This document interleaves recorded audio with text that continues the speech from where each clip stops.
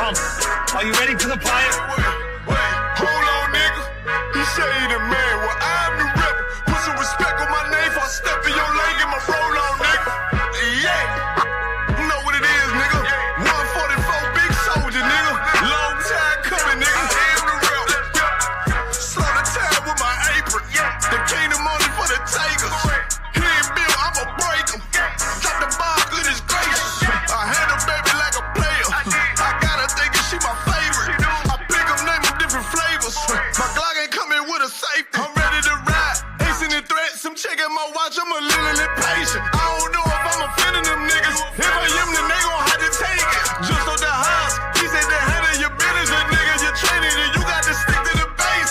I'm trying to stack. Benjamin, look like a glitch in the matrix. Shit that I do is incredible. I make a movie be major. I ain't no rapper. These niggas talk with my nigga and I'm really making a mistake. These niggas be silly. You speaking of prophecy, thought he was cool and I guess you mistaken. I'm so sure that I was sorry and she think I'm crazy. I ain't tripping, it's okay. I just met a cougar. She was walking by the school, brand new Gucci bag and a poodle. Reason she stopped me, she saw the shields on my shoulders, so I gave her some shit she could Google. I am the truth. Don't get it twisted, I'm really a killer. You playing with do ya? I got the sound like it's fresh in the bank. Little bitch, watch your mouth, cause I'm wearing my noodle. He think he the man, I am the rebel. He say he the goat, okay, now I do voodoo. I think they should know, I spit this shit wicked. I step in the booth and stop taking the voodoo. If I get the order, I'll bring soldiers to step through your shit like we did to make Dougal. Ain't playing with your eye, pop off this Glock and skate off on your ass like T.I. Noodle.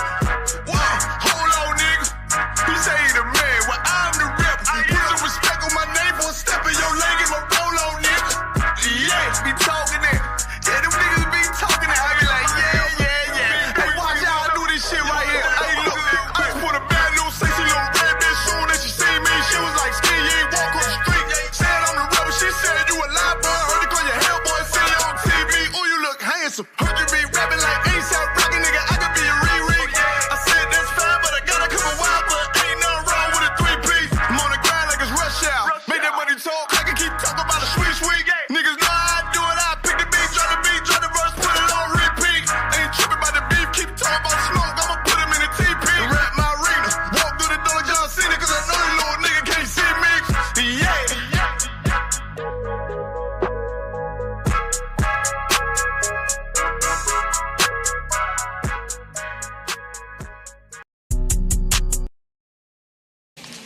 The Warriors. Yes, sir. Conquerors. Respect.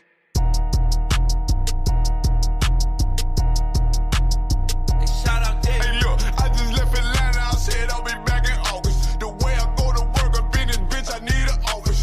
Pussy so good, should've put it in my coffin. If he play up that Glock like back the fuck up on me, nigga. He heard and I can see it in his face. Time to bring that bait, my shit raw. I'ma bust their head no matter what I play. I'ma take the word, you get that bread, bitch. What I say, hold a run, going undefeated just like OJ. No, I gotta keep that little rascal in case it pump fake. Shorty called me, said she need that spanker. I said, okay, I lead by example. They are not a factor. You is not a queen, hoe, and we ain't the Black Panthers. 144, who they send to get them answers. I'm sicker than that cancer. I'm quick to get them bands. I don't know why they keep on playing with me. Who the one they said they give me? Miss Glizzy with me. Cook that beef so good, they like, who made the chili? Now they won't reconsider. Guess that I'm the one tripping. Drop the truth like Cat Williams. Come through the door like Pippin. I'm always trying to flip my penny. Busy, I'ma be a minute. Get that dough like Mr. Simpson. Listen, nigga, we back they lit. I just left Atlanta, I said I'll be back in August. The way I go to work up in this bitch, I need an office. Pussy so good, should've put it in my coffin. If he play up that Glock like back the fuck up on me, nigga. He heard and I can see it in his face. Time to bring that bait, my shit raw. I'ma bust their head no matter what I play. I'ma take the word, you get that bread, bitch. What I say, hold a run, going undefeated just like OJ. Niggas hate, yeah, what about it? I know about it, they can't stop it, ain't worried about it. Niggas fake, they ain't solid, no, I got it, I'm hard about it. Niggas mad, they can't take it. Niggas know they can't face me. She said, who he think he is? Right now, I look like God, baby. Standing on that block, baby. Raked up on they top, baby. Screaming, fuck the free world like cheddar bar. Busy man, bitch, I'm always on my job. Drop the album, got so many hits, might get a Rigo charge. See me throwing that one up in the air like I'm E.T. They know they can't beat me. I can't get this game for free. Damn right, I'm UPK, I'll show you how to be a G. Long way from D.C., we was down in A&T.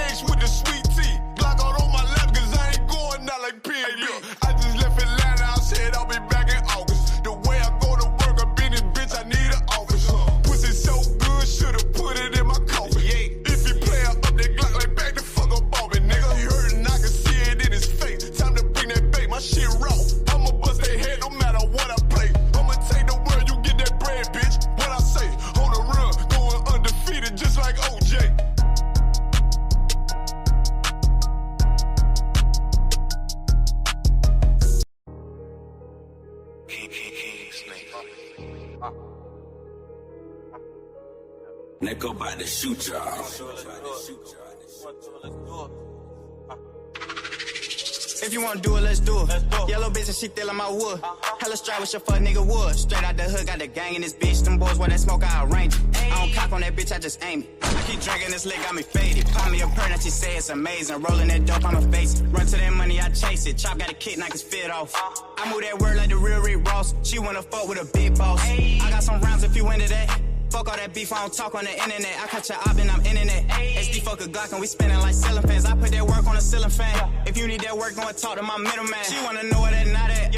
I'm tryna see where that top at. Yellow bitches, she bad, she don't talk back. I just caught some new grams of that op pack. All this smoke to the face, I don't remember. I just know when I hold on that K, that bitch shiver. They wanted that street out of liver. How the fuck you the plug, you the man in the middle? Bad little bitch, she begging the fuck. She got that ass, it still ain't enough. I got that strap, if you nut, get you buck. I cannot play with my luck. I can't. In the trap, doubling up. This ain't green, that shit bubbling up. Hell ain't got that shit fucking me up.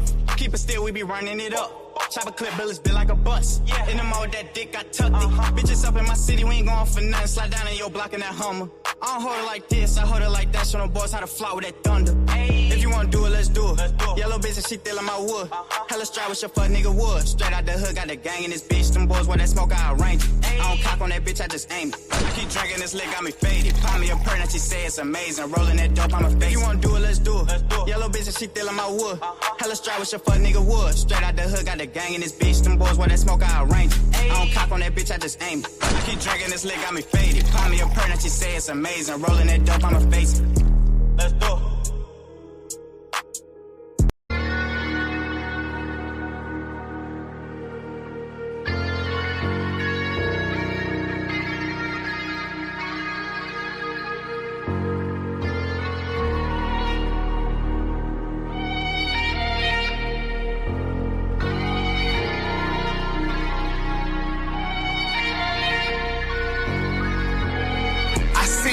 Turn to hell, I gotta stay alive. Lord have mercy on my soul, stand by my side. I killed the old man and I watched him die.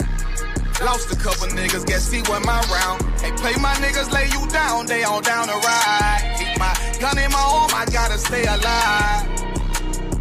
I gotta stay alive. Keep my gun in my arm, I gotta stay alive. How you gonna tell me we don't live in hell?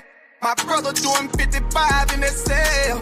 Nigga claiming he your round, he'll spin shell. Same nigga you put on to hit the stand and tell. How the fuck you turn your back on a nigga that love you? Treat your kids like my kids, treat you like a brother. I told my dog, let's leave the streets to serve the most high. He said, fuck that shit, he trying to sell another pie. His daddy killed him, put him in the trunk, set him on fire. His wife was pregnant, he ain't never get to see his child. Had me thinking to myself, what happened if I die? Look my babies in the eyes, I gotta stay alive. I put my ego on the shelf and my pride to the side. I'm with some niggas who gon' step and got God on their side. Got in the ISUPK, they keep asking me why. As I do the work of the Lord, I gotta stay alive. Face the east and pray aloud. I seen heaven turn to hell, I gotta stay alive. Lord have mercy on my soul, stand by my side. I killed the old man and I watched him die. Lost a couple niggas, guess he wasn't my round. Hey, play my niggas, lay you down, they all down to ride. Keep my gun in my arm, I gotta stay alive. I gotta stay alive. Keep my gun in my arm, I gotta stay alive. You ever pump a pack with a snake by your side? Yes, I Seen did. a man reach out to God before he died? Yes, I did. I know the Lord forgive us for these sins, but I'm starting to think the kingdom of heaven is for these kids. I told my daughter, there's one man in your bed, I won't stand for left. For my son, I hit your head on that fragile leg. I lost some niggas to that dope, I lost niggas to the feds. Remember Jono tried to stick me for that cheese on that bread, yeah. I was thuggin' with Lucky and that nigga left me for dead. Endure to the end, cause I listened to what was said. Mother told me she loved me when she was sick up in the bed. I was running them streets, but the truth made me a man. Shit, I don't really speak, cause she'll never understand. That's why I ain't even tell her about these voices in my head. I'm still trying to manage my anger like Uncle Craig. I see heaven turn to hell, I gotta stay alive. Lord have mercy on my soul, stand by my side. I killed the old man and I watched him die. Lost a couple niggas, guess he wasn't my round. Hey, play my niggas, lay you down, they all down to ride. Keep my gun in my arm, I gotta stay alive. I gotta stay alive. Keep my my gun in my arm, I gotta stay alive.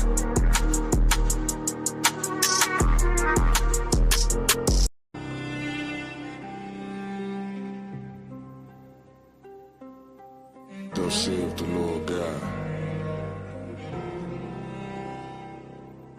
Unto these bones, behold, I will cause breath to enter into you, and ye shall live.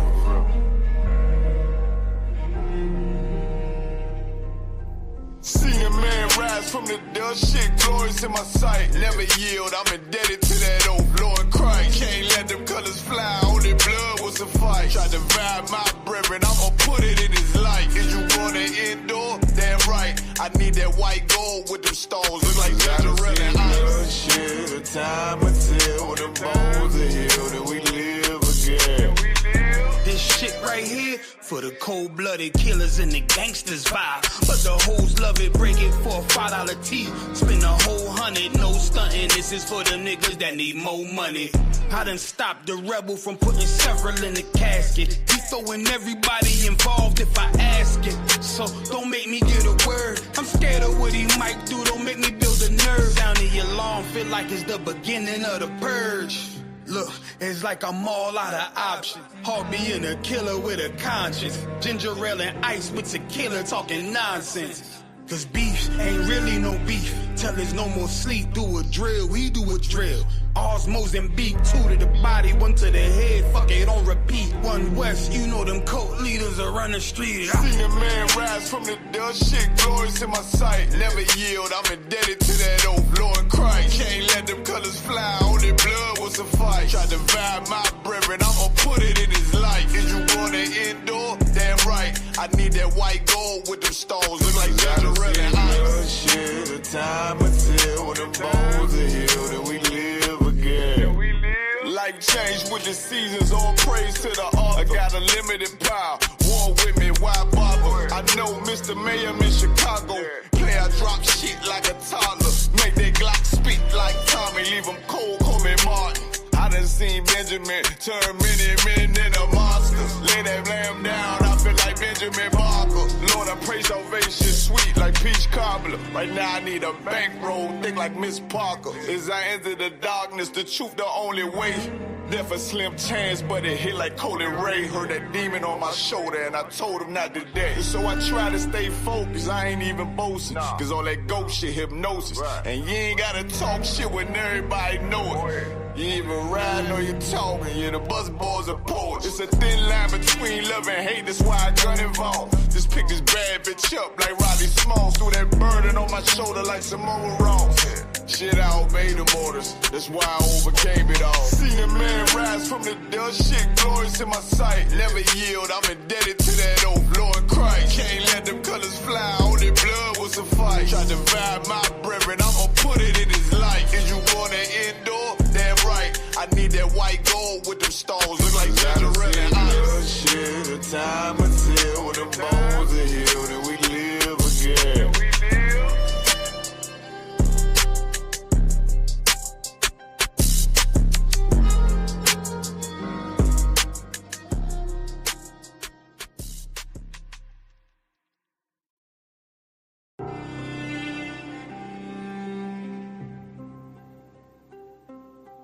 Thus saith the Lord God.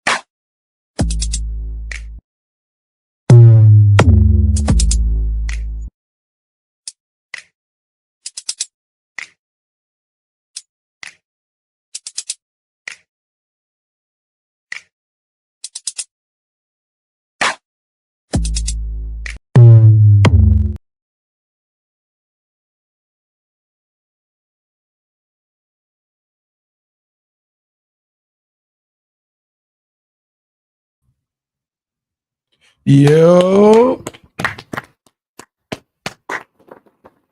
Yo. Yeah. The start be like always the most awkward thing. It's like, yo, hold them claps again. Right. Yeah. There's like a lot of rules in there too, man. Put the white people in the back. Yeah. Oh, look at Now you gotta say cut it.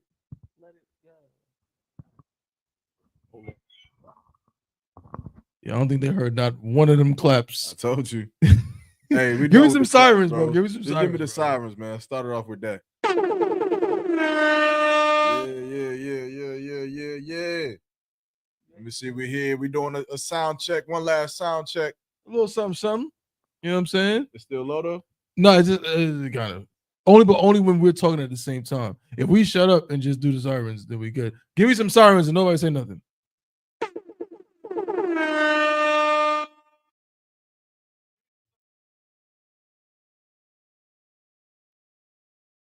The first part was a little bit low, but it ended out just fine. I'm trying to tell you. Make sure you donate to the CBP so we can get some Hey man, high quality equipment. Listen, we're gonna be just fine, all right? Everything starts from somewhere. There was a time when there was just 4 niggas on the screen with no sound effects, no lighting, no mic stands, none of that. We had raffles though. You can do raffles now. I know. I'm just saying what we did have. Yeah, we had a lot of great things. I know, but you being negative, like you being pessimistic. I'm not being negative. What I'm saying is we've grown. Yeah, I'm being optimistic because like you talking about all the stuff that we didn't have, but what did we have? We had chemistry, 4 brothers, you know what I'm saying? What's chemistry? We had chemistry, man. We just, you know what I'm saying, doing our thing, man. And shout out to everybody that's been a part of this journey. You know what I'm saying? But they, you know, of course, because the time changes and everything like that, you know what I'm saying? They haven't been able to be with us, but we still, you know what I'm saying, they with us in spirit. We love them brothers, man. Jay Shalom, Lord of Christ, over Samaya Shar. What's up, bro? Yeah. You know what I mean? But hey, the water. Most High in Christ. You are now tuned in to the CBP, the Chainbreakers podcast, brought to you by the Israelite School of Universal Practical Knowledge. Started out of 1 West 125th Street, Harlem, New York, under command of General Yohana. You understand? CBP, man, we're not going to do too much, man, but the CBP is the podcast is all about breaking the chains of oppression off the minds of our brothers and sisters. You know what I'm saying? The physical chains was taken off some, you know what I'm saying, 200 plus years ago.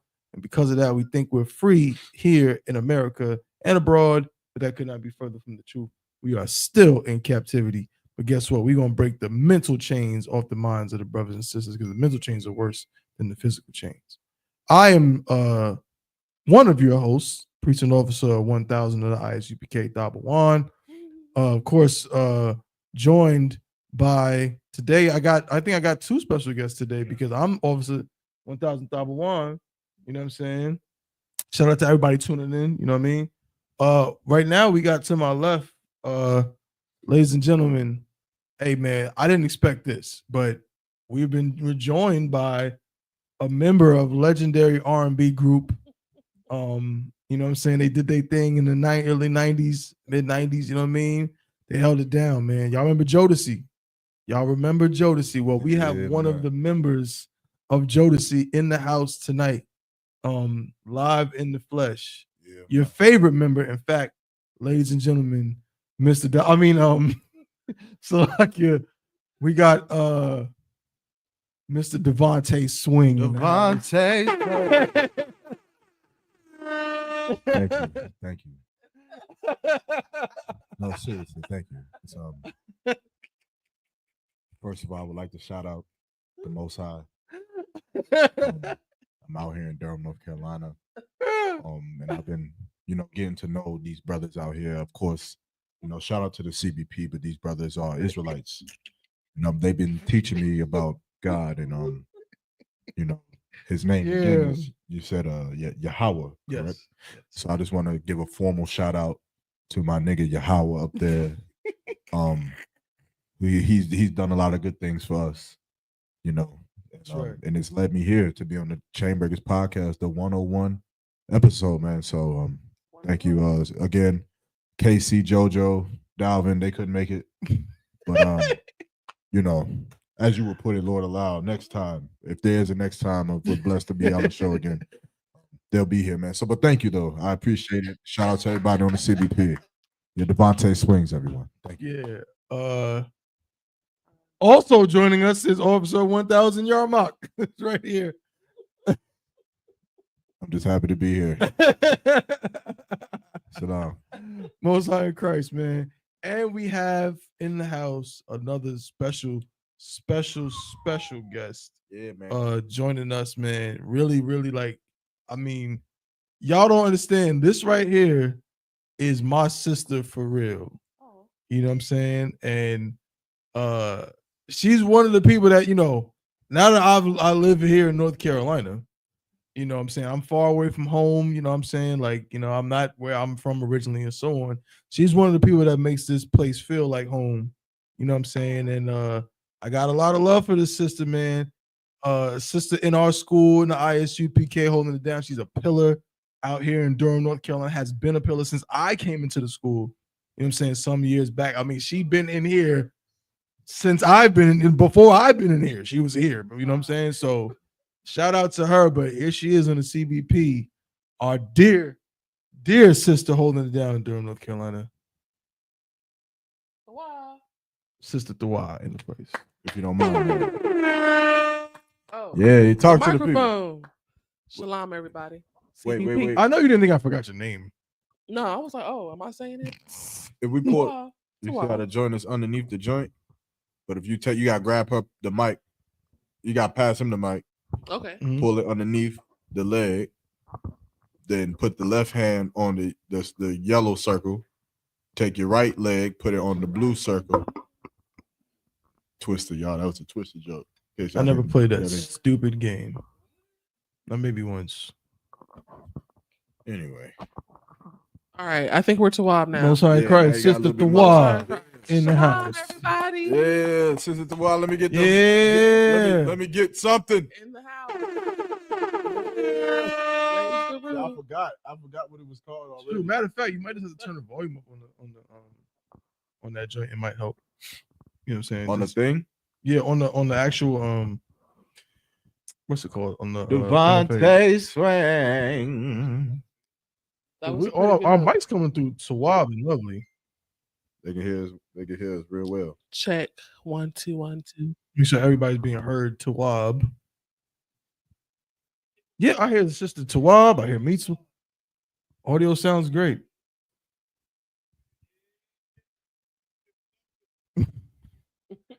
Yeah, you get it's just low. You guys probably just turn it up. That's all you gotta do. You know what I'm saying? But we'll get to that. Don't worry about it right now, man. But we are the CBP, man. We got special guests in the house. We got special guests in the house. You know what I'm saying? We got Devontae Swing in the house. Devontae Swing. Right. We got, you know what I mean? Of course. So we gonna get it on, man. We're gonna get into it, man. You joining the CBP. The water, everybody that's tuning in. We see y'all. You know what I'm saying? We're gonna read some of them comments. Let me tell y'all right now. Listen. Put your comments in, man. We want to hear what y'all got to say, man. We're going to try to get all the comments up on the screen as best we can, but be patient with us, you know what I mean? Because we can't get to every comment, and we certainly cannot say every comment, but, you know what I'm saying? But definitely, you know what I'm saying? Rock out with us, talk with us, you know what I mean? So, say what? Shout out to Sister Deandra. Shalom, sis. Shalom, sis. You know what I'm saying? Most High in Christ. How was Shemana? I thought about Shemal Shah, right? So, Sister Thawa, how you been? Hi, sir. I've been Tawab. You been Thawa. You been good. I'm chilling like a villain. That's what's up. That's what's up. How's it feel to be on the CBP today? Man, I've been waiting. Really? I've been waiting because I'll be all in the comments. So I'm actually on the couch. Right. So, you know. God. Like it Shout was out to the just sister. Y'all don't know. She's always in the comments. always. Mm-hmm. So it was just fitting. Yeah, and not holding back nothing. Hell no. Keeping it real. Telling how she feels and everything. I expect nothing less. Right. I try expect my nothing best. less. So we had, of course, it only made sense to get our dear sister on the CBP. You know what I'm saying? To kind of, you know, in some way speak for the ladies a little bit. You know what I'm saying? I'll do my best. But Come I on, mean, come on, come I've on. known y'all forever, so it's also comfortable. So Most time I feel like we just sitting at my house talking. So I Come. appreciate that, man. I feel like I've known you my whole life too. I Mhm. mean, I've definitely known you my whole life. I mean, even though I just met you today. Oh wait, I forgot. Devontae Swing. Okay, I got Yeah. you. Well, Yeah. it's Tawab to meet you. That's Tawab means good, by the way. Oh, okay. I thought that was a grocery store from up north. The Tawab, you know, like the Tawab market and some shit. Which I guess would make sense, man. That does sound pretty Go to the Tawab. Tawab market. Hey, shalom, sis. Yeah. Yeah, so like he said Tawab market. Tawab market. I kind of like the way that sounds. Yeah. Sister right now in the building. Shalom, sister. How Shemar thought by Shemar Shine. Appreciate you for tuning into the CBP, the Champions podcast. What you got? What you got for us, y'all, Mock? I was about to say something, but I don't want to say it no more. What? That's what the podcast is for. No, I shouldn't say No. it no more. Okay. Anything. Anyway, we're gonna move on. So, sis, man, we got you up on the show for the first time. Obviously, you are a member of the Israelite School of UPK. Damn right. We're not gonna. This is not an official interview. Of you. You're up here, you know, to assist us to be a guest on the show. But I guess just to give the people a little bit of background about, you know, how you first heard about the truth. What were some of the battles you had to battle coming into the truth, and then, you know, just a brief kind of history up to present date of who Sister Thawa is. Wow. Okay. Okay. I was introduced to the truth through my husband. I met him at work. Okay. He came in for an interview. And he just was so, y'all know Mahayar, he's stoic. So that gained my attention. I asked him, you know, the normal things you would ask somebody you're interested in. He's like, Salakia, you smoke. If you even want to talk to me, you have to stop smoking. And that just sparked my interest. Ain't nobody ever talked to me like that. You know, I'm used to getting what I want. So I mean, I was hooked from that. Like he literally said, if you even want to talk to me, you can't smoke. So yeah, I mean, even after that, it was just like, I want you in class. I want you taking notes. It was just immediate, I'm gonna say. I married him. I was in class that night, the next night. Now, I know that's not how you're supposed to do it, but we all come in, you know, there's better ways, I guess you should say. Oh, for sure. But we all come in different ways, but that was the way I was introduced. And one thing I'm gonna always remember is we had class in the back of vegan soul, I believe. Vegan flavor. Vegan flavor. Yeah. Vegan soul. What? Okay, yeah. Well, back there. I'm just playing, but they'll learn all of that information on February 21st. They will. And I will like to shout out Officer Abraham. Damn it! I'm gonna shout him out. I thought he was about to shout me out. Well, how did he get shot before me? Because I met him first. No, you didn't. I did. I met him first, and then I met you like 2 days later. I knew about you first, though. Okay, that's fine. I didn't know about you though. But Salakia, okay. That just speaks on Mahayar's character. Absolutely. Mahayar, you listening? But yeah, so I had a lot of questions that first class. Of course. And he just took the time to answer all of my questions. I like completely domineered the class. And it was literally just me and Officer Abraham going back and forth. Oh, I remember them days. Yeah, man. And I mean, I'm serious. I was hooked since then. Most of Christ. As far as the why, I have a lot of work to do. I know I've been to school for 8 years, but you know, that's still young to me. This is for forever. That's so right. I'm just trying to make sure. Oh, that's good. That's Tawab. My name means dainty. Which I don't think I'm dainty, but Mahayar swears up and down I am. I mean, because he's looking delicate, my feelings are delicate. Yeah, understandable. So yeah, but I'm just here to be a sister, man. That's just really much what I'm about. I love my brothers. I love my sisters. I love being with y'all. So I mean, that really sums the why up. I'm gonna make you some food. She definitely gonna make you some. We're gonna food. play some games, and That's Most pretty High in much. Christ. That's pretty much it for me. Damn right. Damn right. Well, the water for joining the CBP today, sis. We look Absolutely. forward to hearing from you and all your insights and Absolutely. everything with other topics we're gonna go into and gonna discuss for today. You know what I'm saying? We got a few things on the ledger. So I saw a comment. Somebody said, "Wow, this is beautiful." I said, hold up. Never heard has come into y'all school. Cons, yeah, see, bro, like, Oh yeah, that's Love the World. yeah. Love the World. They Shout be out in the to comments too. Shout out to Love I the don't World. know what y'all be thinking, but we have women in the school, sisters in the school for sure. Hell yeah, all 6 of them. You know what I'm saying? Most High in Christ. Shalom, sis. Sister Lawaya. Oh, Right? Lala in the building. In the building. So yeah. So you know what I mean? What you got, y'all? What's good, bro? We got a couple topics, man. Oh, I thought you was Devontae. Now you answered the Yarmouth. That's funny. Go ahead. You introduced me as both. Yeah, I did. You changed your voice too. Yeah, because right now he say Yarmouth. Okay, let's make sure. Yeah. We got a few topics, man, that we could get into. The first topic. What? No, that's exactly what we are. Okay. Bunch of loud men. That's all we do is be loud. Yep. But nonetheless, we have a few topics, man, that we want to get into today. Start us off, bro. A lot of Pulse. I would say very, sad topics. Let me see here. One is dealing with a woman, right, out of North Carolina, that unfortunately, right, she shot a homeless brother, at the Wendy's in Charlotte, North Carolina. Okay. And shot the homeless brother over him, a cup of water. Okay. Do we have a little bit of an article? It's like a little bit of an article or something, just so we can just get a little bit of context. Not too much. We're gonna read all through it. But I just need a little bit of context. So you saying she works at the Wendy's. A brother comes in there and he wanted what?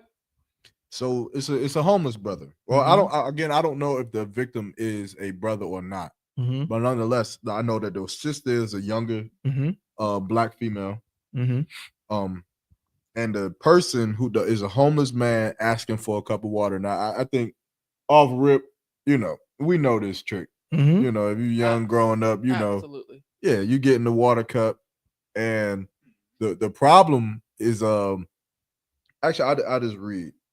Right, so this is coming from the North Carolina Beat. Shout out to the North Carolina Beat. They pretty much keep us updated on crazy stories, current story that's happening in North Carolina. Right. So it says an altercation outside Wendy's in Charlotte has left a 31-year-old man, Alejandro Ramirez Santos. So obviously this is a Mexican brother. That's a brother. Shot in the head after a confrontation with a Wendy's employee over a soda. The shooting occurred on January 2nd, 2025, when Santos was shot by 22-year-old Wendy's employee, Malaysia Lee, following a dispute that began over a drink. According to court documents obtained by the North Carolina Beat, Charlotte officers were flagged down while patrolling the area. This is up in Charlotte. Upon arriving, officers found Santos with a gunshot wound to his head. Santos, who was reportedly driving when the shooting happened, and initially told investigators that he heard glass break and felt blood pouring from his head. However, an investigation revealed that the shooting stemmed from a series of confrontations inside the Wendy's restaurant. The store manager told officers that Santos, a homeless man, entered the restaurant and requested free food. After the manager provided him with a cup of water, Santos allegedly used the cup to fill up with soda instead. When Santos went to the restroom, the manager discarded the cup. Santos became upset when he discovered his cup had been thrown out. He allegedly went to the parking lot, found another cup, and returned to the store to fill it with soda once again. The altercation escalated when Santos threw the soda at both Malaysia Lee, who was sitting in the restaurant, and the manager. According to court documents, Lee, in response to the incident, went to her car, retrieved a gun, and returned to the store. She chased Santos outside and fired 3 shots at him, one of which struck Santos in the head while he was driving. Good night. Wow. So That's a lot. maybe I missed it. Mhm. Did she shoot him because he put soda in the cup? No, so I think that obviously that's where the altercation started. Mm-hmm. But I think that she shot him a little bit more or less because she was mad that he poured water on the her. water on her. Or the soda. The gotcha. soda. Right? The Yeah. soda on her. So she poured soda on him. He poured soda on her. She gets upset, goes to the car, grabs her Mhm. little 38 or whatever it was. I got you. Shalom, sis. So that's what happened. Okay. Well, Salakia. Mhm. Don't they say these days, like if you throw something at someone, that's assault, or they be getting like super technical with what assault is now? Okay. So, technically, maybe he assaulted, or she felt like he mean, assaulted her with this liquid. Yeah. I'm not justifying her shooting him. I'm Right. saying maybe that's where she was stemming it from. Like, this motherfucker assaulted me. Yeah, I think that this is this is one of those stories, and shout out to Officer Kowal because Shout out to Officer Kowal. He's the first person I kind of heard this Mhm. terminology come from. I'm sure other people say it, but it's a lot of ways to unpack this story. Mhm. Like there's a lot of things that we can learn from this lesson, but I think the main thing is understanding how to control your demons. And I think that Thaba, I'll be quick, Please. but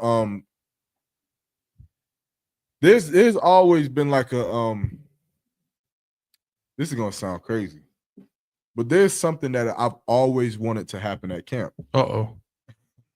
And of course, anybody who follows the Israelite School of UPK, you know that we go to campus where we teach the Bible to the people on the streets, the Mhm. highways and byways, as the scripture prescribed us to do. Right. Unlike your Christian pastor. But nonetheless, I always wanted someone to come to the camp while I'm on Shamar and just spit in my face. Mm. Now I know that sounds insane. That sounds freaky as hell. That sounds like some kind of crazy ass fetish, Mhm. right? But it's not a fetish. If I could, I'll Mhm. explain why I said it. There was a brother who used to be in the school. I won't say who he is because he definitely got kicked out of school for some crazy heinous shit. So to hell with him. But nonetheless, while he was in here, I respected him. Mhm. And he would always kind of try to teach me about discipline that we had to have to be able to hold Shamar, to be able to defend our camp.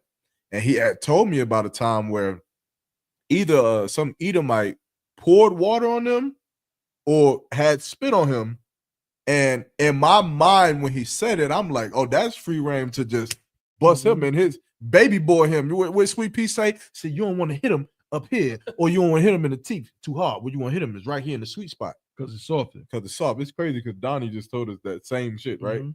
Yeah, they learned that from Donnie. But nonetheless, I thought that was a free reign to well off him because you spit on me, right? And he was like, nah, you hold your composure. Like you don't make a move until the camp leader says to do it. Now I don't even know if this is true no more because he done left he out of school. But nonetheless, since then, I've always wanted the opportunity for someone to like do this to me at camp or something. Like do something, and the camp leader right there looking, and I'm just like this. Or he like pour some soda on me, and the camp leader looking, and I'm just like this. They just go all over me.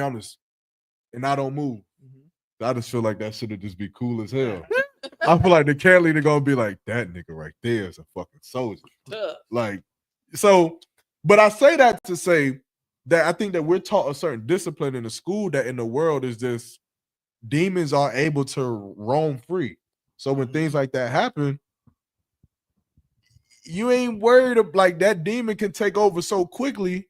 And I know I'm a victim of it, but it can take over so quickly that you don't even know that what you're about to do or what that demon is about to make you do is going to literally cost you your life. Like that girl is lucky. But she literally went to her car. Like that shit was already the demon was talking to her. Yeah, that shit was already festering, man. Yeah. And she lucky the man didn't die.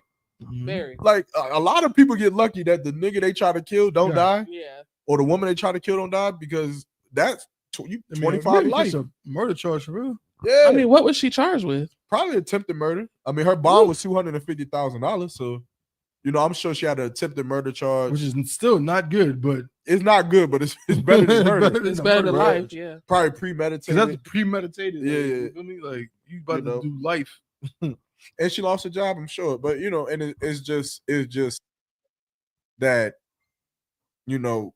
our self-control is so like I feel like in the Black community. Mm-hmm. We are oppressed so much that any little thing ticks us off. Absolutely. Like if everything ticks us off. Go ahead. Keon, if I could, like, Mhm. I feel like you're right. Like everything ticks us off, but on top of that, and shout out to them likes, man. That's what I'm talking about. Yeah. I like them likes, man. Get them likes and them views up. Make sure y'all sharing this everywhere. Sure. But I have an issue with the so-called Black community, and what I mean is this: you just said, bro. You said, like everything ticks us off, right? That did not work at all. Absolutely failed. What did he try to do? He tried to crawl under the camera, and it did not work in the least. Yes. No sweat. Out of water? I don't believe. Did you ever see water? I mean, I found this, bro. Oh, I brought my water. Yeah, I found this, my guy. I'm about to order some food and shit. So I mean, yeah, maybe I don't think they're gonna bring us water, but somebody go get do they sell water? See if we can get Mako out. Maybe he can bring a case or something. Mm-hmm. Salakia. But what I was saying was, you mentioned it. Like, I feel like we missed a comment too, but that's crazy. We can scroll back up. I mean, there was like 2 or 3, I believe. Nakar says something. Yes, this says she's seen his whole back pause on the goddamn. But what did Nakar say? This man read all the I'm entering the chat comments and forgot the good comments.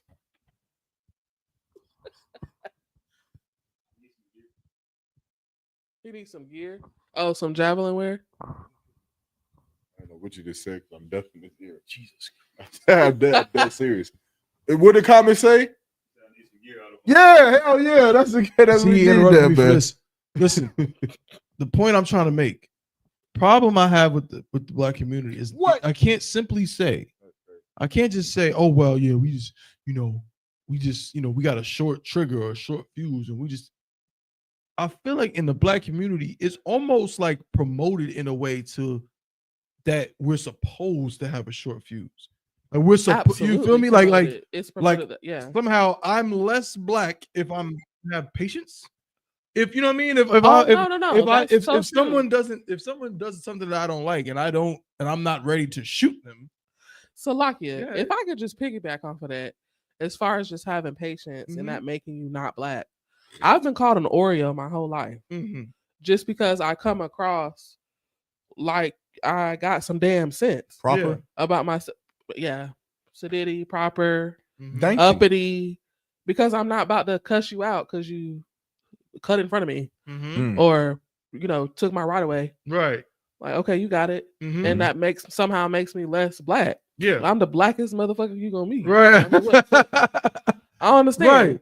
But I mean, that's proliferated in everything, especially TV.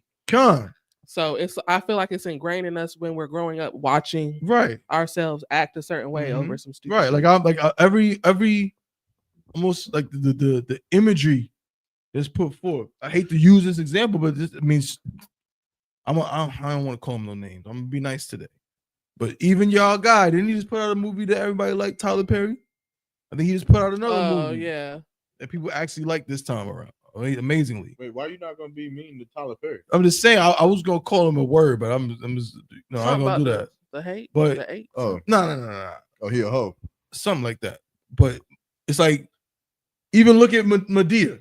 Yes, Madea is loved by Black people because she's an off the hinge lunatic. She's out of pocket. She's out of pocket. Who's willing to shoot people for anything. For anything. Fight people for anything. Yeah. Has no regard for nothing, willing to go to jail. Like it's almost like I'm less Black because I don't want to go to jail. I don't want to go to jail. But that just Never. shows like Malaysia. I think that's the sister's name that shot him. That behavior was taught to her. God. So it's already something she's used to doing and behaving. And then you add her demons. You and all that's just it's just a bad mix. It's just a bad mix. Yeah. But I think you can just chalk it up to the fact that we're emotionally illiterate. We don't have emotional discipline. We're not taught it. Right. As Black people. Absolutely. So I mean, we're too damn busy trying to survive. Yeah. Absolutely. So we're not being taught the way to interact with other people. For sure. Yeah, it's a sad situation all around. You know what I'm saying? But again, it's sad to say, but it's a good. I'm glad that the cat didn't die. You know what I'm saying? Because now, the sister, you know what I mean? Like she might have, a little bit of a better chance. And I pray that if somebody knows her, if somebody has able to contact her, tell her to contact the ISUPK.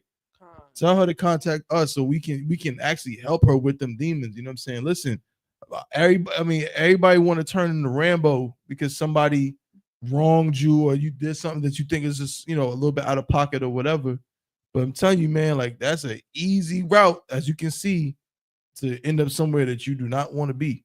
You know what I'm saying? So, like the sister said, we need a little bit more emotional literacy, like learning how to control our emotions is a thing that's just sorely missing from the so-called Black Hispanic community. You know what I'm saying? I bet people were probably like, "Oh, she probably Black." I mean, when they're reading the story, that's what they think. They're like, "Oh, that person probably was Black." Right, because you just don't. I mean, but even though now it's the thing, though, oppressors do the same thing. Definitely. Oppressors will, obviously. I mean, look at we got school shooters, right? School shooters, they're definitely not emotionally stable or emotionally intelligent. You know what I mean? But it's almost like you can chalk it up with them. They chalk it up to like, okay, he's just crazy. He's the different one. He's out of the norm of that world. But with us. Right. With us, it's like I'm supposed to be a lunatic. I'm supposed like the system. Somebody brought it up in the comments. Nigga moments. I'm supposed to have nigga moments and just go off the hinge and beat up people and get violent because somebody cut me off on the highway. And Salakia, like I've always been interested in where that began because slaves used to get spit on all the time. They used to have to watch their husbands get. I think that's probably where it starts. Yeah, but they weren't. I think it comes from the fact that they were in an oppressed state. Yeah, that's what I'm saying. So they weren't showing their ass. Right. So it's like bottled up. Exactly. It's like bottled. Anger bottled up. Like it's almost like you ever see whoever been in the service industry. And I'm gonna land my plane on this, but I love my brothers and my sisters, but if you ever been in the service industry in any capacity, a lot of times the hardest people to serve are Black people. Oh my God. Now, here's the funny part. You would think that people who aren't used to getting things their way, who didn't grow up in the lap of luxury with a silver spoon, who didn't grow up with butlers and maids, you would think that these would be the people who are more used to they can accept things a little bit better. You know what I'm saying? Like if their coffee's not exactly how they like it, they'll be fine. No, that ain't how it works. It'd be oppressors that are used to having everything they want. That are more able to be like, it's fine. Yeah, I mean, our oppressor customers are nicer to me than my own people. Of course, they do go home and call you. Black. So probably when they going out the damn door. Right. They call every tar baby name that you can think of. They've been all of us, all of that. But they've been given more behavioral literacy than we have. Right. So even though their coffee's wrong, they're like, this is stupid ass servant anyway. She can just fix it. And it's complete. I've been threatened. My life's been threatened over some fucking coffee. That's by another black woman. Right. Another black woman. But I will say that Shay, which is my slave name, would have cussed her out. Right. But because I'm Thawah, I was just like, But so I be wanting to cuss these motherfuckers. I can imagine. I be wanting to cuss these motherfuckers out. But that goes back to what you said, sis, about the origins of it. It's like black people, I feel like because black people generally we don't live in that world where we just get things how we want. Right. So whenever we're in a position where we're expecting to be served, it's like, all right, look, this is my time to shine. And I want it how I want it. Yeah, we be showing our You know what I'm saying? It's a funny thing, but I feel like that's just what it is. You know what I'm saying? But yeah, we got to do a little bit better with that. You know what I'm saying? What's up, y'all, Mock, man? What's next on the ledger? Next story we got also out of North Carolina, unfortunately, Fayetteville. Right, we can share. What's up in the Ville, man? Shout out to Fayetteville, man. What's up, Kawal? Yeah, you know what I'm saying. Bug, can y'all, Officer Zion, what's good? Quidum, all y'all brothers out there holding it down. In the building. Yeah, Ayathan, you know what I'm saying. Aratazar, what's popping? You know what I'm saying. So Vietnam, what's going down out there? No, Instagram. So we got another story out of Fayetteville. The title is again from the North Carolina Beat. Boyfriend arrested for first-degree murder after 24-year-old woman found dead in Fayetteville apartment. It says here, Julian Ray Good has been arrested and charged with first-degree murder in connection with the alleged killing of 24-year-old Jakaira Ortiz. Ortiz was found dead Saturday, January 4th, in Fayetteville, North Carolina, inside an apartment at the Lake in the Pines Apartments. Social media reports suggested that Ortiz was allegedly last seen with a man named Julian Good, who she had allegedly been in a relationship with, and was reportedly last seen with him, with Julian, on New Year's Eve, December 31st, 2024. On Monday, January 13th, Good was arrested and booked into Cumberland County Detention Center at approximately 1:15 a.m. without bond. He is expected to make a court appearance on Monday afternoon, according to court documents. Let me see. Around 8:42 a.m. Saturday morning, January 4th, Fayetteville Police Department responded to an apartment along the 900 block of Tamarack Drive in reference to a reported missing person. Upon arrivals, officers found Ortiz suffering from fatal injuries, and she was pronounced dead on the scene. The investigation is still ongoing. So, here we are yet again. A relationship, gone so sour that a person involved has lost their life. And particularly for me, that makes it as sad as it is. That, I mean, you talk about 24 years old, right. You talk about 22, 20, like the stories that we're reading so far. The last one was 22 years old. These are people who are losing their life when we have so much more life to live. Like, right. I feel like it's just kind of sad, that this is what Black people have succumbed to. Right. Like we can't be in relationships with each other without killing each other. And we're gonna see a couple more stories tonight that kind of reference the same theme, but what is the problem? What is and again, I think that the unaliving aspect of it is kind of the tip of the iceberg, but there's more underlying problems that we're not seeing all the time, because you don't necessarily make headlines for beating your wife. You don't necessarily make headlines for beating your husband or getting in a really bad argument in front of the kids, or so on and so forth. There's a lot of things that we know are happening in the Black community, right? But it's not really being publicized. So what is it between Black women and Black men, Hispanic women and all, tribes of Israel, that we can't get our relationships together to the point where, at least to the point where we're not dying. I mean, Jesus Christ, So that'd be my question with that. I mean, we don't have a code of conduct at all. It's actually quite simple. You know why oppressors Now they do again. They unalive each other. They do domestic violence, all kinds of things. But the part of the reason why you don't associate that with them as a whole, you know what I'm saying? You don't look at oppressors and the first thing you think of, even though maybe we should, but nonetheless, in general, we don't associate them with degradation at all. We don't associate them with the negative stereotypes because they have a code of conduct for the most part. They break it, but they have a police force. You know what I'm saying? That's supposed to quell things like that. So I think they have like a definitely code of conduct, but they know how to shut the fuck up. Right. They're not gonna tell on each other, or you know, yeah. They really keep it, or they know how to hide In-house. it better. Yeah. They're not telling their mom they just got their ass beat, or calling their auntie or their favorite cousin and saying my husband just beat my ass. Yeah, they're definitely keeping it to themselves.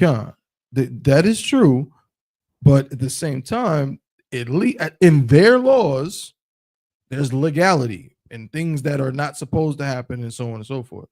But in our community, we don't have our own laws. We do, but we don't know about them or follow them. You know what I'm saying? Let's see, Salakia. What I say? Hold on. How can you read that? It says, I think because we mainly don't know how to communicate with each other. Instead of talking to each other, we yell at each other, or even when one person is upset, it becomes a race of who can hurt who. But I think the problem with that is that, that is like, when it comes to marriage, you're going to argue. That is going to happen. You are two autonomous people who now have to live this life that it's like stuck together. You know what I'm saying? So, it's my God. Shalom, sis. Hey, hey. My y'all, part of y'all in the house. Shalom, sis. That's her hair page. Most high correct, man. Check her out. Y'all need get your hair done. Y'all hook it up. She's nice. She will hook you up. Any type of style too. Which mic? Do I sound choppy on this mic right here? Which one? Y'all gotta tell me. We got a few mics working. So you gotta tell me which mic sounds choppy. Whatever the case may be. Sound is breaking up a little bit. No sweat. Then let's see if I want to leave the studio and come back. Let's see if that helps. The button at the bottom that says leave studio. Boom. Yep. Because it's coming clear through the speaker.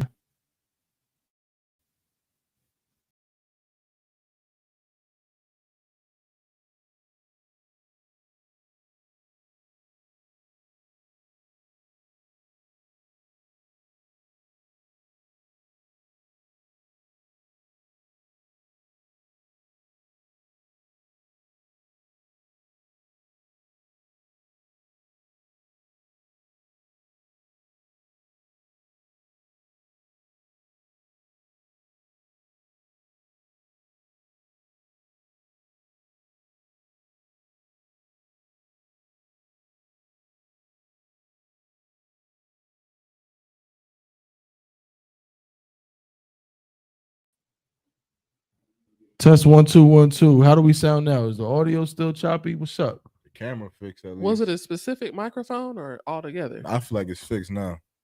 It's just Daba's mic, of course. Damn. No, that's old. That's old. It's not your mic. You fixed, bro. You good. Oh yeah, the comments do lag. I'm trying to tell you, good. I know, bro. I know, like Most High in Christ. I be getting so mad at the equipment. It's almost one with me now. I know when it's working. Hey, there we go. All right, so check it out. So what I was saying, as couples, are you married? Let me tell you something about marriage, bro. You're gonna argue. You're gonna fight. I don't give a damn if you're a priest and captain of whatever. You and your rib are not, or whatever your situation, you're not always gonna see eye to eye. That's just how it is. You know what I'm saying? The problem with these stories we're talking about is, again, here's the difference when it comes to how we conduct ourselves in IGPK. We argue with our ribs, you know what I'm saying? Sometimes, we don't see eye to eye. Again, it happens. We're human, whatever. But in the back of our mind, there's that little voice that a sister has and a brother has. A brother has a voice in the back of his mind that says, well, no matter what happens, I know I cannot hit her.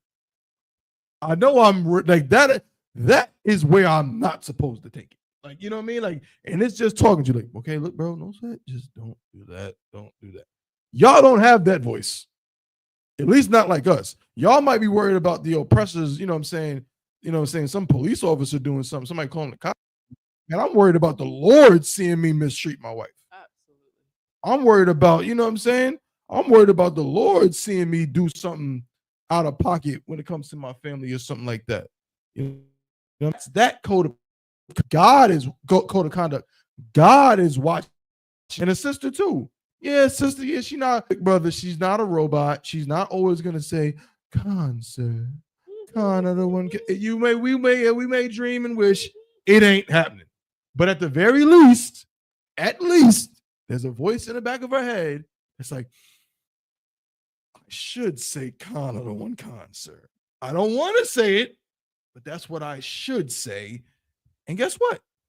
A lot of times, if she's righteous and she on her job, she's gonna take a deep breath and look at you and know that you're the dumbest person on earth. But she's gonna say, "Con, sir. Con, I don't want con." Salakia. Just to speak from a woman's Please. perspective. That's definitely something that goes through my mind, but not every time. I definitely have to check myself in my mind, but I'm thinking, this is just me. I don't know about everybody else, but I'm thinking that I don't want everyone to know I just was acting like that. I went through a phase of just not having control of my emotions at all, that I was arguing with my husband in front of other people. So it's what taught me was I don't want that to ever happen again. So I'm be thinking in my mind, I don't want my peers to be hearing that I was acting a hot fucking fool. Right. That's what I'm thinking. Strong point. Now though, I have not always been like that though. Why is that? Nah, I can feel it. Look, bro, shut up. That's a heavy point. I'm gonna let my point in a second.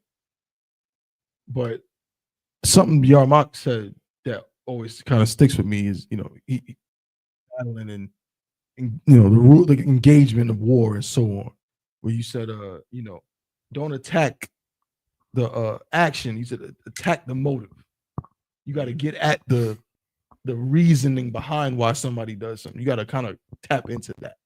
And I feel like, since what you're talking about is like, brother, too, that's like just being real. And again, we not to get too far off topic, but like sometimes you might have to take it there. You know what I'm saying? You got a rib that she wanna say little things in public. You might have to give her what she wants. Yeah, and embarrass the hell out of her. Yeah. And now she's like, you know what? That kind of sucked. Yeah, I don't ever want that. I don't want that to happen again. You know what I mean? But that's that's part of marriage. But what you don't do is you don't put hands on each other. Right. You don't both ways. You don't put hands on each other. You don't, go outside of the realm of respect as husband and wife and so on. But people in the world, they don't have that. Not the grimace. Yarmak. Explain the grimace, Yarmak. What's up, bro? You can put hands on them? Yeah, all the time. Mike Tyson. It says in the Quran. I'm playing. But no, it's not that I'm saying that you're supposed to put hands on a woman, and I just want to make that very clear. I'm not advocating for nor telling no brothers to do it, nor am I saying that that's what I do in any shape, form, or capacity. However, I feel like there's a very thin line. Mm-hmm. It's a very thin line hard to tread this line because you're dealing with individual people, individual women. But you would be a liar, man, if you felt like sometimes women, and I mean this with all sincerity and no disrespect at all, but sometimes women act like they want to get smacked. It seems like, and I don't even mean like smacking even always physically, but it seems like living in peace. Yeah. Like that shit just ain't it for a woman. Like sometimes it feel like to the point where it's like, why are you doing this? Hold on, like, why are you pushing my button? Whoa. Like, do you want me to turn into Ike Turner? Do you want me to start packing my stuff up and say, all right, no, so I'm going to Thab Winehouse? Do you like? I'm saying this, like I'm saying this. That's a great question. I'm saying this, like we've all heard the scriptures, right? We've heard the scriptures that say, obey your husband as unto the Lord. We've heard the scripture in Corinthians as Christ is the head of the church, the man is the head of the world. Like, so it's like, I know that you know that when I say this, that you should do this, but you're not doing it. And so it's almost like, you know, the picture with the big Rottweiler or the big pit bull, you know, sitting there, and then the little Chihuahua, the little rat terrier is like, and the Rottweiler is sitting there like, you know, I can snap your neck in a second. Right. But so I guess my question is like, as a female, as a woman, is there something in you that gets, you know, you like the confrontation? Like you may not necessarily want a nigga to just straight up punch you in the face. Yeah, I don't think they want that. But then again, there are some women who like that, right? General Hyman has said it. Some of y'all like just beating up each other. But is there something to it where it's like a woman just shit been quiet? Let me get this nigga started. Let me see him flex his chest a little bit. Let me see him get mad. Ooh, I like it. I mean, this. Can I be honest with y'all? Yeah, be a little honest, please. Antagonizing when a woman, in my opinion, just say that when a woman is antagonizing her man, she doesn't have any respect for him in that moment. So she doesn't give a fuck about how he reacts to anything. Hey, give me the bombs on the shits.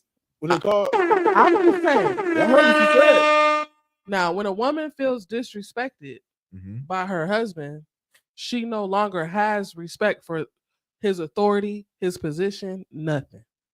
So she doesn't give a damn that she's antagonizing him. And she's also not prepared for the consequences. That is So I have a question. I'm just being honest. So then I have a question, a rebuttal question. Is that not the same demon that the woman in Charlotte had with the homeless man who poured soda on him to the point where all logic goes out because she feels disrespected? And now she doesn't even logically think about what her consequences are, anything like that. Would you say that might be the same demon or along the same line? I would say it's along the same line. Somebody else in her orbit, she don't give a fuck about. She doesn't have any respect for that. So it carries off into that situation. I think. So how does it like? I think I gotta agree. I think that's heavy you said it, but I think that makes sense. That's the only way I can make sense of it. Yeah, no, and that's why I put the little bomb things because I wasn't expecting that answer, and that is a little bit enlightening. It is like it's enlightening. It's like damn, you don't. But like in that moment, I'm thinking that's because I'm sorry to cut you off, bro. Don't get your point. You're good. But like, I'm thinking like are they crazy? like you said, like why would you know what this nigga can do? Yeah. Like, why would you want to rile up a man and you know that if he gets riled up, can kill you? Yeah. Like, why would you want to do that? But it's like in that moment, they kind of have lost their minds. It's like because I don't care. So you got a comment. So I'm trying to remember what I'm about to say. It's like I think it's like just observing it from the outside looking in. It's like I think some sisters like they more so try to test your buttons to see like your limit with it, and it's like they know physically that it's an unmatched match, but it's like they want to see if they can get you there, right? Even though they know you're not going. We're in the truth. We're not going to get there. Now, brother, world might do it, but in the truth, of course, we got morals. We wouldn't do that. But it's like they want to see that side of you. Some women, honestly, get off to conversation. They like drama. They love creating drama in their own house to see. Yeah, just it's like they're fixed. It's like a crack addict. They love a fix per day, and it's like they love that for real. I know what you mean. Yeah, that definitely is a thing too. But I think what the sisters talking about is a little bit different. But yeah, y'all, man. No, so definitely get it. Damn. So I thought you was writing it down. I was, but I forgot to write it. Oh. But you were saying she was saying that sometimes you they don't give a just don't give a fuck. You were saying it's enlightening. Oh, boom. So like as a female, right? And again, you're speaking for you, but unfortunately, you're kind of speaking on behalf of females. Absolutely. Period. Right. So generally, obviously, all of this is spectacle, and every household is different. Every woman is different. But generally, how do you expect a man to react? And please, I only put this limitation on you. The only limitation I put on you with answering this question is that I don't want you to say I don't give a fuck. Okay. Right. Because obviously you're saying like when I'm calling you a bitch ass nigga, that's where you're at the part where you don't give a fuck. But before you do, like, okay, and I'll give this brief example, right? If let's say I go outside and a dog is biting my child, right? I know at that point, I don't give a fuck about my life no more. I'm going to go grab that dog. Yada, yada, yada. But when I do it, even though I don't give a fuck no more, I do expect that dog to try to bite me. Right. Okay. I do expect the dog to fight me back. So when you're dealing with a man and you get to that point of, not giving a fuck no more, what is the expectation from that man then, to react to you not giving a fuck? And this is in general. We're expecting you to now prove that you're an emotional motherfucker too. Okay. That's what we're looking for. So that at the end of the argument, we can feel like we're better than you. Because you were overly emotional. Damn, nigga. So when women are trying to prove men wrong, especially their husband, they do not care about the consequences. Because at the end of the day, you're proving that he was as emotional as you think he is. I'm just saying. And I'm trying to generalize it as best as I can because I've had lots of different conversations with lots of different people. But I really think at the end of the day, we're trying to prove that a man who's supposed to be austere and stoic and in control. So it's almost like you're trying to. Would you let me know? That's what I'm trying to ask. Like, is that what you? It's almost there. So it's like I know what I am. You're trying to say that you're not like me. I'm going to try to pull you down into my world. Pull you on my level so that we're equal, because we cannot accept that we're not equal. See, now that right there, y'all better turn this into a clip. I'm just telling the truth. That is heavy. Just telling the truth. Some people might not like it. In that moment, and this part, I think we all can agree. You ever be like, yo, I don't know about y'all, bro, but you ever be into it with your rib? Was you saying something? I'm not cutting you off, right? No, you go. Come. You ever be into it with your rib, and you be like, damn, this motherfucker hates me. Like, this supposed to be the person that loves me more. This motherfucker hates me more than any person I ever met. And it can boggle your mind.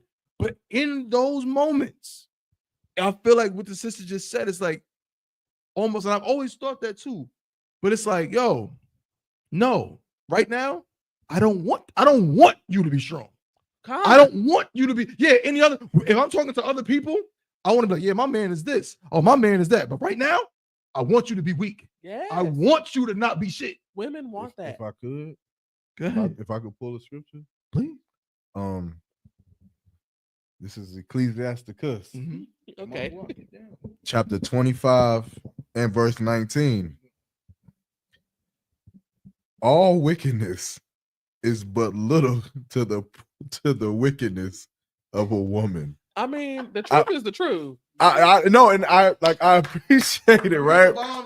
Right, but that like this, I'm telling you out of pure like honesty, like your answers are literally eye opening because me and Thabawan, we talk about this shit. I'm sorry, sisters. You know, if you mad, whatever. Fuck it. But me and Thabawan be talking about shit, man, because this is my brother. They're nothing in specific, right? But kind of like how we're talking now, just about how women are, why they do this and why they do that, and how do we fix this and how do we fix that. Sometimes I say, well, yeah, Ma, have you tried this? And sometimes I tell him, well, nigga, you need to go in the house and do this. Yeah. So we it's very much that's enlightening, right? Yeah, so it's very much, it's never just, yeah, man, what you got? Another story about how these bitches ain't shit? Yeah, I got another one, nigga. You got one for me too? So it's never like that. If I'm doing something wrong, he'll give me suggestions. And if he's doing something wrong, I say, nigga, walk up in that house, stretch your stuff. You got to stretch your stuff. So, and nonetheless, I say that to say this is very enlightening because we have these conversations and we've never came to this conclusion. Never. In our life, we have never said, nigga, she's disrespecting you because of what you just said. Yeah. That's the reason. That's just straight up. Yeah. But again, I think that it also speaks to, again, it's kind of like that tip of the iceberg thing. I think right now we're under sea level, but there's another problem. Like, is it something to where it's like, and again, embedded into our sisters to where it's like stemming all the way back to slavery. Right, you got the Jim Crow laws. You have, even before that, you got stories of and Second Kings with King David and his wife. You got stories in Exodus with Miriam and Moses, the sister of Moses, where there's something to where, and again, more recently, the Jim Crow laws, to where seeing a strong black man in his seat, in his position, in his emotionalist state as a leader and as a head of a household, is that something that, like, as a sister, when you look at it, when you see it, is it like, I'm trying to figure out how to say it. Like, I know it's not that you don't like it, right? I know you like it because that's what make you give yourself to him. Mm-hmm. But is it something that has mentally been drained from you so much that it's almost like, yeah, I know you a fake king. I know you a fake emotionalist man. I know you this, and I'm going to prove it.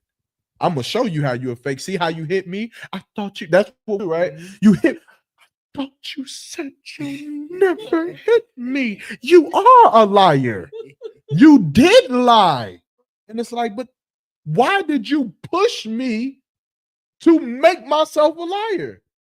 Is it like having a perfect man too much for a sister sometimes? Is it like, does it make you feel better if he has flaws and things like that? Generally. And I know I'm asking kind of all over the place, but oh no, no, you're Tawab. I'm just gonna chalk it up again to women want their men to be equal to them. So I think a perfect man is too much for a woman who doesn't think she's, perfect. It's offensive that a man, that there's perfection out here. Mm-hmm. And we see you when you're weak. We see you when you're wrong. We see you when you are lying. We see you when you haven't handled something the correct way. We see you in these situations. So it's like, are you the perfect man? Because you'd be perfect across the board. I'd be spending enough time with you. You'd be texting me enough. You'd be calling me enough. There would be an emotional connection if you were the perfect man. It would just hit every square across the board to a woman. So I think that's really what women are struggling with when they're challenging their husband. Okay. Yeah, I like that answer because I felt like a lot of sisters, I think more along those lines of when you're married, right? And especially in the truth, I could see where, and I can have compassion on where a sister may feel subservient to her husband. And it seems like this deep box that a sister is placed in that she's expected to just accept, expected to just be happy in, even though, you know, it's a deep box that you're in sometime and it's a hard battle. So I could see where a sister may take that as like kind of put that on her shoulder a little bit and say, well, yeah, I'm supposed to be subservient because you this, and yeah, my husband's known in the gates as the scriptures say, right. But what are you known for? See, you hit women. See, you lied about going to the club. See, you lied about that other woman. See, you this, that, and the third. And then I think, you know, and I would assume that it makes a woman feel a little bit more like, yeah, you just like me. That's you how I just said. like You're me. my equal. You got problems just like I got Like, problems. I got an attitude problem. I'm emotional. Nigga, you emotional. I'm a liar. Nigga, you a liar. I'm this. Nigga, you this. I'm weak. Nigga, you weak.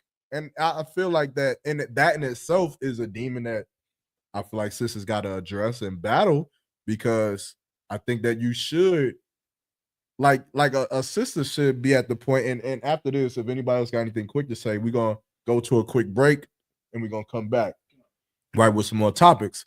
But I think that this is a good time for brothers and sisters to look within and start thinking about how we feel about each other, man, because, you know, we make this joke all the time. We made it about UPK Gaines earlier today.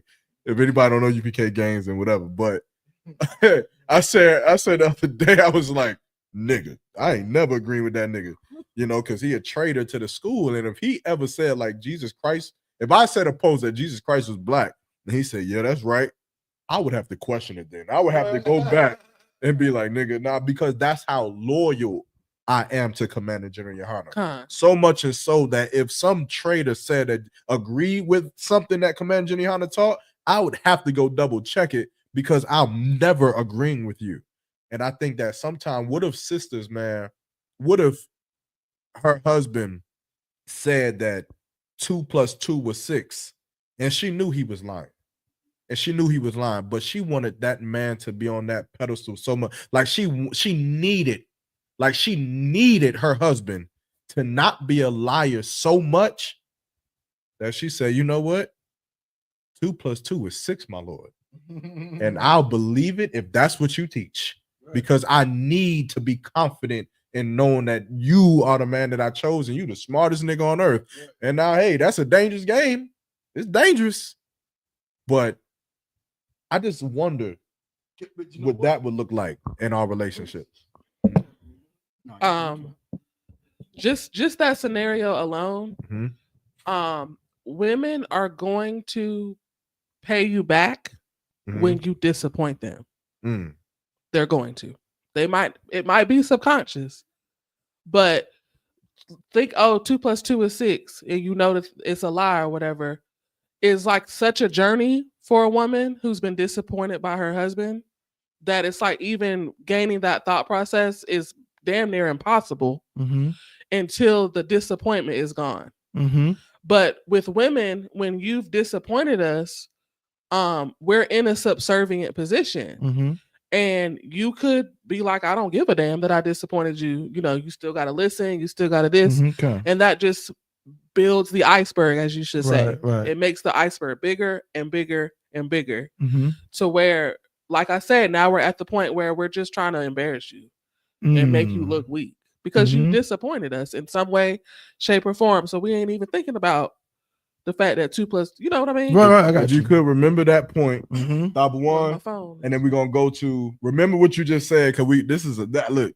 This is some fire. I'm loving this is fire. Yeah. This is fire on the CBP. Before we get out, Thaba, you had something you wanted to add? Oh no, I'll wait till we come back. All right, well, y'all hearing it here on the CBP. That's right. Listen, y'all ain't never seen a podcast like this ever in your goddamn life.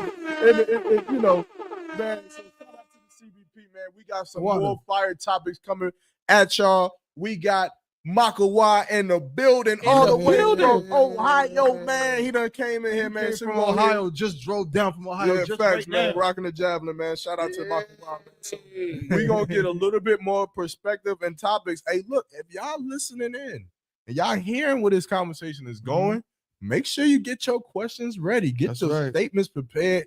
Get ready to fly them into the chat like javelins flew thousands of years ago, man. Because we gonna hit them right back at y'all with the answers on the CBP. That's right. Of course, we coming at y'all from biblical perspectives. Y'all gonna hear us pull precepts. Y'all gonna hear us break down the Bible. Y'all gonna hear us talk our shit, man. Because this is the Chain Breakers podcast where we break the chains that has been and whatever on our people, man. But go ahead, man. We gonna hit y'all with a cool tune, man. Juan, play that old funky shit for our people, man. I wish we could play Jodeci, but we can't. Why not? That copyright, yeah. Yeah, man. We're gonna come at y'all with one song, man. We're gonna be right back. We're gonna be right back right in a second, right after y'all hear this funky tune. Just click one. Matter of fact, go to that new Tahoe War at the bottom. Go to that new Tahoe War at the bottom. At the bottom, all the way scrolled. Yeah, one of them two. Yeah. Play that shit. Nah, fuck it. Play it. Nah, play it. Play it. That's Carnival concert. Yeah, hit us on that. Okay. Busy, man. So they call me, tell me she's sick. I say, I wonder why.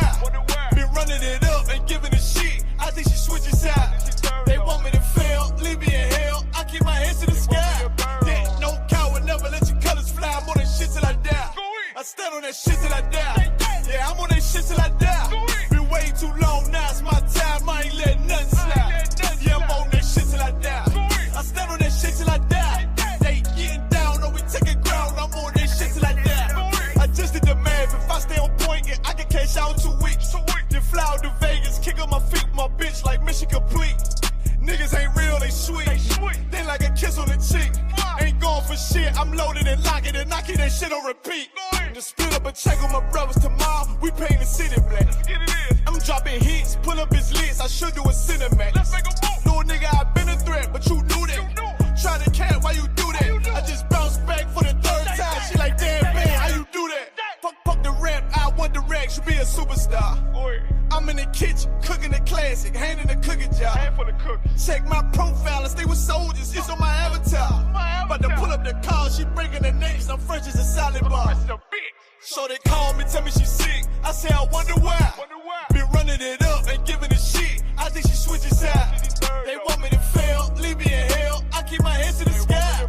Yeah, no coward never let your colors fly. I'm on that shit till I die. I stand on that shit till I die. Yeah, I'm on that shit till I die. Been way too long now, it's my time. I ain't letting nothing slide. Yeah, I'm on that shit till I die. I stand on that shit till I die. They getting down, or we taking ground. I'm on that shit till I die. 2 things I hate is a hoe and a fake nigga speculation. When I get the power, bitch, I'ma make the rules and the regulations. Never tap me on the shoulder, boy, I promise I'm not hesitating. Got critical rounds in the Glock, check 'em in like a reservation. Now stand on this shit, the man on this bitch, look at my reputation.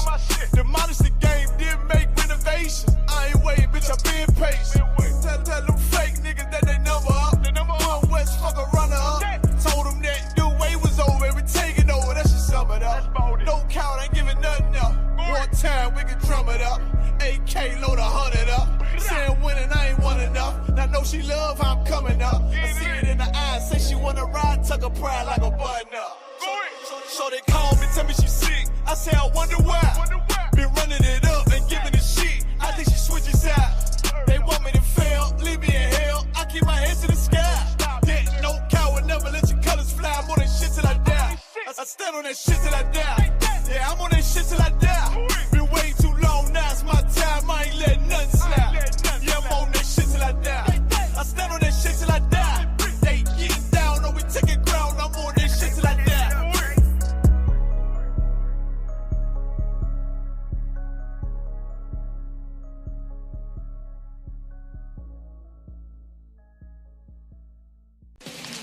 The Warriors. Yes, sir. Conquerors.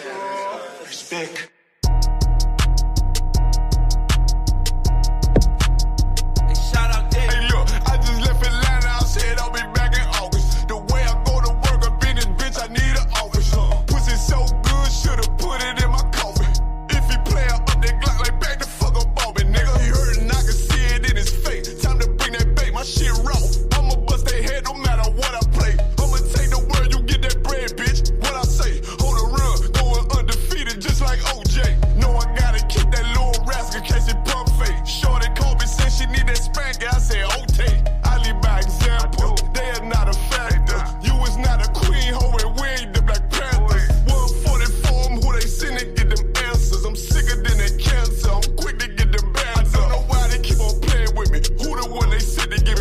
crazy with me. Cook that beef so good, they like, who made the chili? Now they want reconsider. Guess that I'm the one tripping. Drop the truth like Cat Williams. Come through the door like Pippi Pip. I'm always trying to flip my penny. Busy, I'ma be a minute.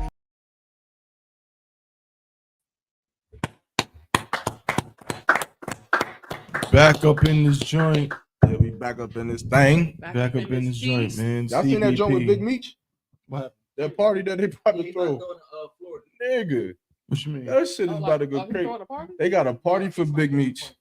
Oh. It's a they about to have Lil Baby, Boosie, 21 Savage. That's not everybody. Bro, it's everybody, bro. I mean, that's a lot. I just named 3. Like it's like 18 more people. Ain't That's a bro. lot of people. Yeah. Okay. Mm-hmm. You see what I'm talking about? What? Why? No, nothing against Meech. But what did I can't see what you said. he do that I don't know. That'd be confusing. warrants that?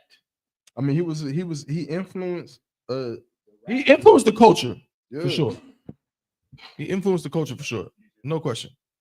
But I guess from that perspective, I can understand it. But I feel like there's more. Like, you know what I mean? It's like, bro, really, like we really a big party for Big Meech. You know what I'm saying? Like, it just, to me, it says something about the, how our brains operate as a people, like what we admire, what we respect, and so on. I mean, that to me is just kind of telling about it's that. definitely a You know what I'm popularity saying? contest. Just saying. I mean, I think that nigga's just a popular motherfucker. Yeah, that's all. Everybody want to be Big Meech. I can't negate that. So, it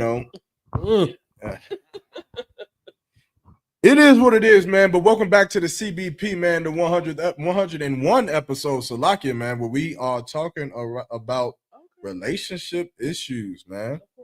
Of course, we are guest hosted right now by a sister by the name of The Wa from right here in Durham, North Carolina. Originally from Texas, though. Yeah. Grand Prairie, Texas. Yeah, that woman, whoever that was. But The Wa's from Durham. Well, yeah. Nonetheless, she's been giving us some insight about why women be womening against their husbands. Mm-hmm. And against, I like that word, against their husband. Yeah. Definitely. So but it's been very informative so far. I think I can speak for all the brothers up in here. Again, if you have any questions or any comments, please make sure that you put it into the chat. If you have any questions or if you want to come on live, we could probably work that out. But going back to what we was talking about before we get to the next topic, man, because you had said something that kind of, sparked a nerve, not a nerve, but a little, a nerve. A nerve. Right? I mean, the Thaba had something too, so I hope you didn't forget what you had. Mm-hmm. But I kind of want to go back into what you were saying. Con, I mean, just to piggyback off the nerve, when you were saying 2 + 2 = 6, and you know that's not true, but you want your man to be perfect, so much so that you're just like, Con, my lord, 2 + 2 = 6. When you said that, I was just thinking that's a long journey for a sister who is normally disappointed by her husband. Can I ask the question? Con. Okay, because that's what I wanted to go to. This concept of being disappointed, right? Because here's my thinking along those lines. Yeah. There's a difference between being disappointed in the way that you mean. Oh, I wonder if you could. Yeah, he was just gonna put him on the ground, but I mean, it don't matter to me. But so you can just grab it. Put him on camera too. No, that's cool. Yeah, he put on it. Appreciate you. Yeah, thank you, dude. But between being disappointed, so I want to get into kind of understanding that concept, right? Between being disappointed and simply not liking something. Okay. You know what I'm saying? Because I've seen women where it's like, man, he do things I don't like, but he don't disappoint me. Meaning, we talked about, I just used that word the other day. where I was talking about how like I don't like to build up my expectations because then I don't like the feeling of being disappointed. So there's a difference between I know who he is. He always is who he is. And damn, I don't like that. But he's never lied to me. He's never presented himself to be something that he wasn't. He's never, you know what I mean? Yeah. Versus the disappointment of, no, you told me that you were this, or you told me that this was going to be like this, but then you did this. So could you speak to like, is that difference? And I'm gonna land my plane, but because I've seen women, you see women in the world, it be some nigga in the world that is like he's not a good person, but from all appearances, she would jump off a bridge for this nigga. I've seen it a lot. Absolutely. But you know what I'm saying?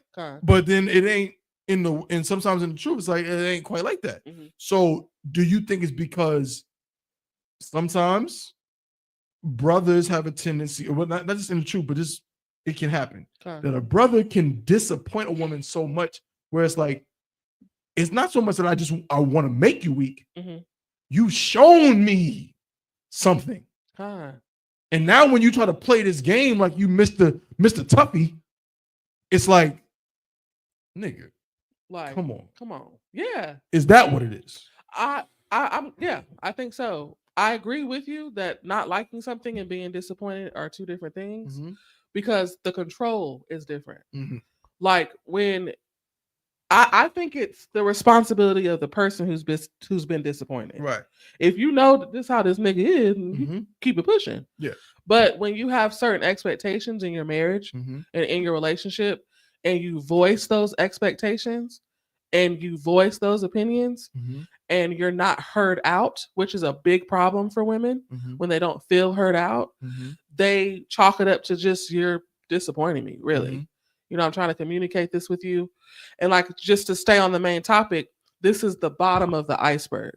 This is where it begins with that. So I think it is a difference between being disappointed and just not liking it.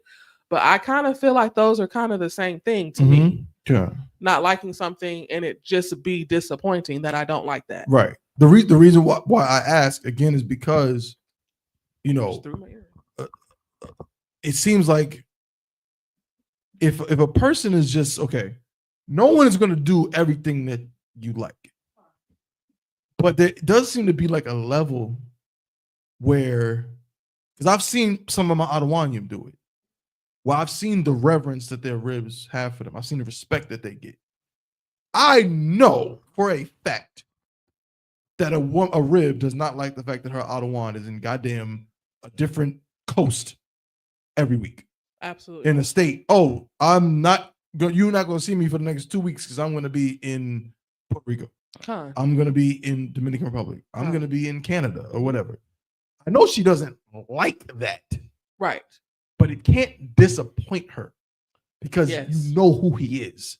And you cannot try to pull him down. You can't try to look at him as weaker for that because it actually is an exemplar of strength in who he is. You know what I'm saying? Yeah. So it's like kind of, I would imagine it got to be a little bit different when a man demonstrates that. And like I said, to attach to just that scenario, for a woman, the disappointment comes in because you're in Puerto Rico, you've been there for 2 weeks, but you're not really texting your wife. You're not really talking to your wife. You're not keeping in contact with your wife. This is what I mean about control. She doesn't have any control over you communicating with her. So now she's disappointed because she knows you're about to be in Puerto Rico. She knows you have to do the work of the Lord in our situation. But you ain't talking to her. So now she's disappointed. So when you get home, she's gonna test you.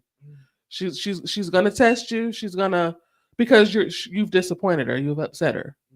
And like I said, this is just to kind of stay on topic with the fact that this is just the beginning of that iceberg. Hey, this is a heavy topic, and we're gonna keep talking about it, but if we could, I would like to shift gears a little bit. I'm with it. We got a couple other stories, right? Hawan, the last story that I sent to the Facebook chat, you can put that on the screen. So we have a another woman, right, who has a boyfriend, and the boyfriend. You know, I'm gonna just read this. Go ahead, let's share it on the screen. Yeah, take your time, dry your hands from the pizza grease. Before you talk about So like it, don't forget about the comments from the last topic. yeah, that too. I think someone did ask, "Are women like children?" Who? Oh, yeah. That's who said. That don't say that. That say Cheyenne.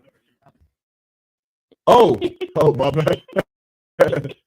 So like, are women like children? Okay, that's something I would say, but then don't say. But women are not children, obviously. In regard to position or authority, you could say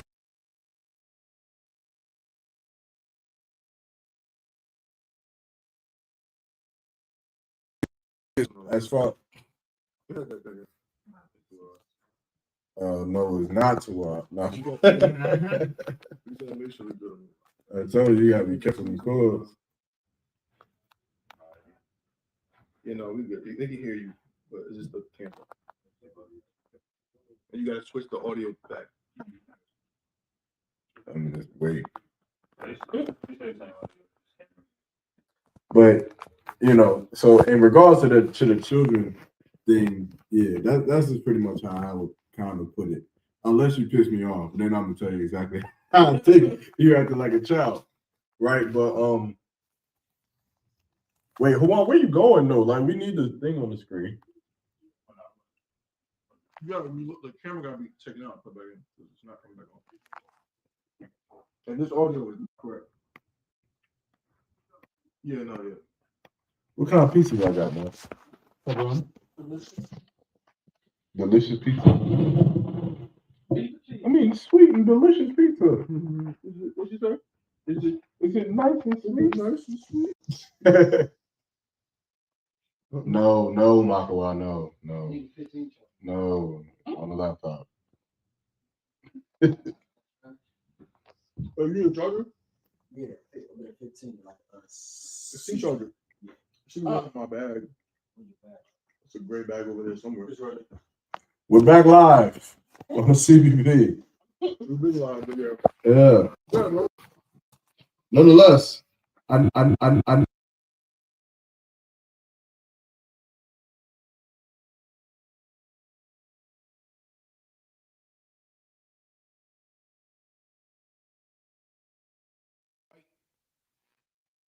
there's some crumbs in there, so be careful. I mean, Doritos. We got another story from Hip Hop Now TV. Hip Hop Now TV has provided us with another story. You could use that one. It's a white brick. There we go. Now we up there. So the title of this thing or whatever will happen. It says daughter's boyfriend. Her mom's number. And her mom starts messing around. So apparently you got a young couple.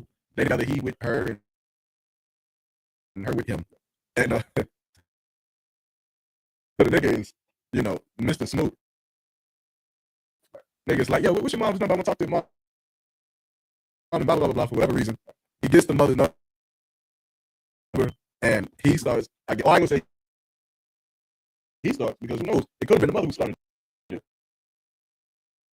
One way, it'd probably be more simple to come around this way for one. That is, yeah, walk in front of the camera. But one way or another, they enact a relationship with each other. The boyfriend and the mom.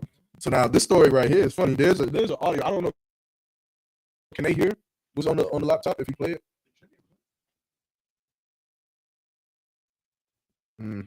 But then again, and then this girl got black eyes. Like, I wonder what the hell happened. I think the boyfriend got mad. They can't. He said, did you click on mute? I don't want you. How stupid can you be? He said, but my mom, like, damn, you could my, you were talking to my child. I would not talk to you. Like what? You see here He didn't alone. want you. Like, that's crazy. He said, I don't want you. He said in your fucking face. Yeah, but you're my mom at the end of the day. Like, you were supposed to choose your child. You still chose the nigga. That's crazy. I'm gonna take care of who I take care of. I'm gonna choose who I choose. And the nigga chose me. I'm gonna choose the nigga. And when I choose not to be with that nigga, I choose not to. She said the nigga chose me. I'm a cheat. That's basically what you just did. You literally basically did that. You basically did that over a guy. Our whole relationship failed because of one person. Like, all I asked you was to block the person. I asked you Is the to sound not block. clear from the mics or from the video? Like, am I not coming through clear? Oh, I see. It's like, I see what this, do what he did, what y'all said before. The same thing, like, leave out and come back. Leave out and come back. Leave studio and come back. Leave the studio and come back.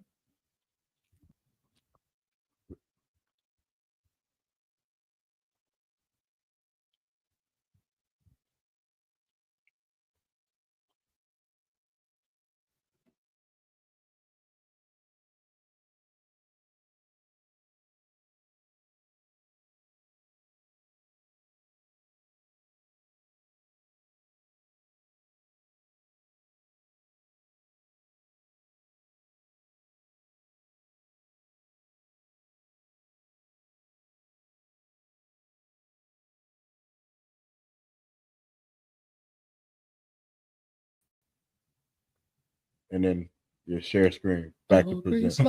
Let's see if the mics is good again. The mic should be fine. It looked like it fixed it. We're gonna play it again. Let us know if it sounds choppy still. Mom, boy, you could have just. Want you. He said in his face, I don't want you. How stupid can you be? He said, but as my mom, like, damn, you could at least block and say, you know what, you were talking to my child. I would not talk to you. Like, what? You see here he alone. didn't want you. Like, that's crazy. He said, I don't want you. He said in your fucking face. Yeah, but you're my mom at the end of the day. Like, you were supposed to choose your child. You still chose the nigga. That's crazy. I'm gonna take care of who I take care of. I'm gonna choose who I choose. And the nigga chose me, I'm gonna choose the nigga. And when I choose not to be with that nigga, I choose not to be with that nigga. I'm not gonna put that nigga over my kid. That's basically what you just did. You literally basically did that. You basically did that over a guy. Our whole relationship failed because of one person. Like, all I asked you was to block. I want to talk to and how I want to talk to. That nigga disrespected you. And you kind of disrespect me too, because you're my mom. Like, you were supposed to be on my side, but you stood on that man's side. Like, what? You called him up. You called him up and told him to choose you. Like, stupid. You stupid. The nigga said in your fucking face, I don't want you. Said it right in front of everybody. I don't want you. Yeah, you called him up too. He like, said, and then you stayed. I mean, I think we get the gist. Right? Y'all. I gotta take on this though. Yeah. So just, I guess for people, maybe if you didn't quite catch it, again, a little girl or a daughter is dating a guy, you know, and some way, one way or another, the man who was dating the daughter starts a relationship with the mother. This is a story that is not so rare for Black people. Mm-hmm. And the mother not having, you know, any sense of, in my opinion, no moral compass, no kind of, this mother, she's just a piece of shit mother. Like, this is almost like a Precious sequel, right? This is almost seemed like a Precious sequel for anybody that's seen that movie, but that mother decides to take on being with, you know, the husband. I think somebody on the show earlier today said that when we're dealing with Black people, we don't have a code of conduct. Right. That we seeing it here again, right? And Daba, I don't know where you was about to go with it. So if I just wanted to pull the scripture. Okay, please. If I could, real quick. This is just Isaiah chapter 49 and verse 15. Right, and it says, can a woman, hold on, let me make sure I'm getting everything I need here. Isaiah chapter 49 and verse 15. Can a woman forget her suckling child, that she should not have compassion on the son of her womb? Yeah, they may forget, yet will I not forget thee. Like this for me is just one of the few scriptures, I mean the many scriptures in the Bible that speaks on the hardness of a woman and how she can be with her own children. Right? There's many other scriptures that speak on this as well, but for her to say, like, that nigga chose me, so I'm going to choose him, and for the daughter to say, but that means you choosing him over me, and her to be hardened against that, to not hear her daughter, like her daughter crying, look like her daughter got black eyes, as if they done got into some kind of physical altercation, and this daughter is suffering over it. Like, she is being molded into the quintessential whore. Like that girl, if God forbid, but she is getting all the right equations to become someone who is so degraded, so devalued, so oppressed. Like, you have to imagine the oppression, the weight of oppression that a black woman has to feel from one, being black already, you know, for two, being a woman already, and then for three, to be oppressed even more by another black woman, at which some point you would think she would understand your oppression. You would think that if there is no one else on earth who understands what it's like being a black woman, you would think your mother, at least she would understand.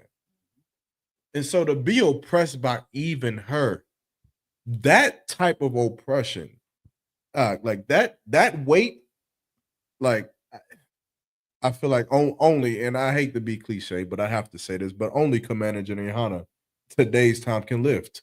Because without Commander General Yohana, without Christ and the Most High and the Israelite School of UPK, sisters are going to crumble under that type of pressure. I would crumble under that type. Like, I kudos to that sister if she doesn't, because that's the type of weight that I couldn't bear to imagine to have to bear. But to me, it's so sickening. And again, I think back to who mentioned the code of conduct that we have. All of this goes right back to the Bible, because the Bible gives us laws against doing what this man had did. And again, not taking a responsibility away off of him, because we ain't got to him yet. You nasty son of a bitch. You understand? But nonetheless, it's still just sad that, you know, it's kind of common, you know, niggas is niggas. Yeah, we dogs, right? There's, you know, that's kind of the commandeering thing for us to be today, unfortunately. But for a mother to be like that is that's sick to my, you know, make me sick to my stomach. But I'll yield right there before continuing. But what's y'all thoughts on it though? What you about it? Salakia, I just think that there's a specific dynamic between black women.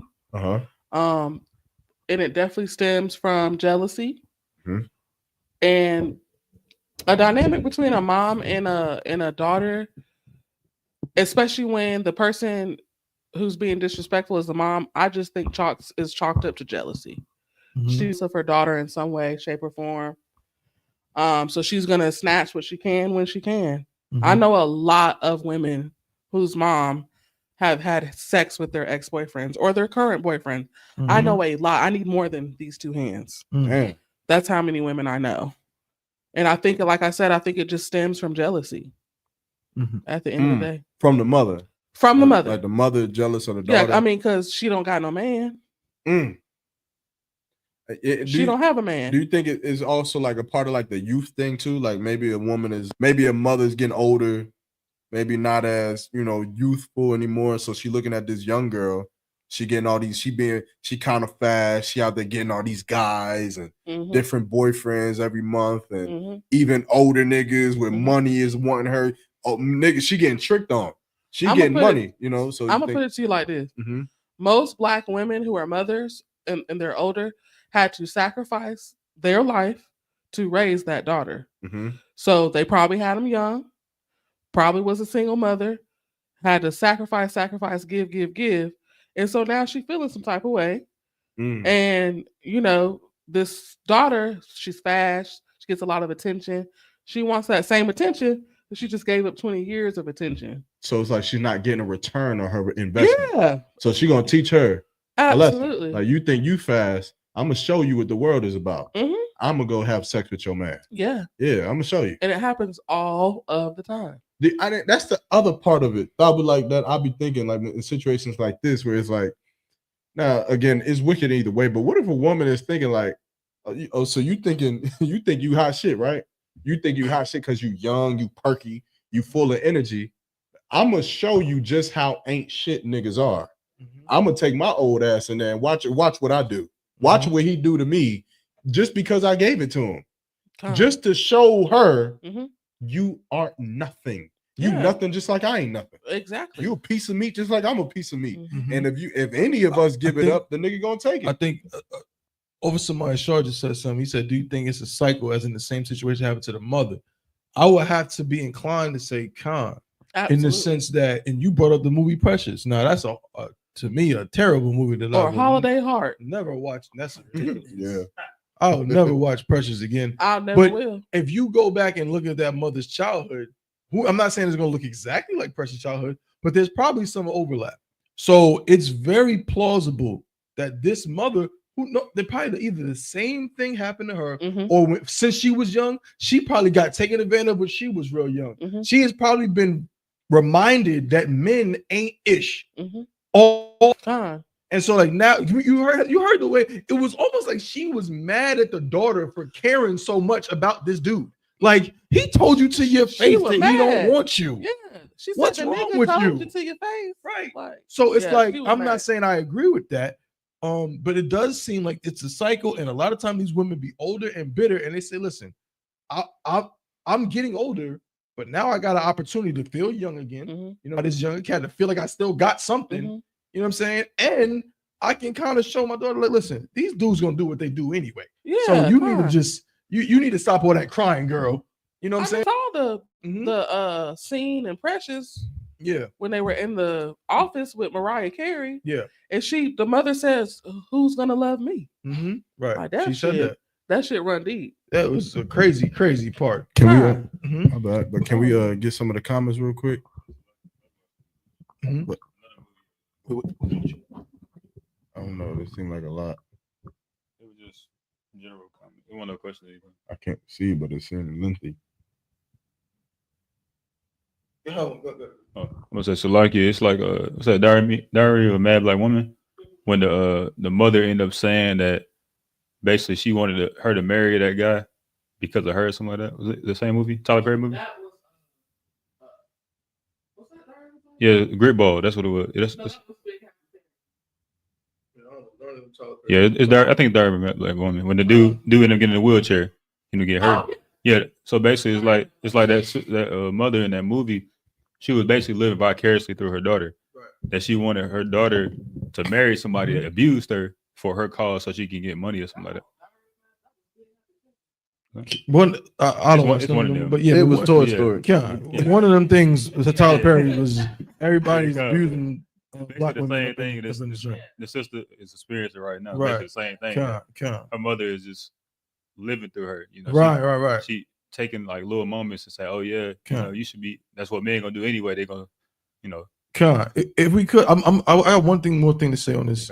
Just look through the comments. I think we had some comments. It's fun. Keep the mic. Fun. Let's see what the people talking about, man. What y'all think about this situation? I got to throw a little monkey wrench in here too. Yeah, all right, we ready. Monkey wrench. I'm about to put a little Kim. We can talk morals and all of that, but I'm gonna put a little Kim out. You feel me? All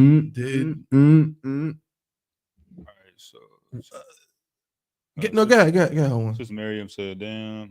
Sister Lawiyah said, "A terrible mother Sister Deandra said, so sad. Sister Miriam said, it's wild. Sister Miriam said, mothers jealous of their daughters. Sister Deandra, General Hyman said, those type of mothers care more about their vagina than their children. Yeah. Sister Deandra. Deandra. See, Deandra, where you from? Fayetteville. Fayetteville? Who is? You know who that is? The face looks familiar. She looks like she. You said it earlier. She's in Fayetteville. Sister Deandra, man, tell us where you from, man. Where you tuning in from? Let's see. Heavy comment though. I think she ain't say it yet. God, I have to throw a monkey wrench. Wait, was that in a No, situation? we got more. Go ahead. Black man said her daughter is the younger, tender version of her. Picture's crazy. That's just crazy. It boosts her self-esteem to be able to be with a man that wants her daughter. Mm-hmm. Sister Day just said, jealousy for sure is more common for these mothers nowadays. Are jealous of their daughters. And then also Maya Shar asked that question earlier. Sister Raya said, that's right, sis. Sister Miriam said, kind sir. Usually some underlying unresolved trauma or personality disorder. Sister Lawiyah, some women don't deserve to be mothers. That is sad. Sister Deandra, oh, she in Vegas. Oh, shit. Sister Deandra said, now who said Fayetteville? I think there's more. Oh, yeah, too. I think there's more to this. It's quite possible that the mother been trying to be her daughter's friend. And then she said, yeah, she's from Vegas. So that's crazy. God. I don't even know if I should do the monkey wrench. I might leave the monkey wrench out, pause, and just. Also, there's another, like, talking about the dynamic with black women. Yeah, the dynamic between black women, and the sister mentioned it when she said something about being her friend, man. Like, there's just a lot of dysfunction in black families a lot of times. And I'm gonna be honest, from some of the things I've heard, now this is horrible, this is terrible, but from some of the things I've heard, is this the monkey wrench? No, okay, but this is borderline normal, like in the grand scheme. It's normal. Like it's not normal as in it's okay, but it's like it's normalized. It's very normalized. And guess what? It happens in reverse too. It's like it happens in reverse too, where a mother will be dealing with a man. Oh yeah, you know what I'm saying? And the daughter's of age, and then that happens. Absolutely. So all of this dysfunction takes place in a lot of unfortunate black and Hispanic households. Niggas is lustful creatures. But though. what I'm saying is, but check it out. This is the monkey wrench. Mm-hmm. In the truth,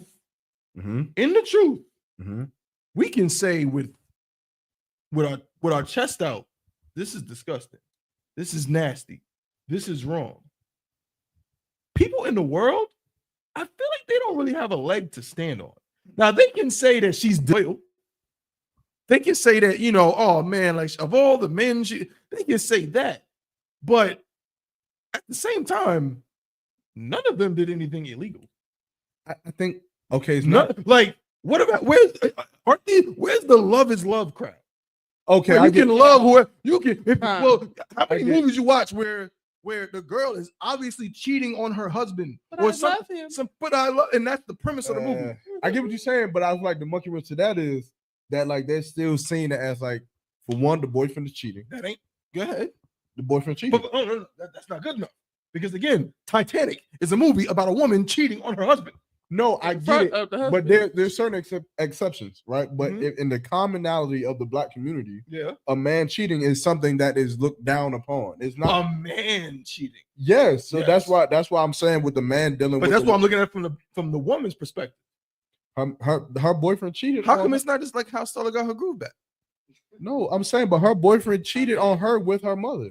But I'm saying, why are people not looking at it from the mother's perspective and saying, well, you can't help who you love. They fell in love, or they whatever the case may be. Because I think the perspective was posted from the daughters. I understand the reason. Yeah, that's what I get that part. Asking, I everything you're saying is right and on point. I understand why people are saying that because that's the perspective that it was presented from. What I'm saying is, well, if you shift your perspective just a little bit, what if this woman and this man just were just ravished. They were caught up in the rapture of love. I think the imagery of it, right? She got black eyes. She's crying out to her mother. Right. I think it brings them back to, like y'all mentioned, the Tyler Perry movies, where obviously, of course, they're sympathizing with the victim in it, right? So I think in this movie, she's the victim. So then, would y'all say the same thing? Again, a lot of people in the truth. I know what y'all would say regardless. But would y'all say the same thing if she didn't have black eyes? If that girl, if she wasn't emotional about it, if she just like, man, guess what happened? My boyfriend, or he was my ex-boyfriend. He told me he didn't want me. And guess who I found out he'd been dealing with? My mother. And she wasn't so emotional about it. She was just kind of more like, oh man, this is crazy type stuff. Would people have the same energy? And should they have the same energy when they don't really have a moral basis on which to say that they're necessarily wrong? I think that it's a cut. It's definitely a cut to people who don't follow the Bible or don't have a moral. Right. We have rules. You cannot have sex with a woman and her mother. You can't do it. But Salakia, as far as the perspective of the mother, let's switch the scene up. Let's say she didn't have let's say she didn't have black eyes. Let's say neither one of them were yelling at each other. Let's say she had white eyes. Let's say the mother was pleading. I'm sorry, I love him. Right. I apologize. People would take her side. Well, do you think they would? That's the question. Yes, people are going to romanticize. Can we acknowledge? People romanticize betrayal. As long as you romanticize it, you're going to get some people who are going to take that lady's side. I'll add on to that, Brick. Go right? ahead. One of the greatest battles known in history to man, right? One of the greatest ones is the battle at Troy versus the Athenians, right? Troy and the Athenians, and it was based off of a fucking love affair. Dude, you talking about Troy? But that wasn't against the Athenians. That was. It was against the. Hold on. You talking about the lady of Troy? No, it was the Athenians. No.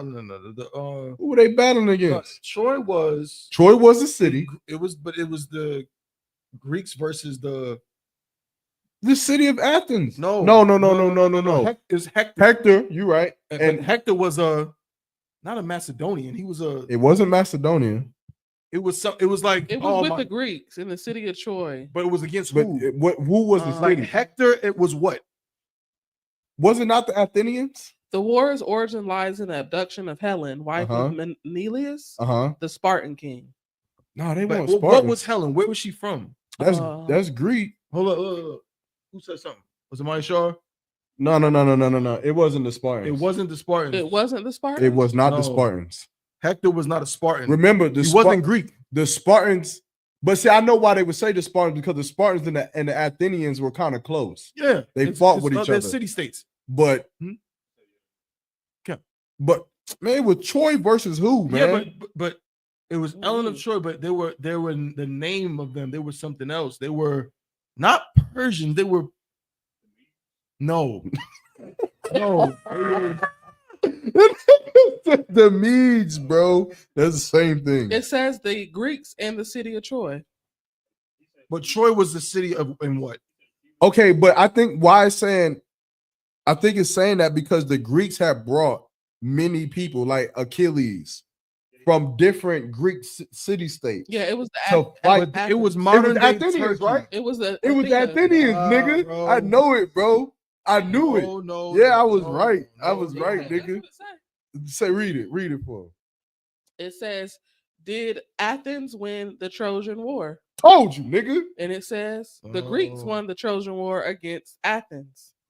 I'm gonna tell you right now. The Greek rode the Trojan War against Athens.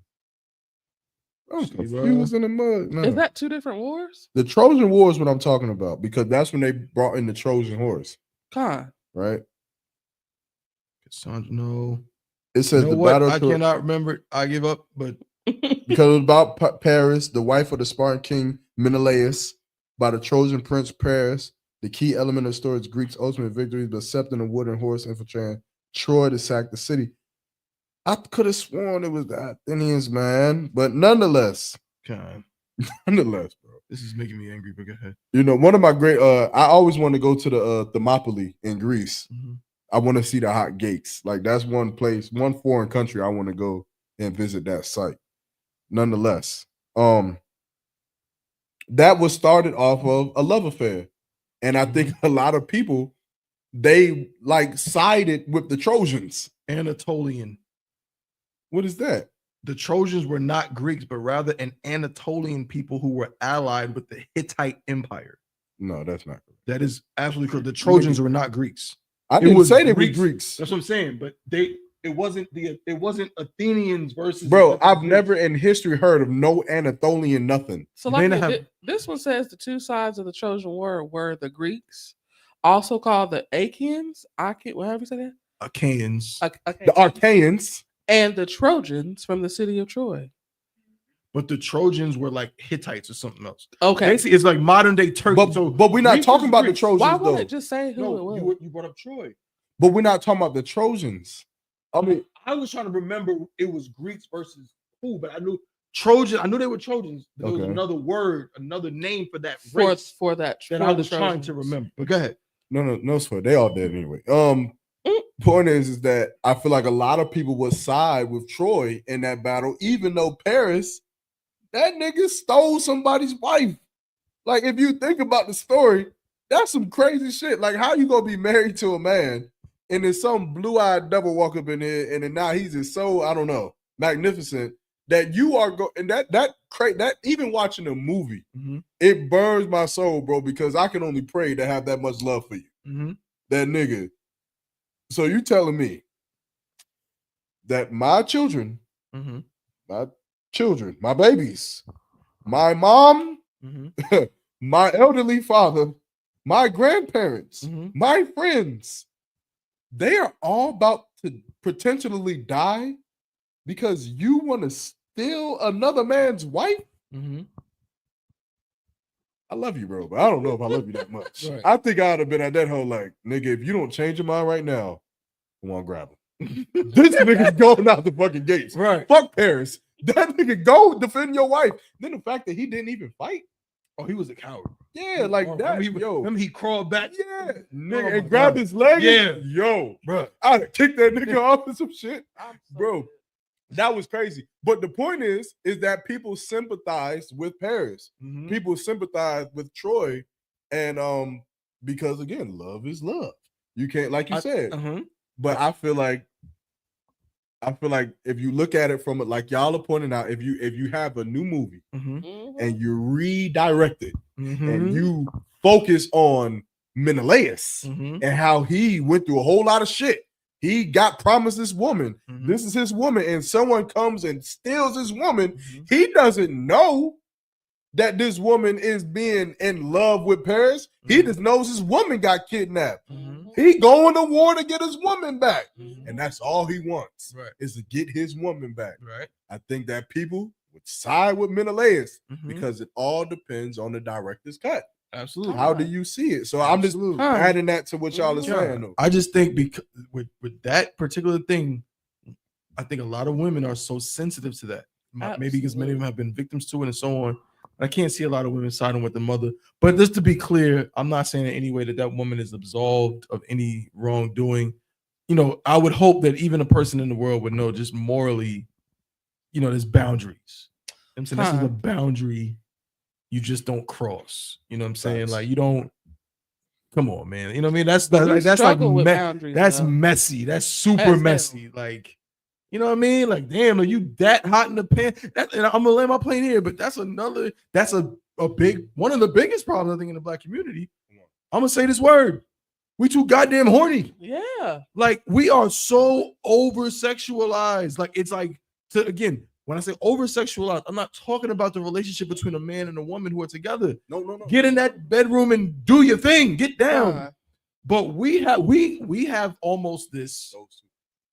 It's like pornographic. It's like this like unrequited burning thing where we just gotta have sex so bad that we will cross all the boundaries in the world to have it. And that's why in Black communities, that's why incest is so common. That's why all of these nasty diseases are so common. Some of these alternative lifestyles are so common because it's like we're just so obsessed with getting some kind of orgasm that we don't give a damn who's giving it. You know what I'm saying? I mean, a lot of people aren't. They don't give a damn. I think it's something a little different. I know I agree with what you're saying. Like he's definitely a bunch of lust-filled demons, but I think that when you take certain rights away from a man, these things start to happen because now I feel like we're so inclined to we're like we turn into like fucking rats, like slithering snakes, like just moving around, getting what we could get. That's why a man will have sex with a prostitute. Right. He'll have sex with a jump off at the club, so on and so forth, because he cannot say that I have another wife. Right. He can never say that. No. And so I think that that's one of the dangers. Hit that one too on that wall. But that's one of the dangers for a woman when you try to, tell or force a man to only have you. What does that force him into doing? Like, you're not going to get rid of the dog in him. Right. The thing that you know he's a dog. You say it all the time. You're not going to get rid of that thing. But what you will do is open yourself up for a more dangerous relationship, because now what is he going to do? He's going to get addicted to pornography. He's going to get addicted to prostitution. Right. He's going to get addicted to jump offs, because that man still has the desire to have another woman. But instead of just nullifying that desire, he's going to quench his thirst in a way that is very unbecoming and very dangerous, in my opinion. And so I think that when you have situations like a man in his position, you're dealing with a woman, you like this woman, you're getting what you want from this woman, but then the mother gives you attention, it's almost like, I have to take this. Right. Because when am I going to get something else? When am I going to be in a position to get another woman, yada, yada, yada, whoop-de-woo. And so I think that men and women both have a part to play in this. Again, men have to set the standard, right? If that man would have told that woman, no, I cannot sleep with you because it's unlawful. Right. I'm married to your daughter, so on and so forth. Then that woman would have checked herself, made sure that she don't do that shit again. Right. But then also the man got to tell that woman, hey, look, but I'll get another woman. It ain't gonna be your mother though. And then sidebar, we're gonna go to the next topic. Yeah. And then sidebar, along with what you just said too, like it's being real again. Let's not be disingenuous. I'm gonna get another one. Let's not be disingenuous. Yeah, not be disingenuous about the world that we live in. How many people out there are gonna say that mother is so disgusting? That man is so disgusting. And then in the heat of the night, when no one is around, they go on their little laptops and go on all of the porn hubs and all of that and watch some nasty fake stepmother porn. All kind of shit. Like they're watching all kind of pornography where it's literally the same situation. But Salaki, I did want to piggyback real quick before y'all switch the topic.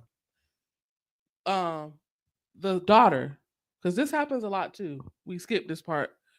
But that man has such an ego problem because, of course, he's like, I can have both of them. But women, they're both very capable of sleeping with him at the same time.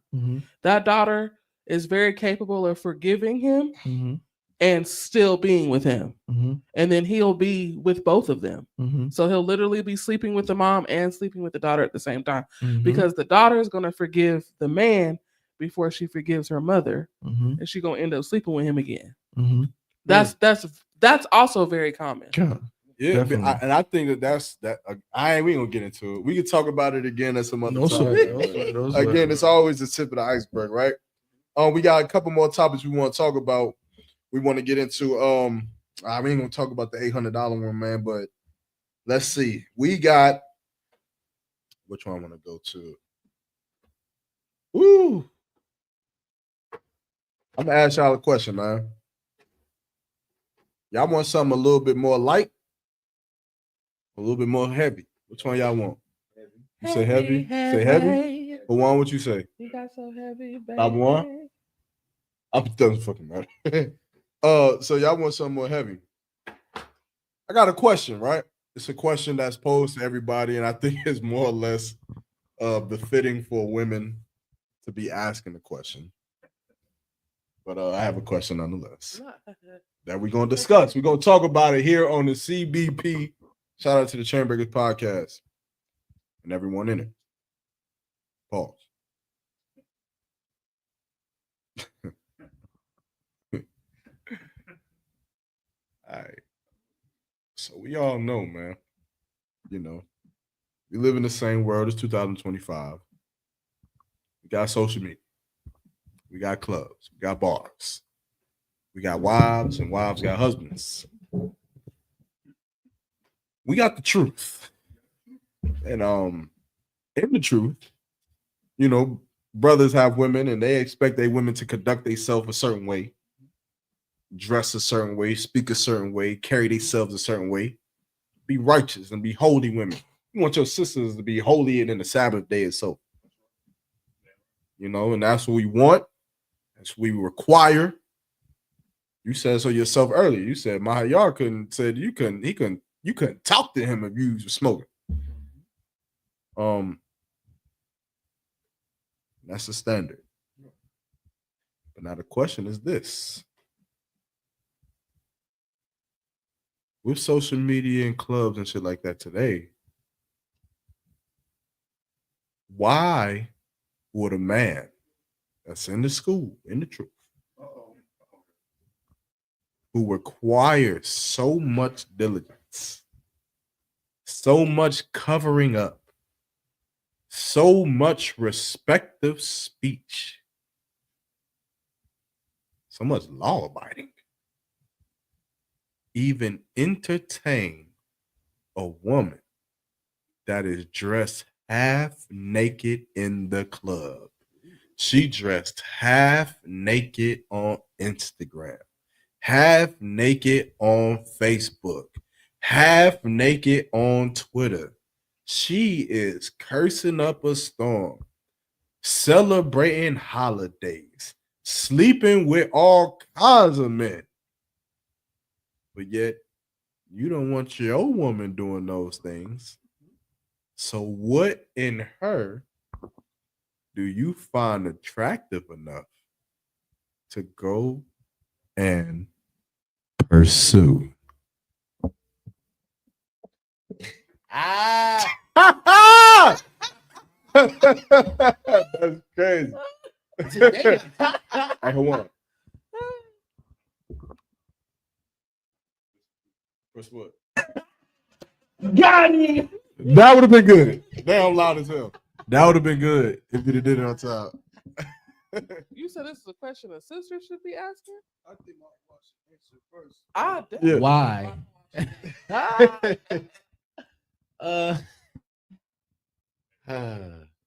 God damn. What's the comment? To go pursue?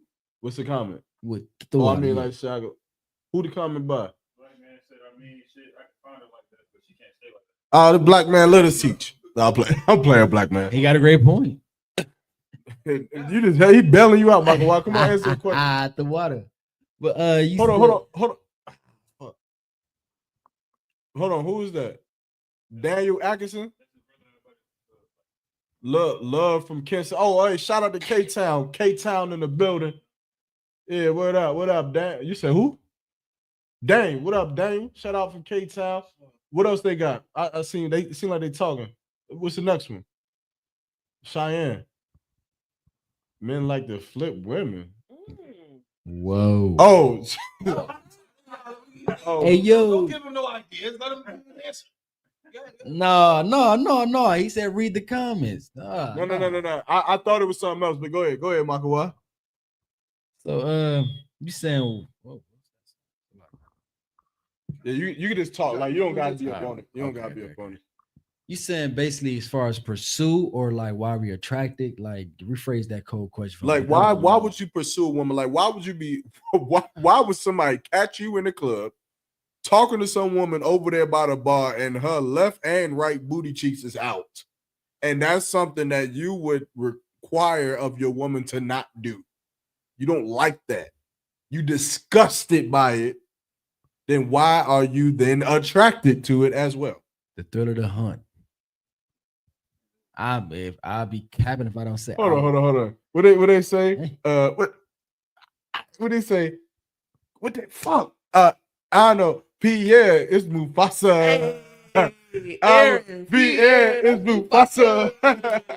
Aaron Pierre is Mufasa. That nigga said the thrill of the hunt. I know the whole dance. What the hell is hold on, what did y'all just do? I don't know what that is. Dude, Aaron Pierre that's playing Mufasa You in can the see new right there. movie. Right.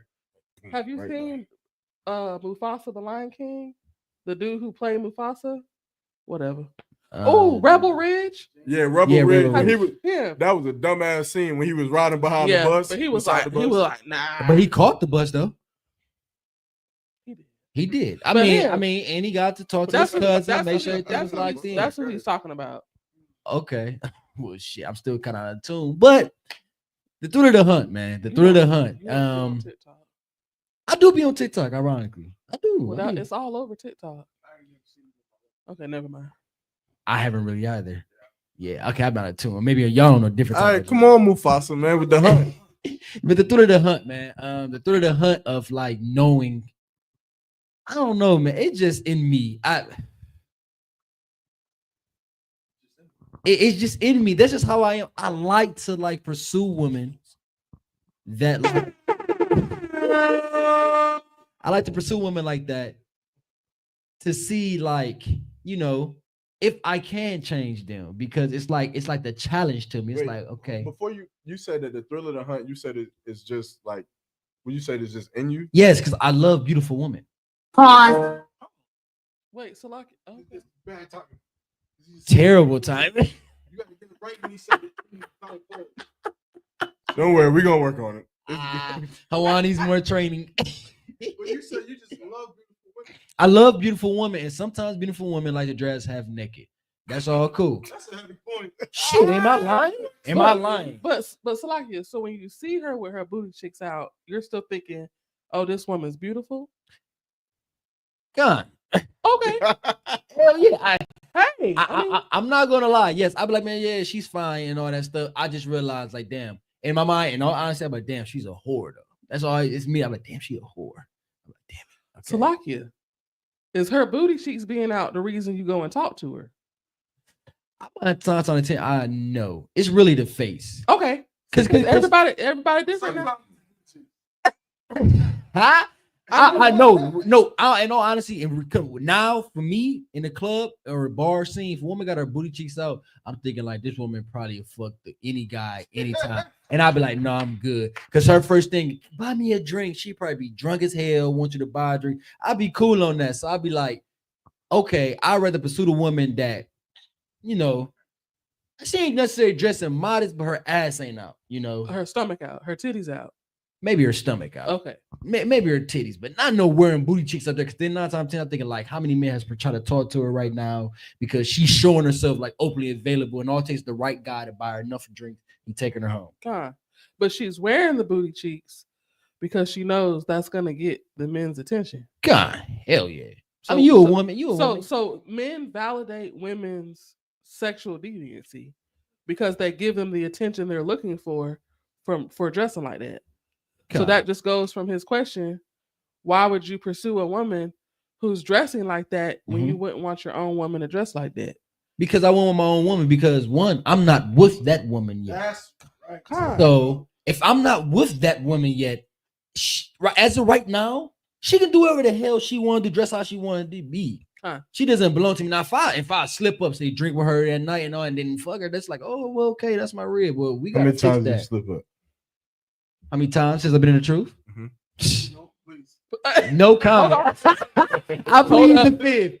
He not about to give me. Look at her. You're not trying to be slick with her. Oh, how many times? Can I ask you a question, though? Go ahead. So because he was saying, this should be worded from a female. Yeah.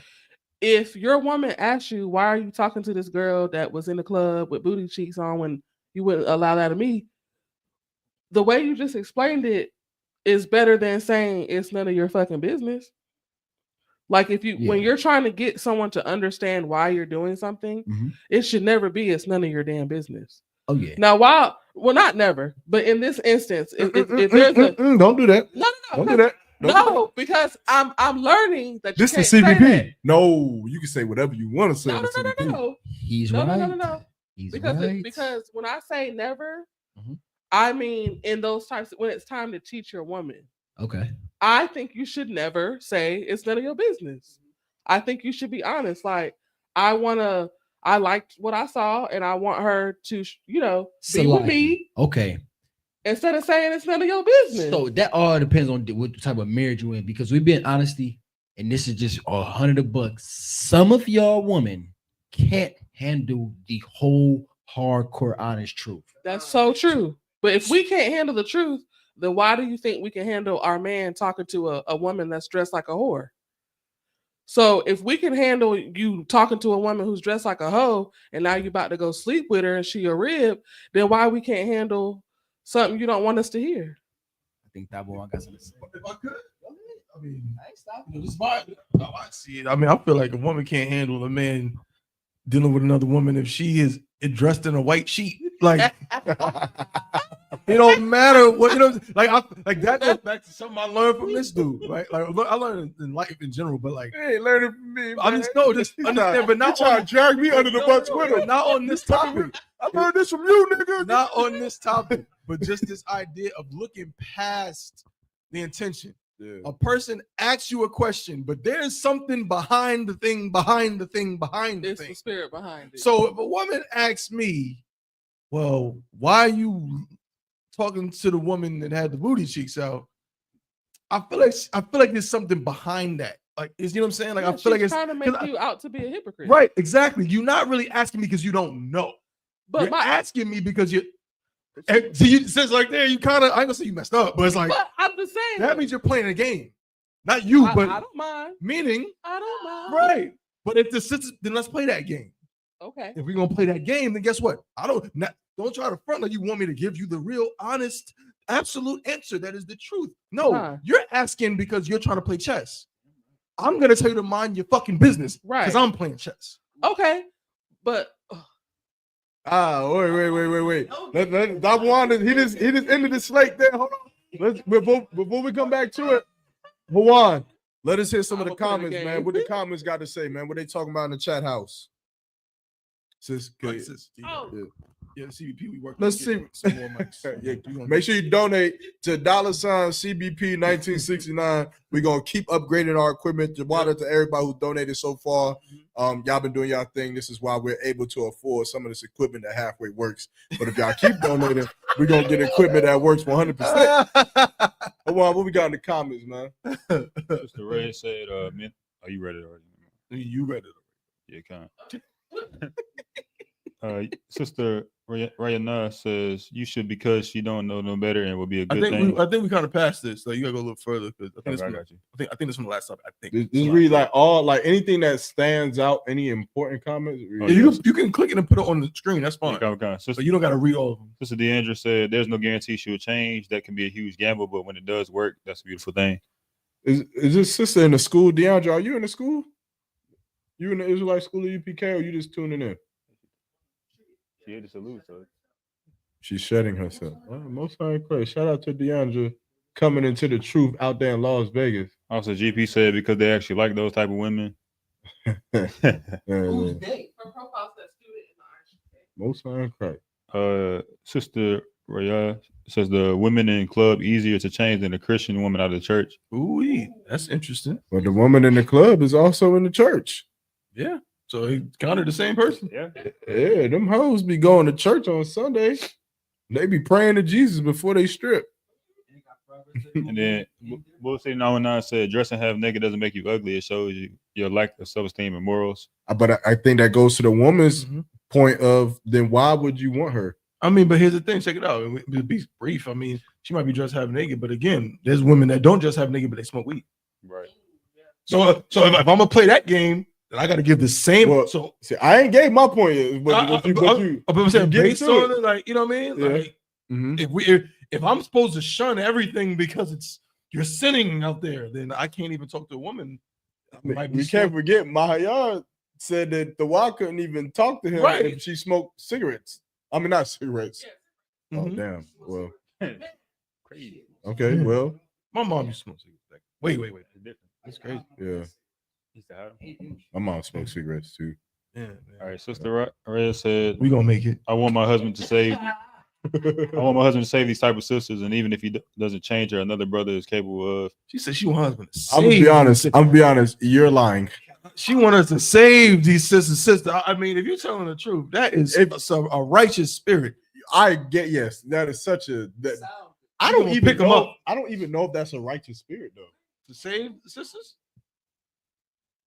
In this context. Okay, what do you mean save him? Do you mean like you want him to go in the club and say, "Here now, old naked sister of Israel, thou shall come to class and put on clothes and a head wrap, and I'm going to save you all and introduce you to my brothers." You mean save like that, or you mean you want him to go in there and fuck them, and then they become his wives, and now they saved? Because if that's what you mean, then I'm calling cap. No. I'm calling cap.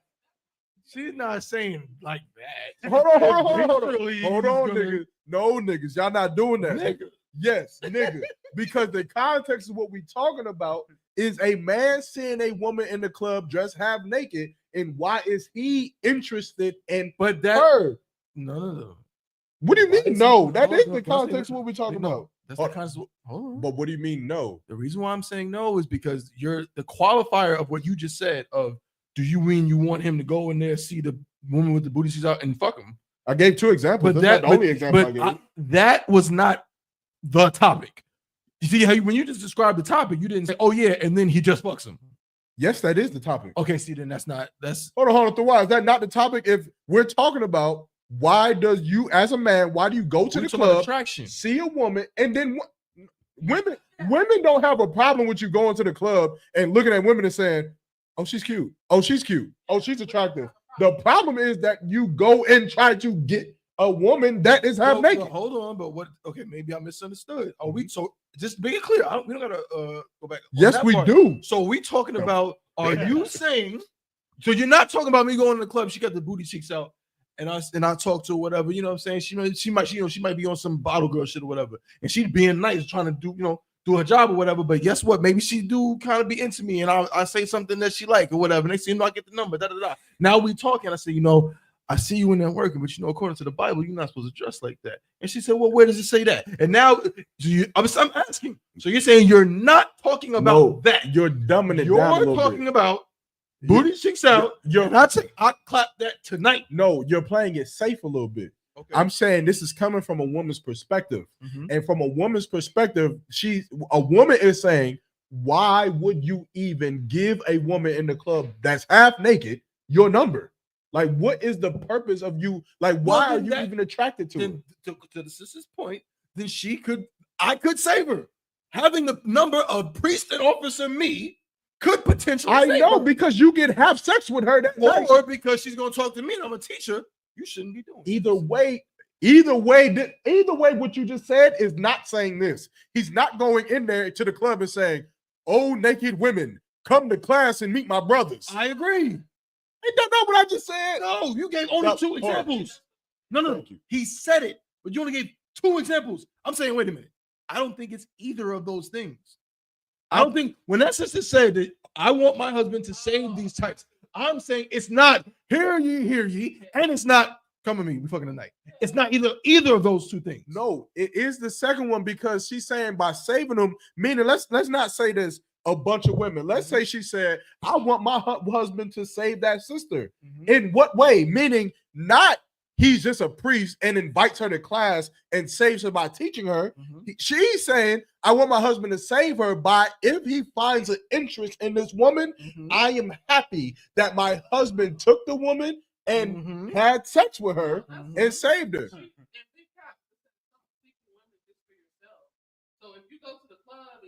Well, see, I didn't read that second part. So I think she's saying if you go to the club and you see a woman save her, bring her to class, and let them.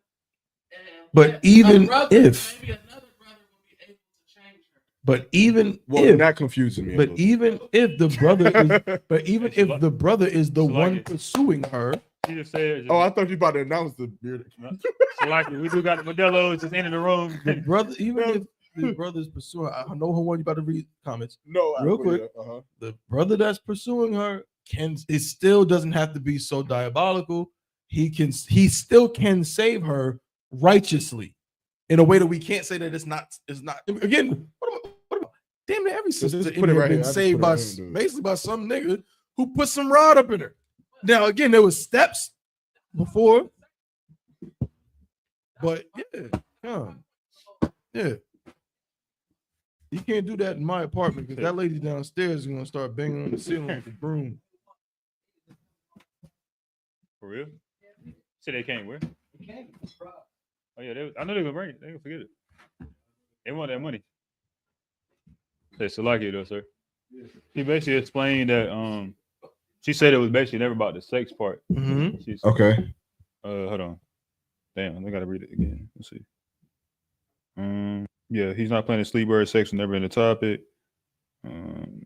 Sister Ray not. If he talked to her and have a conversation, he would be able to tell if she a whoremonger because some women dress like a hoe, don't always be sleeping with people, men, but just want the attention. I mean, I agree. Like you could definitely, because a lot of women sometimes they dress like that. And you'll talk to them and find out that like they be like, I'm really only dressed like this because my friends they like forced me to put this on, but I'm kind of uncomfortable. So it definitely is perspective. Yeah, right. And that's why it's just booty cheeks.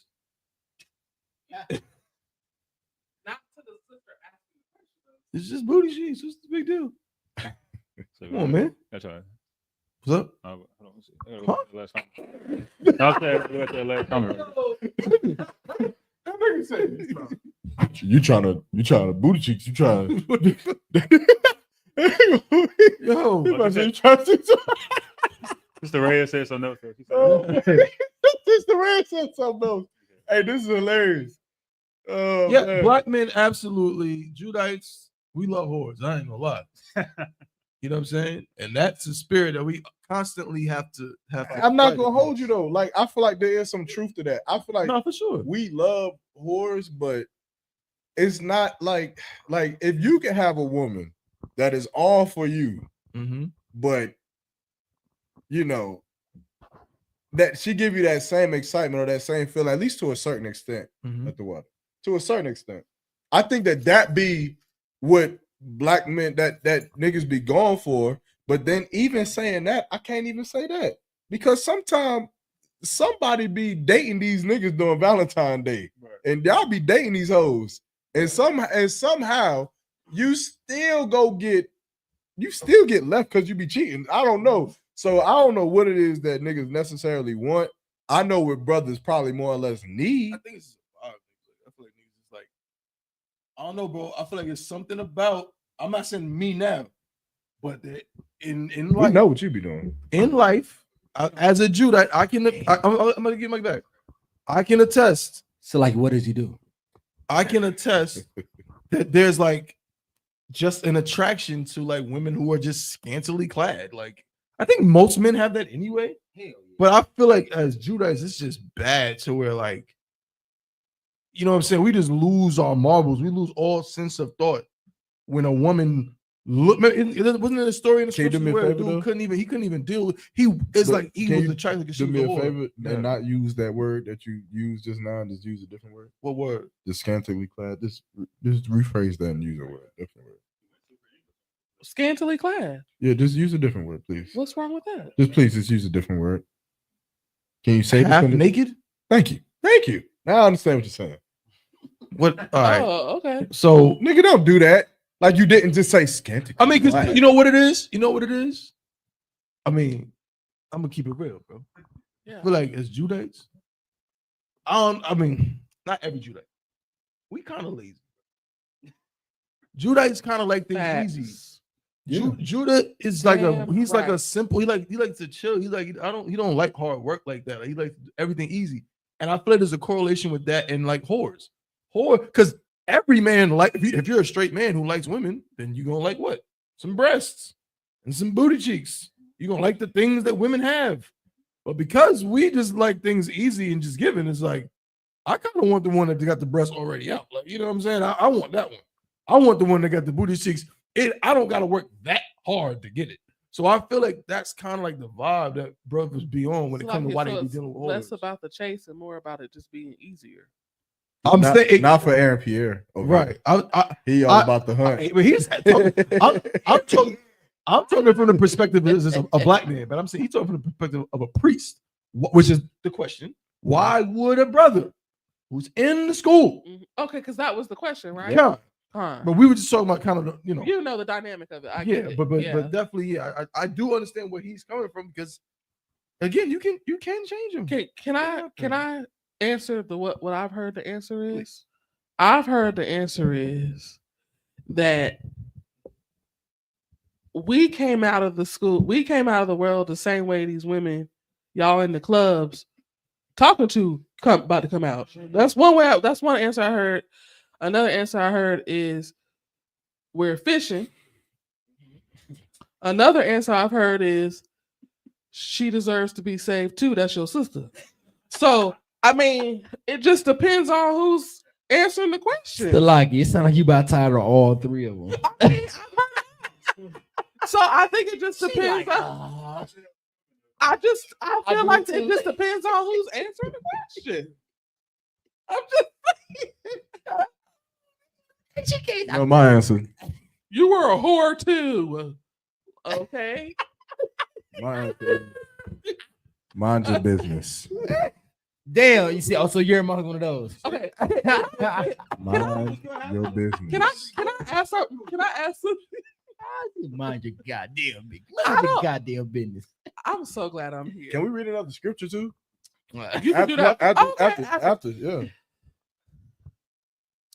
Why say it's none of your business when this woman has the very potential to be with you, and then me having to adjust my life because you with her becomes my business? Hold on. Because you don't got to adjust your life. So, yeah, I was just about to say. I'm going to adjust it for you. But I'm you, you're me. We're adjusting.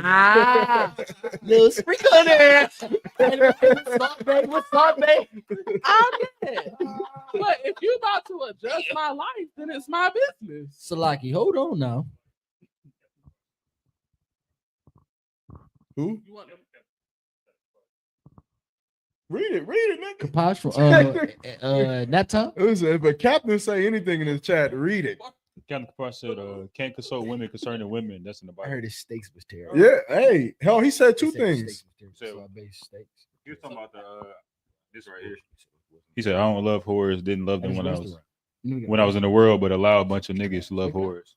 Hey, speak for yourself, brother. As a Judite, you better speak for yourself. As the Judite in the world, love him. In the world, loved him. you're not lying. And again, and let's be real. Just look at all of the imagery. Look at every Judite show, TV show. Look at everything that Judite do. Judite music videos. It's hard. You go watch some, some my bad. You go watch some Issachar or something like that, and they music videos, it might be, what I'm saying, Isabella in like a nice dress and she's dancing all slow and all. Not a Judite music video. Hell no. It's gonna be tip drill. It's gonna be tip drill in a Judite music video. With some cowboy boots, maybe. You know what I'm saying? In Oppressor magazine or some other racist magazine, it might be women that might have some bikinis, but not a Judite magazine. You ever read King magazine? You remember that? You don't remember that. You're too young. We had King magazine back in the day. What's the other one? There was another magazine. I can't forget that. Every cover was Melissa Ford or what's old girl name from not from Baby Boy. What's the girl that everybody loved? I don't really care about it. From Baby Boy? Not from Baby Boy. From she was in Megan Good. Megan Good. Yeah. You know what I'm saying? Nigga boy.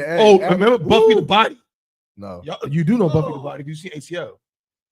Nigga, she won't better than Megan Good. Nigga. Big Booty Judy. I don't care, nigga. She won't better than Megan Good. Crazy, nigga. Be that as it may, Judites. I don't though. But I don't.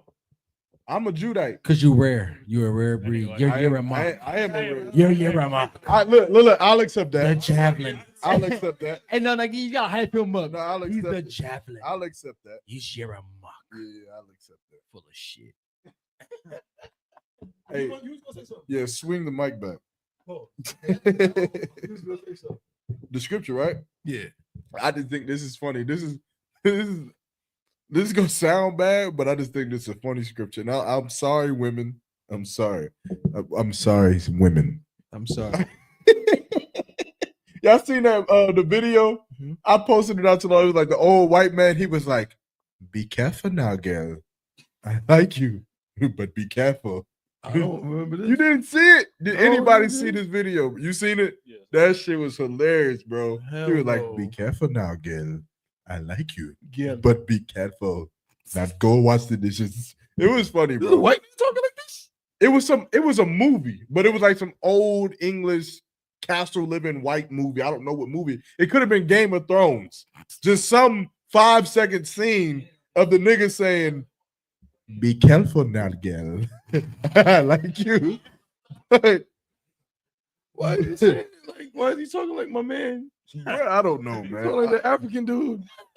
Because you get it. Let I'm me gonna take you to the movies. Saw that.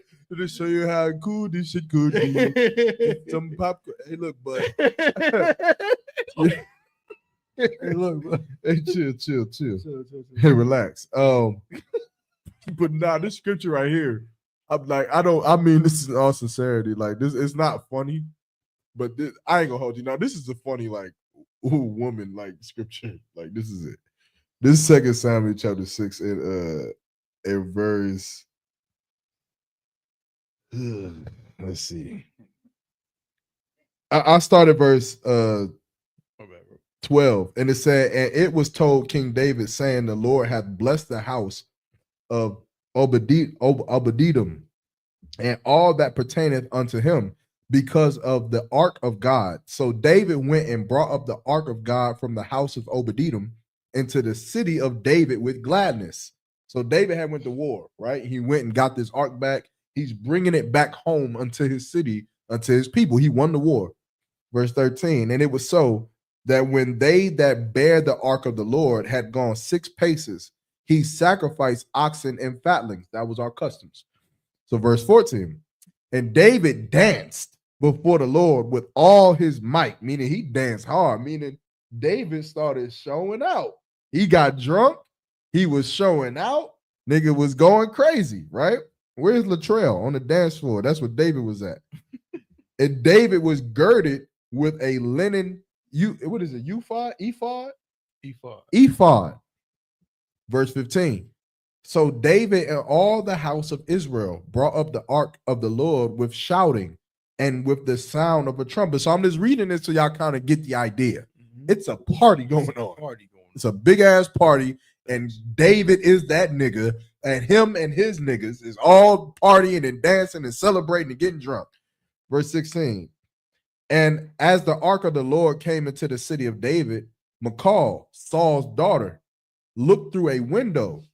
Just imagine this woman looking through a window, "and saw King David leaping and dancing before the Lord, and she despised him in her heart." So now this is a woman that King Saul had gave David, her daughter. She's with him, and she looking at him dancing, and she's just so upset. Why? Because them other women down there got their booty cheeks is out. The other women that's down there at this party got their breasts out. And David is leaping and dancing, and he got that linen. And he's showing himself. He lit. The nigga is acting a fool right now. And so she despised him in her heart. Verse 17. "And they brought in the ark of the Lord and set it in his place in the midst of the tabernacle of David and pitched for it. And David offered burnt offerings and peace offerings before the Lord." Verse 18. "And as soon as David had made an end of offerings, burnt offerings, and peace offerings, he blessed the people in the name of the Lord hosts.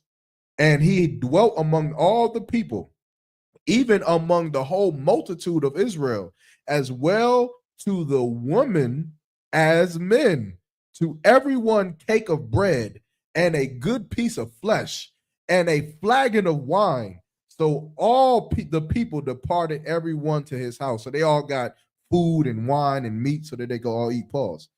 Verse 20. Now, this is where the story get good. Verse 20. Then David returned to bless his household. So now he about to bring this shit home. Like after, like this is where women fuck up. This is where sisters really gotta pay attention. Like you know your man is out there. He having a good time. We done went to camp. We done went to Alabama. Captain I thought called us, told us go to Alabama at a moment's notice. We in some van driving to Alabama. I would never forget it. Me and Thought One is like, is this where we die? We driving, we like, is this where we get hung by the KKK? We didn't know what the fuck was happening. We just know we in this van going to Alabama to go do the work. And we coming home and we conquered. We went to camp. We survived. We battled. And now we in the club. And yeah, we strutting our stuff. We in that whole like, we better than these niggas in this club. Why? Because yeah, these niggas in here, they got diamonds. They got money. They got this, they got third. But they didn't just feed the people of Durham. Right. They didn't just feed the people of Charlotte. They didn't just feed the people of Fayetteville. We did it. We the ones that sacrificing our life out here. So yeah, now we in this club and we turn it up. But now it's time to come home. Now it's time to come home to that woman. This is what David thought he was going to do. This is what David did. Verse 20. Then David returned to bless his household. And Michal, the daughter of Saul, came out to meet David and said how glorious was the king of Israel today. She said, I seen you on Instagram. I seen you on Yaramak's Instagram. You were so glorious today in that club. Who uncovered himself today in the eyes of the handmaids of his servants. You was out there dancing. You took your shirt off. You were so drunk, showing everybody your muscles, showing your tank. Ain't that unlawful? You had a tank top on. Yeah, I'm gonna call General Mahayim. Oh yeah, that's unlawful. That's what she was saying. As one, look, this is what she said. This is what she said, dog.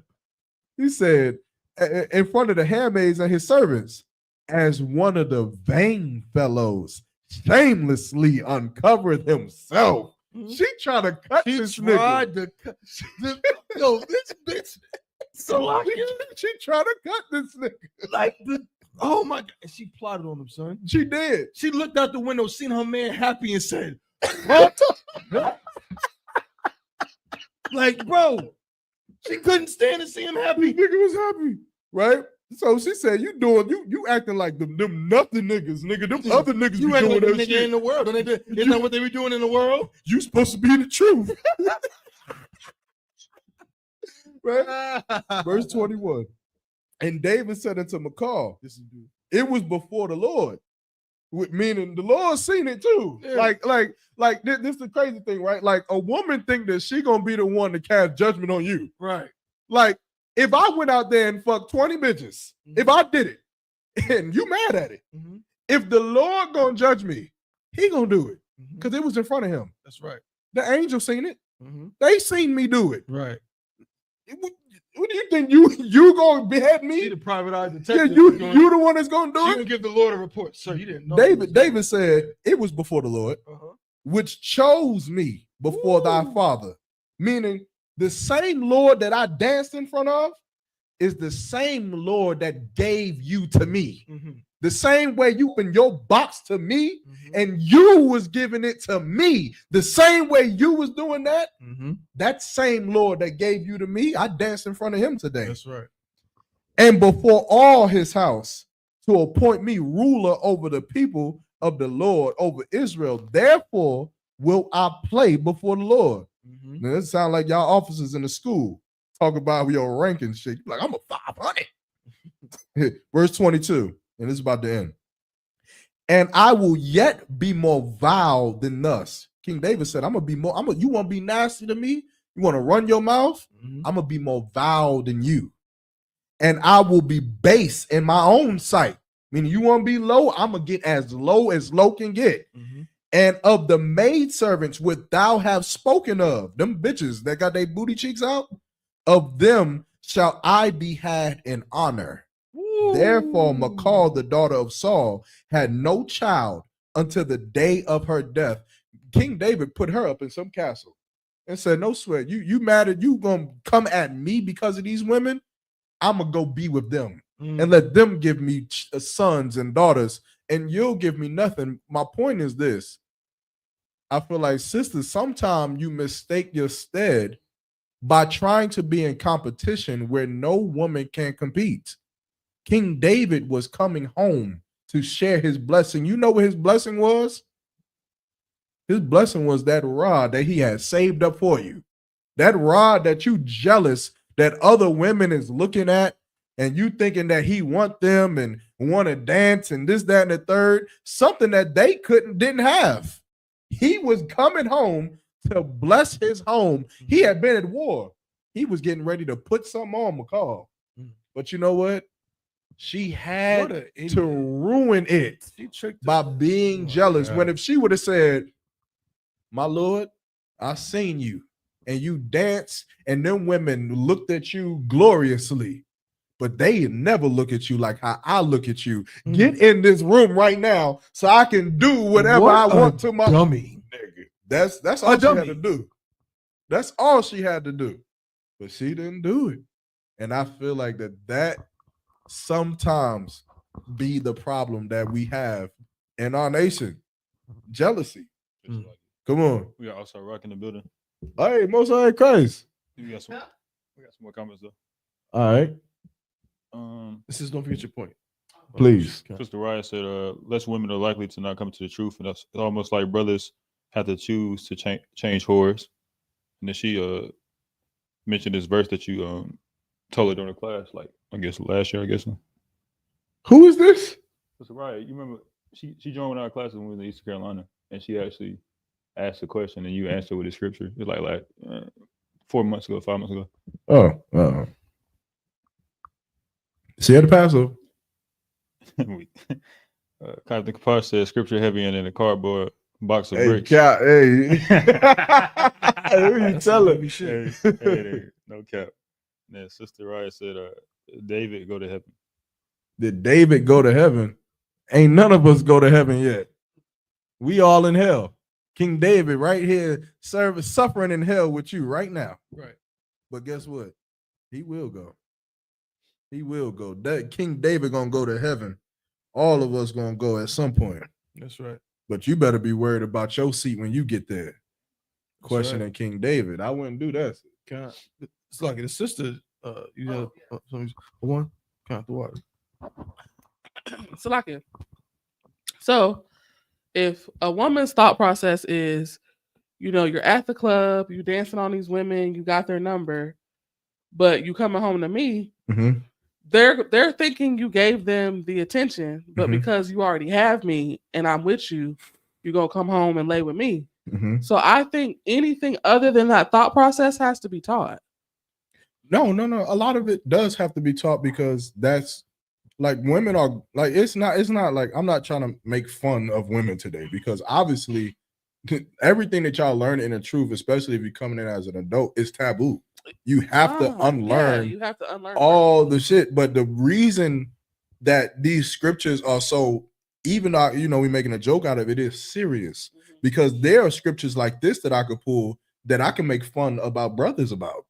I can absolutely embarrass brothers with scriptures just like this because they're doing things that brother ancestors thousands of years ago had done likewise. The point is, like the scriptures say, the scriptures was written for our learning so that we can read these things and we would say, you know what? I shouldn't be jealous like McCall.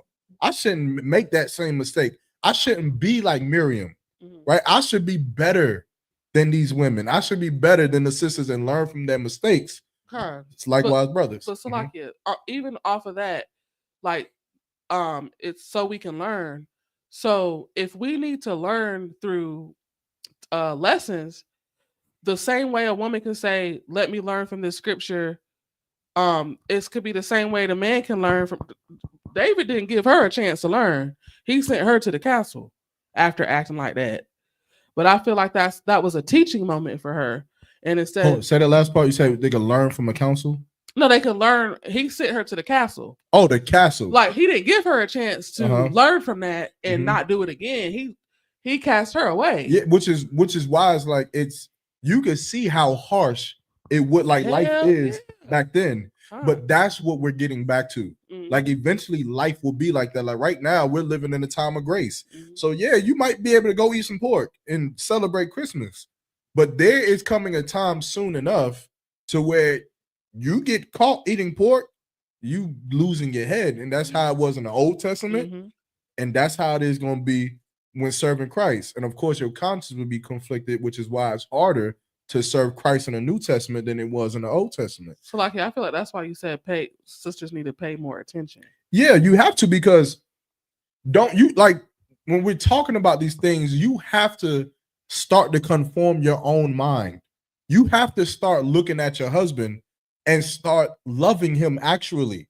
Like you have to stop looking at him like, oh, all you do is go out to the club and all you do is this, that, and the third. And you got to start looking at it as if like, my husband is safe. My husband is having fun. The smile on his face is a smile on my face, because that's the spirit that the Lord gave our sisters in the Bible, in these records. That's the spirit that Eve fought against. She wasn't happy with Adam's success. She wasn't happy with Adam's happiness. What she wanted was her own success. She wanted her own glory. She wanted her own self to be happiness. And we see what that got women today. And that's the lesson that we have to take from that, is that at some point, as a sister, you have to fight against that thing that tells you, I want to have as much happiness as he has. You can't have that. It's like, I don't even really, I'm not going to say it's not that, but I think for women, it's, I'm not the one making him smile, so I don't want him smiling. And that's a demon. Yeah. That in itself. I think it's more that than I don't want him smiling. We just want to be, women want to be the reason. We don't want you having fun at the club. We want you to prefer to be here with us. So we don't we don't want you to have fun. And that's something that we're like, that's where it's going to start to take counsel. And that's where it's going to start to take communication. But you're going to have to be able to effectively communicate. You're going to have to be able to take correction. And sometimes correction is something being told to you that you can't even fix. Right. Yeah. You're not fun. I don't want to go to the club with you. That's it. But that doesn't mean that we can't have fun in other ways. Yeah, but as far as me going to the club and having fun, that's not something I'm gonna do in this lifetime with you. Yeah, it's not. That's not our thing. But we can find our thing. Our thing may be walking through the mall. Our thing may be going to the park. Our thing may be going to the movies. That may be our thing. But as far as I don't, I don't want to go to the club. Right. And there's women. I understand. Want to. Yeah. In reality. And that's something where like that communication I feel like comes into play. And you as a sister, like you gotta be like I had a dream, and I hate to ramble, right? What you gonna do right now? But I had a dream, and I forget the dream, but it was about me and Tabawan. And it was something along the lines of we went somewhere and someone was trying to cut us. And we was on the 85 South show for whatever reason. And we were sitting up there and they was like, so which one of y'all outrank who? And Tabawan looked at me and I looked at him. And I was like, our rank is, we don't necessarily need rank for our brotherhood. Our brotherhood is so much intact that it doesn't matter. Because everything that is enjoyable in life, I want him to have it first. Damn right. Everything that's good, everything that's pleasant, I want him to have it first. Damn right. It doesn't matter what our rank is. Rank is for rank and order when we're dealing with hundreds of thousands of men who we may not know, and we have to decide who goes first, who gets this, who has operational command. But as it pertains to my brother, we're so much of a two that rank is nothing to us, because he could be a captain of 10,000 or I could be a captain of 13,000. If something is pleasant to him, I want him to have it, and I want him to enjoy it first. So that's my brother. And I finish my point here. I feel like if sisters can get there, with their husband to the point where it's like, if this pleases him, I want him to have it. Guess what? Your husband, at some point, he should start to reciprocate the same thing. He gonna start to say, oh, babe, you doing this? Hey, look, babe, hold on. I got the dishes. I got the dishes today. Right? Y'all laughing, but it could happen. It should happen, right? But and I'm gonna end it on this. I was asked a heavy question not too long ago, and it was about making it to the kingdom of heaven. A lot of people are starting to question who makes it, who gets onto the chariots. If I start serving the Lord today, Does that mean I'm automatically forgiven for the things that this is a question that was posed to me, and it was a difficult question. Does it mean I'm automatically forgiven for the things I've done? What if I slip up? How do I know that being in the ISUPK grants me a seat in the kingdom of heaven on the chariots? How do I know? You know my answer to that? My answer to that is this. That is something that I wouldn't even worry your mind about. What Commander General Yohana gave us that was passed down from our King, Yahweh Jesus Christ, is the life that I will live even if he casts my soul into damnation. Even if I don't make it into the kingdom of heaven, if bombs drop today and me and my family die, I will thank the Lord that I got the opportunity to live and to raise children in the truth. And then whenever I come back, I will do it over and over and over again, because we're not doing it to get something in return. That's Christians. If Christians knew, oh, in 2 weeks from now, Christ is coming back, and if you start following the Israelite doctrine, you're going to be saved. Guess what? Everybody would be an Israelite, because they're doing it to receive something. Christians love God to receive something. Please, God, I promise you, if you save my life this time, I'll never smack another ass again. That's what they do. That's from the wood, right? Christians live their life trying to get something from God. That's all they want to take. As a woman, give yourself to your husband. Give yourself to him. To your last drawing breath. Imagine yourself with nothing left but a breath of air in your lungs. And that's the last thing you got. And if that means the end of you, then fuck it. I'm going to give it to my man. I guarantee you'd be surprised what you get in return.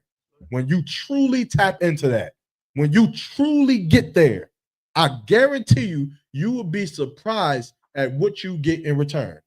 I yield.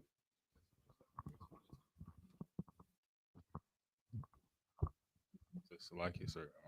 What you saying is heavy as hell, because it's like aiming for that point, saying that if women looked at it like that, the perspective difference would change. It's like, I would say if women had that perspective and like mentality with it, they'll see the differences in the relationship and the dynamic could change, and they'll understand that that's all a man really want. We want simple shit. It ain't really nothing crazy we ask for. Right. We want some shit like that, like loyalty, of course, you know, be able to communicate, you be able to comprehend, you know, have an honesty, and it's just little small things that we kind of zone in on. Right. We don't ask for our happiness to come from nothing crazy. It's just small things that keep us together, but they don't understand that sometimes.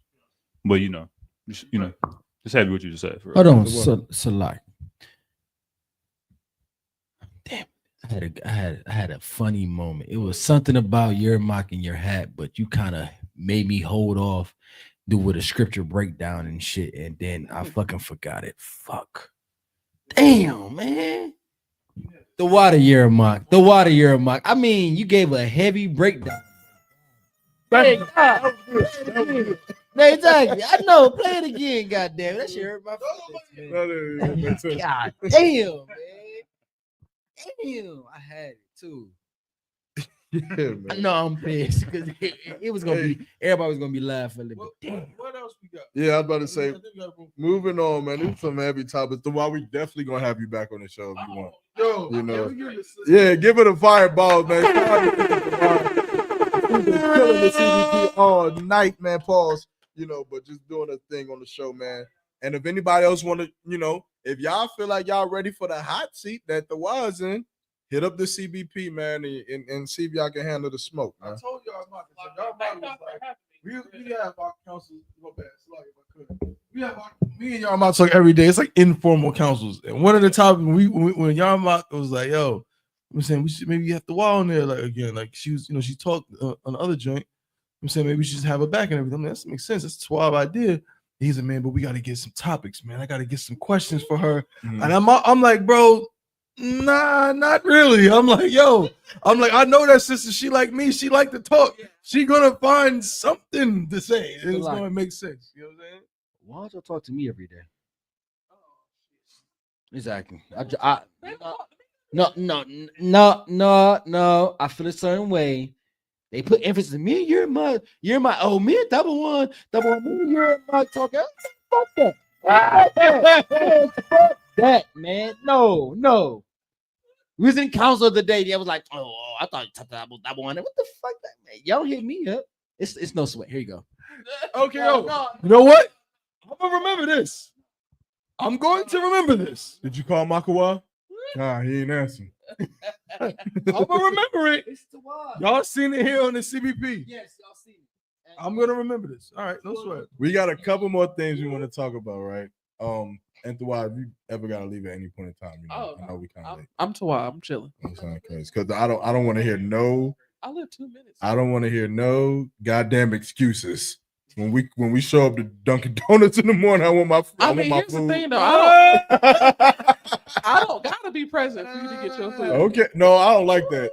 Mahayar be like, nigga, you can just go in there. I'm like, no, the fuck you can't. Yes, you can. Nah, bro. Yarma, everybody knows who you are. Makawa, when we went the last time, was it not cringy a little bit?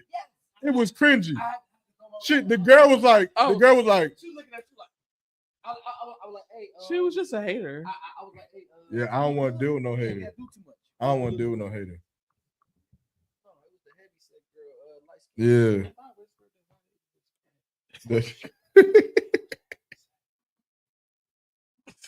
Yo, but either way though, we gonna see. I'm gonna have to just have you on speakerphone. I'm like, yeah, I'm gonna be there tomorrow. Yeah, she said, tell him. Right. No, Salaki, I'm gonna be there tomorrow. I gotta train somebody. Most High in Christ. We had a few more topics, but I'm gonna try to just zone it down to the two. I have a question. This is probably gonna be a little bit funny. This one's a little bit more for the guys, but while you can tune in, chime in. So it's pretty much a choice. Actually, damn, how did I send this to you, Tabawan? We can put this one up on the screen real quick. Once again, how do I send it to you, Tabawan?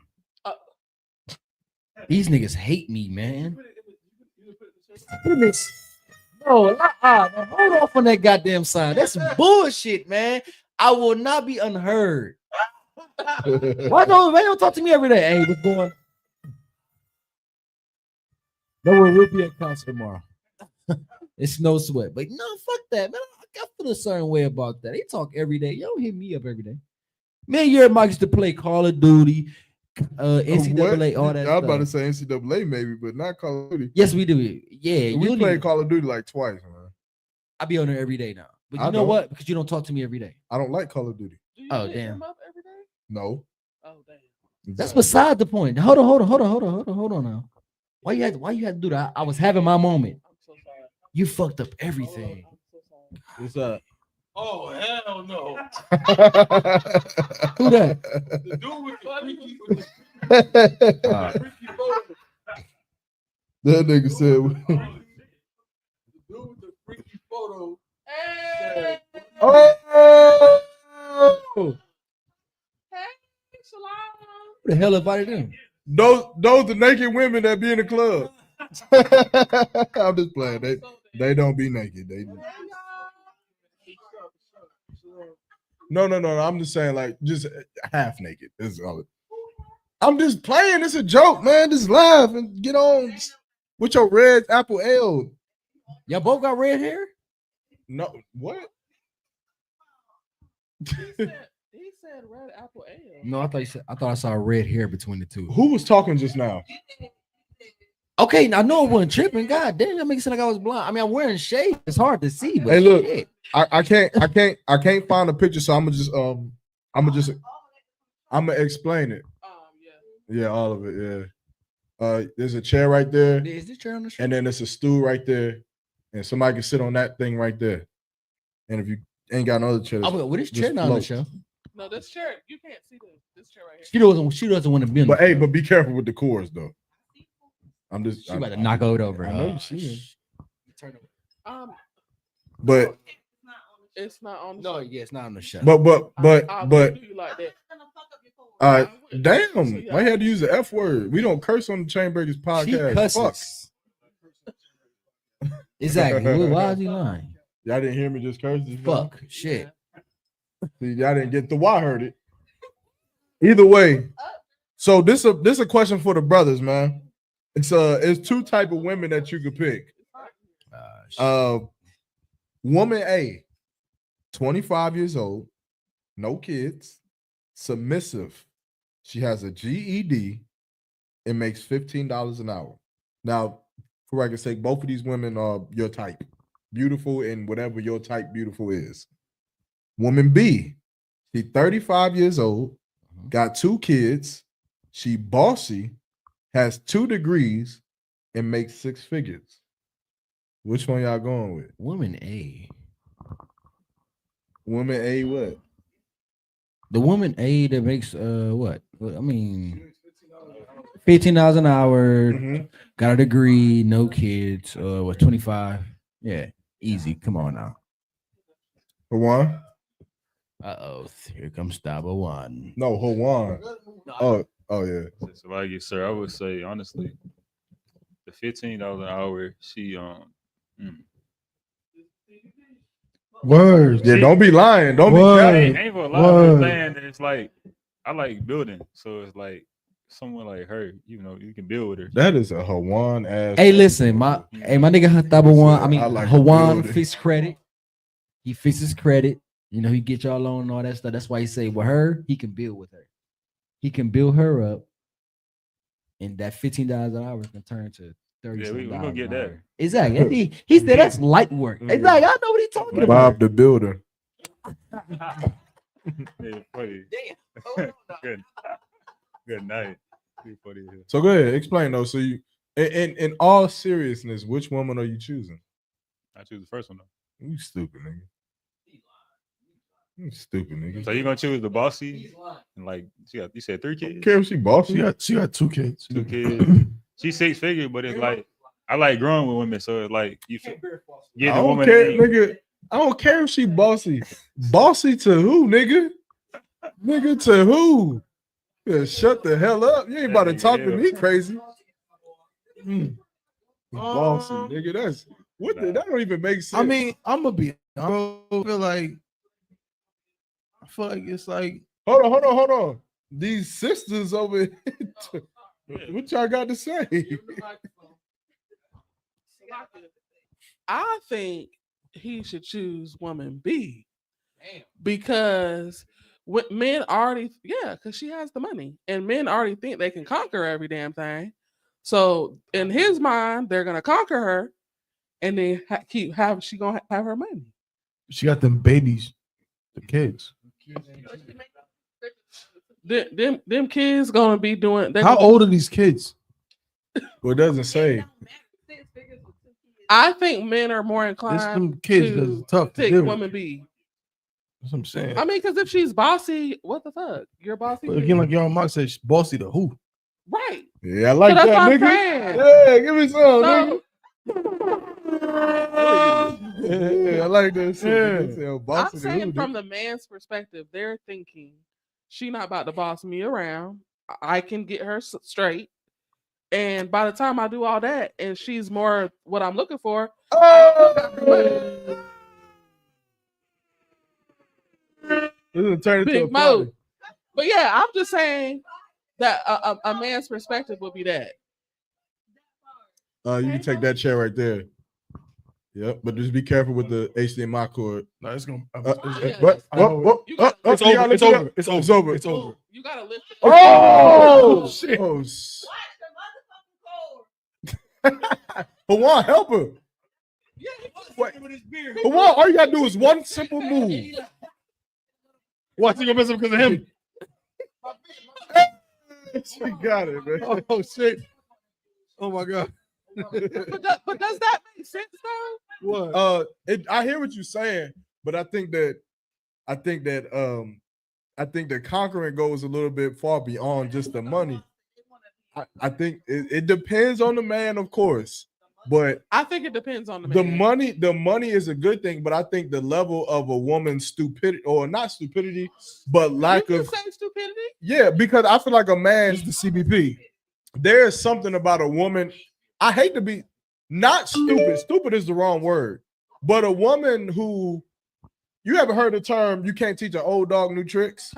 But a woman who was young mentally, meaning I forgot she's 35. right. So never mind. a woman who's young mentally she hasn't learned much of the world. So if she meets a guy who can teach her this, show her this about the world, teach her about this, it's like it might be refreshing to her because all the dudes that she deal with is just like, hey nigga, you trying to go to dinner and have sex afterwards, right? I got money and I go to work and you want to have sex afterwards and this, that, and the third, and Forex, and you want to have sex after Forex. Right. It's like that's all really people at the office. So when you meet somebody who's younger, I think that she could appreciate it, and I think a man would appreciate being able to be like, yeah, I'm raising her up, I'm teaching her, she's changing. Like her family is looking at her and saying, "Girl, why you a whole different person?" And you're And saying it's because of probably me. easier with woman A than it would be. Yeah, woman B is more or less you gotta fit yourself into what she already is. Got going on. She already is a grown woman. Like it's gonna be a little bit more difficult. She got 2 kids. Like now you're gonna stop her kids from celebrating Christmas. They 13 years old. That's very true. You feel me? Like they already been celebrating Christmas, already been celebrating birthdays. Facts. So that's just a lot more problems. And now it's more money. Like she gonna be more successful. You're gonna be able to travel, vacation. She might be able to buy you shit and all of that. But hold on, you go ahead and give her the mic. At the age of 13, they're old enough to understand and young enough to do what their mom tells them to do. No, that's facts. Like we got officers in the school who came in here at 13. Officer in the one Yala, I think he was 15 years old. He officer of 50. Yeah. I mean, I say all the time, I wish I was younger. Of course. When I came in, because I'm 35 years old. So, but I'm saying more or less for the woman's perspective. I mean, the fact that she's been doing this for 13 years, for you to come along and then tell her now that she's wrong in doing it, it might just be again. And nothing, she already bossy. So. Nothing we saying is impossible. You can find that same woman and turn her into a whole princess in the truth. It's possible, but I'm saying it's just a little bit less likely, right? And then a 35-year-old woman may be more mature than a 25-year-old woman. So there's different. That's very true. I hear you. That's why I said is no. Yeah. It's always gonna be a little bit lukewarmish. Yeah. When you're dealing with it, but who do you choose, Dapper? Who do I choose of the two? Yeah, A or B. I thought she said he want the 15-year-old. I'm about to say, what the hell? The 15-year-old. I'm gonna be honest. It's kind of a tougher choice than I thought it would be. I know, right? I thought it would be easy to say, oh no, I'm gonna do such and such, but because 6 figures is something that's nice. You feel me? But them 2 kids. I know my answer. I'm telling you, bro. You know what I'm saying? Like, it also too, it's like being different levels in life. Like, you want me to tell you what I feel like the difference is, or unless you go ahead and finish. You, I'll real quick. I was just gonna say, like, again, ahead. I think it also depends on the person. I'm getting at that. Yeah, there's some brothers and there's some sisters where it might work out. That brother might have, you know what I'm saying, 20 kids already. He might have a bunch of kids. I'm just saying. It's not crazy. It's not I mean, this nigga's crazy. one of 20. I am one of 20. Like 1 of 20. But I'm just saying, somebody might have a bunch of kids already. So it's like my rib, she's like 1 of 15. So it's like somebody might have a bunch of kids already. She got a big ass family. Yeah, so it's like a dude that already kind of has My that. brain is fucked up. Oh, okay. So I got 15. I'm bringing 15 kids of baggage. She got 2. That's crazy, bro. I'm exaggerating to say, even if a dude got 6 kids, even if a dude got 6 kids, he got 6 kids of baggage. So it's like, okay, this woman got 2 kids. Okay, that's not that bad. Like, you know what I'm saying? I got 6, she got 2. Okay, but I mean, me personally, you know what I'm saying? I got 1 son that ain't even 3 years old yet. You feel me? Like, some woman with a bunch of 12 and 13-year-old kids. Nah, you know what I'm saying? This is where I'm at in life right now. That wouldn't really be the thing for me. So I probably would prefer to be with the $15 an hour. I feel like the difference for me is like I think the biggest outlier here is the money. I think that is what most niggas focus on because both of the women are beautiful, right? But I think it's the money. Yeah. I say that the difference for me or the money maker for me is this: you may have a woman, you may have a woman who makes 6 figures, and then another woman who makes $15 an hour. But the difference, or what I would look at, is if the woman who makes $15 an hour would give you her last, but the woman who makes 6 figures is going to penny pinch with you. Yep. I'm taking a woman with $15 an hour. Facts. Because I'll take the woman who, she don't got much, but she's willing. She don't got much, but she like, hey, look, I got $300 in my bank account. What we eating? You want to go? Steak dinners on me, yada, yada, yada. Because, and I've lived that even with my grandmothers. Like, for those who know me, I ain't going to speak too much onto it. But I got a grandmother who, from Baltimore, she ain't got nothing. It's my nana. She ain't got a lot of money. Nothing. And I got another grandmother who is literally a multi. Wealthy. Yeah. She like that. My grandmother that, doesn't have nothing has been the most giving person I've ever met in my life. You understand? Like, that's the woman that if I ever hit the lottery, she is set. She's straight. Set for life. You understand? And she don't got it like that. So that's kind of how I look at women. That's why one of the biggest things for me when I choose a woman is if she's willing, because that's something that I've always experienced with my grandma. And to her, she may not have noticed the impact she's had on me, but it's been a big impact on me that a woman has been willing. And so I look at that when choosing a woman. I look at that even with sisters in the room right here, like even Thawa, she's giving us so much. Even when y'all give us the Dunkin' Donuts, I don't forget the shit. I look at sisters like Aisha in here. I never forget when Aisha brought us a bottle when we was making music downstairs. But guess what? There's something to me that might be small or forgotten about by other people. I never forget. I never, ever, ever fucking forget the shit because that's something that's big for me, and I take note. I take note of it. Like, I see what you did, right? So that's something for me that when choosing that type of person, I would look at that, and then that would help me make the choice. So right now, I don't know how I talk myself into it, but I guess I'm going woman A. Pick A, my lord. We're going with number A. We're going with number A.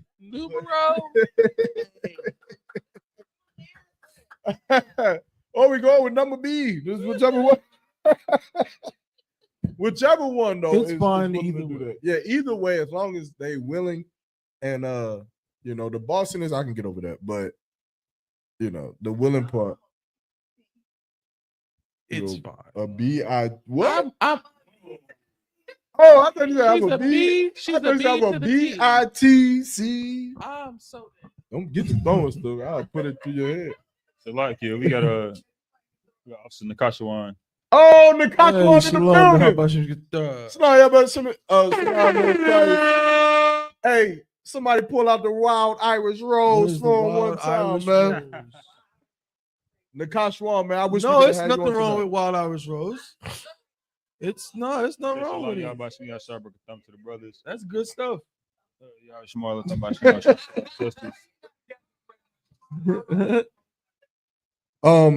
We got one more topic. Yep. Yeah, we have some. I love this show right here. Sister Raya said, it'd be funny when a man thinks a woman has money, then boom, she don't. Same with a man, boom, he don't. Then what? That demon come out. Well, no.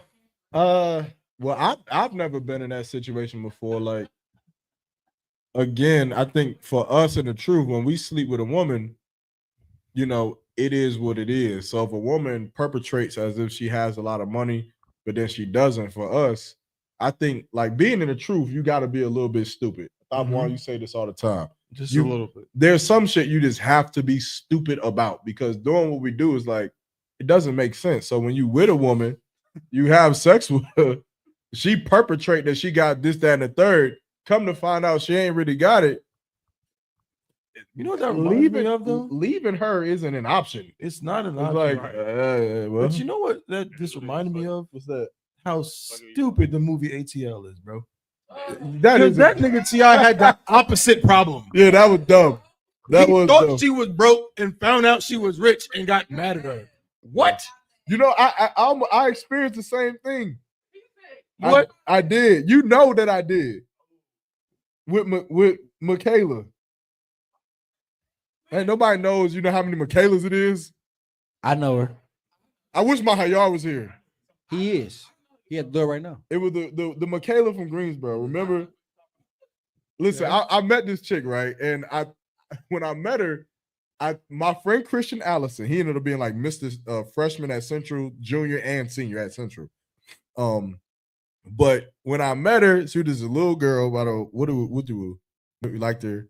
And I was talking to Christian, I was like, yo, I like her, man. Yada, yada. He was like, all right, yeah, man, but I don't know how much she could do, man, because I think her dad is like on Section 8, like they on food stamps and shit like that. Mind you, I didn't know what none of this shit was. I was still in high school. So I remember going to pick her up, and I took her she snuck out of high school. I snuck out first because I went to go pick her up. But she snuck out, came out. I took her to Olive Garden. I paid for, I had like $120. I'm like, pay for it. And my dumbass mom, kids are stupid. Because I was a dumbass kid, retardedly thinking I'm about to take care of her. I had $120, took her to Olive Garden, paid for the shit. And I'm like, yeah. Boom, boom, boom. Yeah, we had the breast all this shit. So I took her home. Long story short, right? Our birthdays is coming up. Our birthdays is in March. Hers is the 16th. Mine is 19th. So our birthday's coming up. It's about the 15th. She texted me one day and she's like, yeah, I'm at the dealership. And I'm like, oh, okay, like you at a car dealership? She's like, yeah, I'm about to get my first car. And I'm like, all right, okay. What you about to get? Like a Honda Accord or something? You know, that's what I'm thinking in my head. Like, what you about to get? Yeah. She's like, no, I'm about to get a Jeep Grand Cherokee. This 2016. Right? She's like, I'm about to get a Jeep Grand Cherokee. And I'm like, oh, what you about to get? Like a 2008 Jeep Grand Cherokee? I'm questioning, like, what you about to get? She's like, no, I'm about to get a 2016. And I'm like, what you got your dad to co-sign for you? She didn't respond. And then she hit me back. She was like, no, I paid for it. And I'm like, okay, how much? She sent me the bill and it was $46,000 and some odd dollars. And I was just like, how did you pay for it? And I remember being at my mother's house in Stantonsburg at the group home. And she was like, I need to talk to you. And I was like, what? So she called me. She was just like, so, you know how I told you, like, my mother died when I was a baby. And I was like, yeah. She was like, well, apparently the hospital killed my mother on it was something procedure. It wasn't. It was something like a routine procedure. It was something that was supposed to be routine, but they fucked up. And her mother died from it. And she was her mother's only child. So the settlement was that on her 18th birthday, she got $400,000. She got $3,800 until she turns 38. And if she dies before she turns 37, then her child, and she has a child, her child would get $3,800 until they turn 37, and she would get $20,000 every month in July for 5 years. So just up until recently, like in 2021, she was getting $20,000. So she told me that. I was like, what? And she sent me a screenshot of her bank account. And she sent it to me. It was fun. I remember showing my mom. My mom got mad. Like, my mom got pissed. Yeah, I wish my mom could call in right now. I'm mad. My mom got a little heated. She was like, how did she get this much money? But I thought that I went from thinking that this girl was poor and broke to this woman got more money than I've ever seen. Remember my Mustang? Oh, y'all don't remember, but remember the silver Mustang I had? Or was you there back then? Do you remember the silver Mustang? Remember the silver Mustang had bullet holes in it. It got shot up because of her. She's the one who paid to get the bullet holes fixed and painted it black and put the exhaust pipes on it. She's the one who paid for it. Yeah, that's how this shit happened. Because she paid for that shit. Because she was rich. How'd you lose her? Yeah, exactly. Where'd she go? Huh?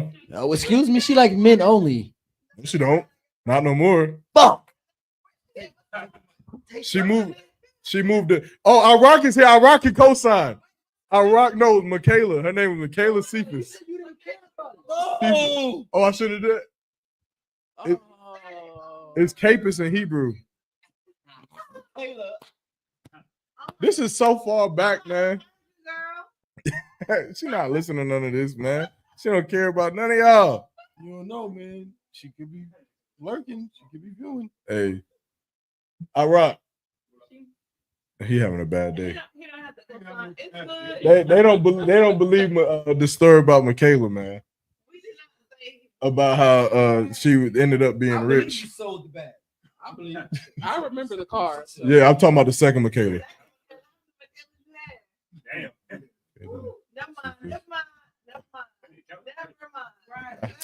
I don't know what it is. You know the answer off, bro. You gonna sit there. No, I don't, nigga. Nigga, no, I don't. Cat. It's 2. No, it's not. How many is it, nigga? It's definitely not 2. It's not 2. How many is it? It's like 4 or 5. Michaela's? Yeah. From my past, though. Like from, nigga, high school type 2013 type shit. They just at the next girl always just been Michaela. I don't know how it happened like that. It'll just be that I break up with one, then the next girl be like, my name's Michaela. And I'll be like, damn. But it always was spelled differently. It's always spelled differently. I'm like, why the hell y'all all named Michaela? It's cool. Right, like how? Like I got you. I just started getting women with Hebrew names now. They be like, my name is the Quashwanashanakanana. I'm just playing, man. But no, that was serious. No, that was Thawan's that was actual laugh. Like when he thinks something is really funny, that's his laugh. I swear to God. No, it's all real. I switch it up. I think it's like levels to it. It happens. You just switch your laugh. Nope, none of them. All real, baby. I lived that story because that was a shocker. Man, she took me on some crazy trips. Yeah, that was a fake laugh. Michaela, huh? Yeah. Okay. We rank the Michaelas from best to worst. I wish Mahayar was here. Where is he at? Because Mahayar knows all this shit. He at the house. Mahayar was at your house? No, I was about to say. We was going to go beat his ass. Mahayar watching. We was coming to get you. Rank them niggas. I think he's Mahayar was about to rank them niggas. You rank them. Oh, he's them niggas. Michaelas. They not niggas. Rank them niggas, bro. Them women. I'll tell you what, the last Michaela going dead last. What she do? Makatazar. Huh? Makatazar. Oh, I didn't know that was her name. Exactly. You see, it's a lot of them. 4 or 5. Oh yeah. I told I'm not playing, nigga. I'm dead serious. But she go dead last, nigga. Woo. Damn. That's rough. Well, I don't like no. Hey man. But anyway, man, we got a lot. What we got on the comments, man? Tell Mahayar to come over here. And bring the. I have a question. Oh, you know about bring his mustache too. Come on. Oh wait.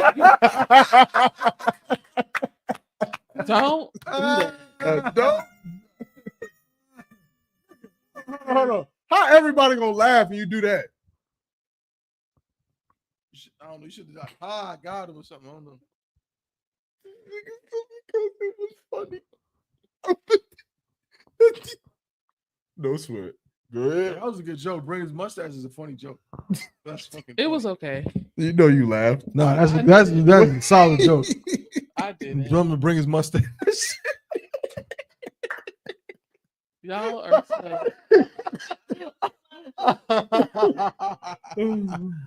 Yo, man, shout out to Mahayar. Shout out to my nigga Mahayar. Shout out to Officer Mahayar. Yeah. Damn right. Don't let that nigga get the 1,000 to 5,000. This shit gonna grow bigger. That shit gonna be out here. He gonna have a Hitler curl. Oh, no, he not. Got him. There you go, Juan. Hitler's mustache doesn't have curls. It doesn't matter. Not at all, bro. Did Hitler make 5,000? No, bro. But All right, no. shut up, bro. It's probably Come on, come on, Thawan. Salakia.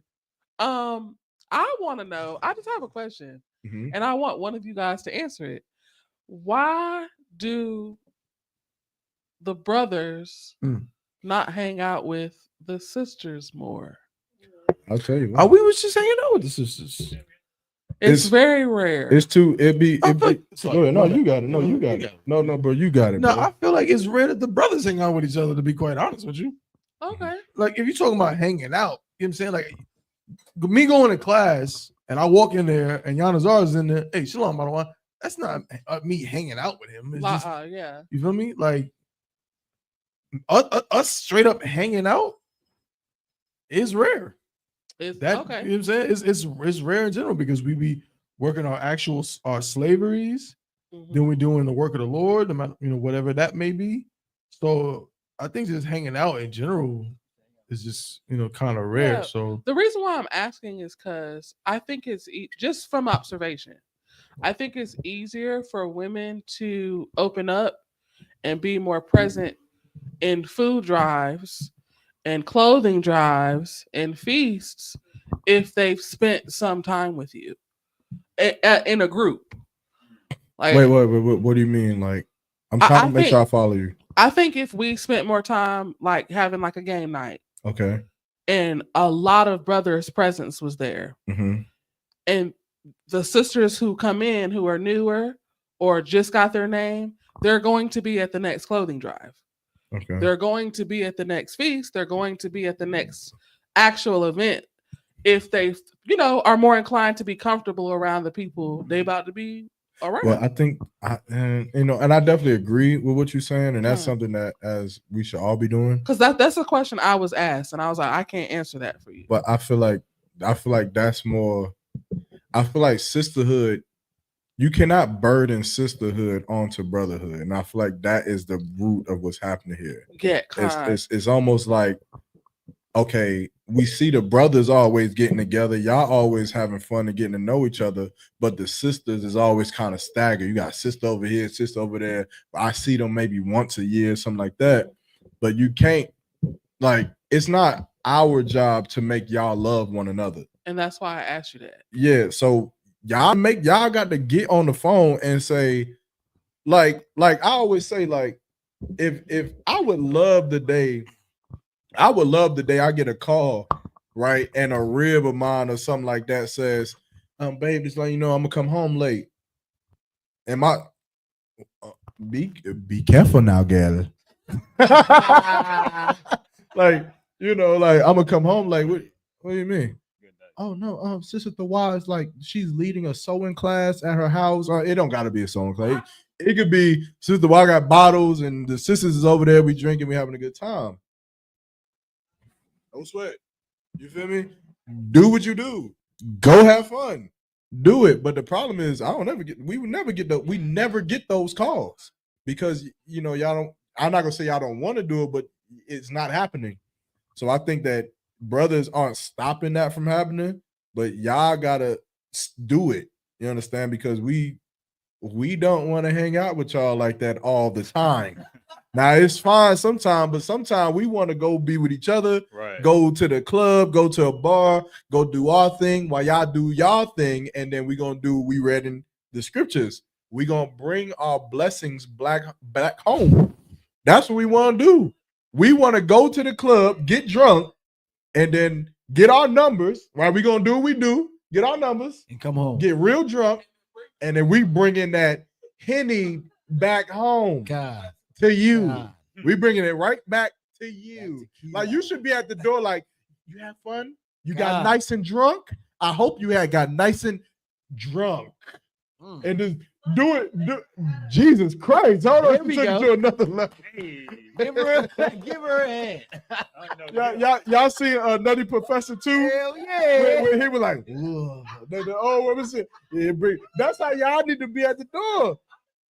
Y'all need to be doing that. Like, yo, don't be worried about who you gave your number to. My friend sent you in the club, said that you did that. I call that. You home? You drunk? Give it to me. You feel me? Like, that's gonna make your relationship better. I'm guaranteeing you that's gonna make your relationship better. Because now he gonna want to go get drunk again. When he getting drunk, he gonna be getting denied. He gonna be getting denied at the club. She said, "Look, women gonna be at the bar like, ew. I don't want your number. Ew. He gonna be cool with it. Me and Thamwa was talking about that the other day. You had tequila tonight. Huh? About like the story with King David and shit. Hell yeah, they need to listen to it. Do it again. Yeah, y'all need to do that, man. Sisters, y'all need to do that. Put that lingerie on for your man. Do it. Or the moo. What's the moo? He knows something, bro. He knows something, though. He knows something. Hold on. Wait. Hold on. What's moo though? Uncultured swine. What's moo though? I'm disgusted.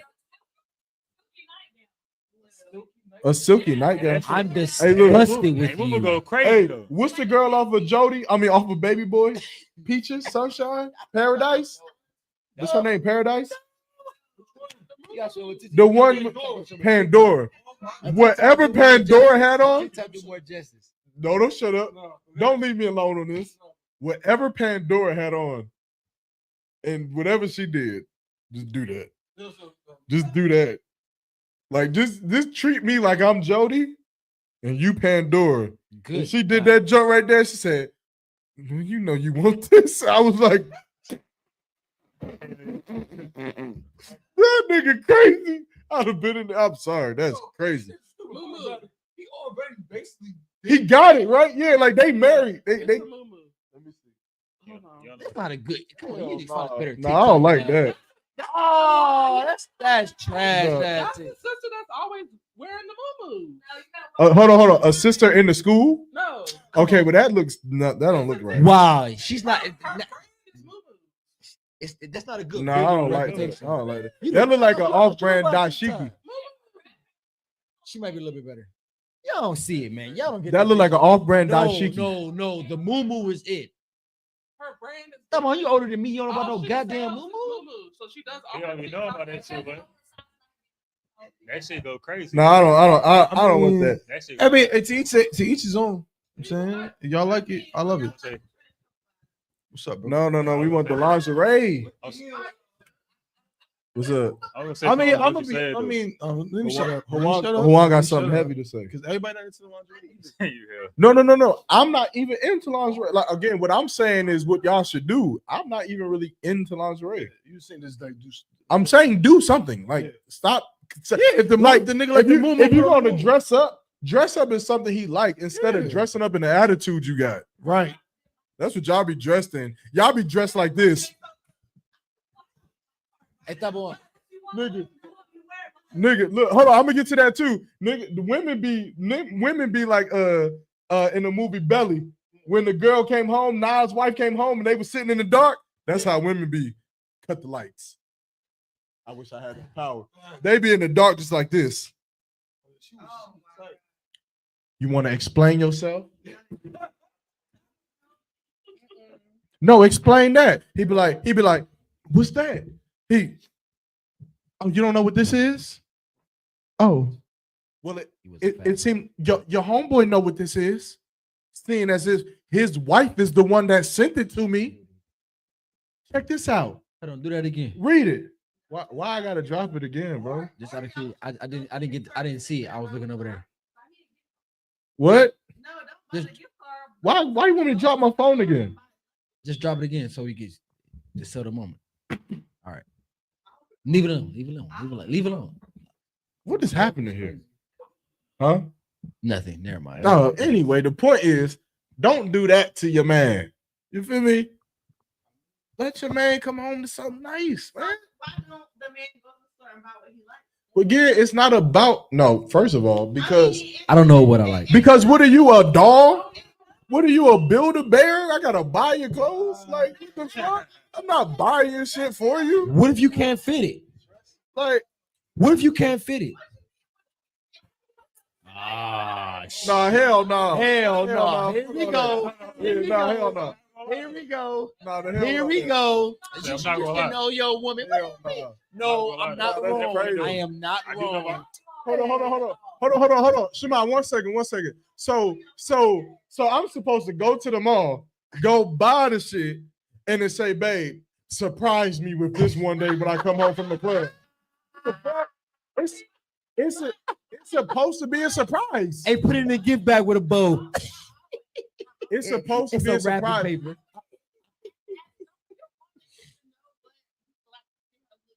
So how No. do How do we present it? No. How do we present it to y'all to wear this? Hold on. No. As I don't know what I want. I don't know. I want you. No, we don't. I want you. We really don't. As men, I'm telling you, as a man, we really don't know until you like we see it. They're like, damn, I like that shit. I don't know. I don't know. No, hell no. Nah, I still got someone earlier. I say so like you. On the point you made earlier about the sisterhood and brotherhood, I would say you said this before. Also, number one, you said that like we got orders. But Captain Nothok said, "Get your ass up there," not like that, but like get in there. You got camp. It's kind of like our shit is. I can't say forced, but it's mandatory. Now with sisters, it's like unless a sister step out and say, "Hey, so we're gonna be here this weekend," it won't really happen for real. Right. So there is a difference. Yeah, come. What was the second thing on this topic? The second thing on this, like, you said something about the size. I do know my rib size, though, no cap. But, Okay. So, Nigga, she not here, nigga. She gonna kill you. But, okay. Listen, I don't care about stuff like that. About shit, Like, I know shit like that. I don't care about. I don't care about stuff like that. I don't care to know her size or nothing like that. I don't. Look. Huh? Look. I'm not saying everybody. I'm just saying that's just me though. That's just me. I'm not saying that. I don't know. I'm not saying that. See, the reason why we're saying to buy us things. He don't care. I'm asking y'all, do y'all? I mean, is that a man thing to not care? Like, I don't care. It's not a man thing. But I don't know. If I'm saying I'm not gonna say that because that's a man right there. He cares about that, and that's Twop. I don't care about that. see. No, this is good. Have y'all seen the movie Why Did I Get Married? Yes, we've seen the movie. So remember when Michael was laughing at Sheila when she came out in the lingerie? That's why we telling y'all to buy the shit. He's the dickhead. No, yeah. You can't use that movie. Use a bad person. They made that scene to make him He's be not a good dickhead. person. But I'm just saying that. No. That's not. Listen, y'all. Listen, y'all are okay. Fuck the lingerie. Wear some boxers and a tank top. Just lose the attitude. That's what I'm saying. I'm saying you can put on a whole Allen Iverson jersey and some fucking baby fat jeans. I don't care what you got on. When I come through the door, just don't have on an attitude about where I've been. Right. Have on whatever clothes you want. Just be ready to take them off with no arguments and have a good time. Yeah, leave the lingerie. It doesn't matter about the lingerie. Hey, the hell, that's why the moo is key. What the heck? I don't. Okay. You ain't Easy get. access. Hey, Easy access. listen. It's simple. The moo is right. Hey, moo is crazy though. Okay. Moo is Hold on. Did Moo sponsor the CBP? Yes. Con. We can get it. Niggas, first of all, y'all just both about to capping. get kicked off the show. I'm just Lie capping. like that. I'm If capping. Moo didn't sponsor the CBP, I don't want to hear nothing else about no damn Moo. Unless it's a sister in the school. You talking about the moo? I don't want to hear nothing about no Moo. Damn, they're fake. You said unless a sister in the school, right? Unless a sister in the school made it. Unless that's what y'all talking about. I can get it done. Nah, man, I don't want to hear nothing about no Moo. That off-brand, that's an off-brand African dashiki. I care about that. What are we talking about? What is the topic here? I feel like what is happening? No, he did a second point. Yeah, he spoke. He spoke it. So second point. my point was simply, regardless of what you See wear, all the fighting, bro. It's like, bro. yeah, the point was that regardless of what a woman wears or doesn't wear when a man come home, that is irrelevant to us. But what is relevant is the attitude that she has when he comes home from doing something that she may not be in liking with, like going to the club, like going to the bar and getting other women's numbers. Like, yeah, he may have done all of those things, but I'm trying to tell you, want to bet like like at some point, women like you gotta grow up a little bit. Like at some point, it doesn't even make sense for you to fight this nigga on this shit. It makes more sense like for you to just leave him. Like just leave him. Like what do you rather do? Like how many stories did we just talk about tonight where a man is killing his woman?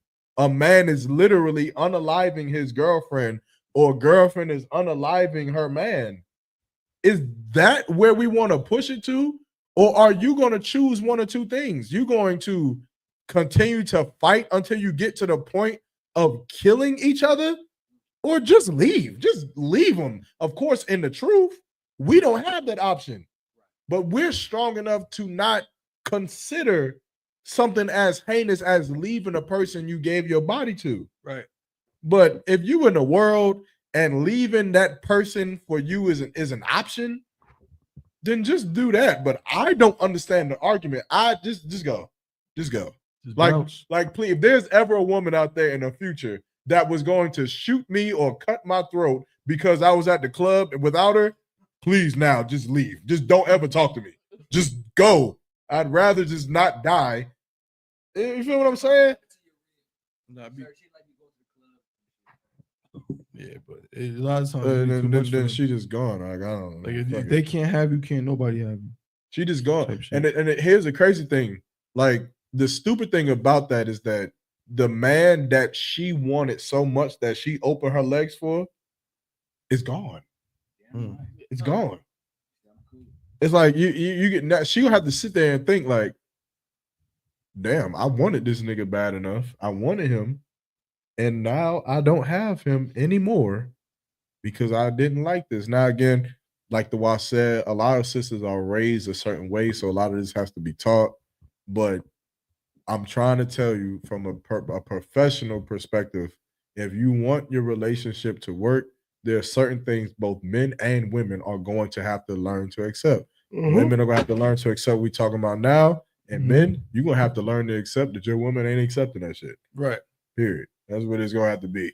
She's going to run her mouth, and guess what? Even after this show right here, she's going to come. You're going to come home drunk tonight from the CBP podcast, and she's going to be wearing nothing but attitude, and you're going to have to deal with it. That's life. That's life. That's life. But if you want life to be a little bit easier, sisters, I would take off the attitude and put. You need to leave. No, that was good though. No, that was good. I'll accept that because that was a good one. That was a good one. I like that one. Slovakia, sir. I think just in the grander scheme of it, I think grander. I think we should just meet each other in the middle. I think you have me and them. But yeah, I think both sides need to just accept the plights of the other side.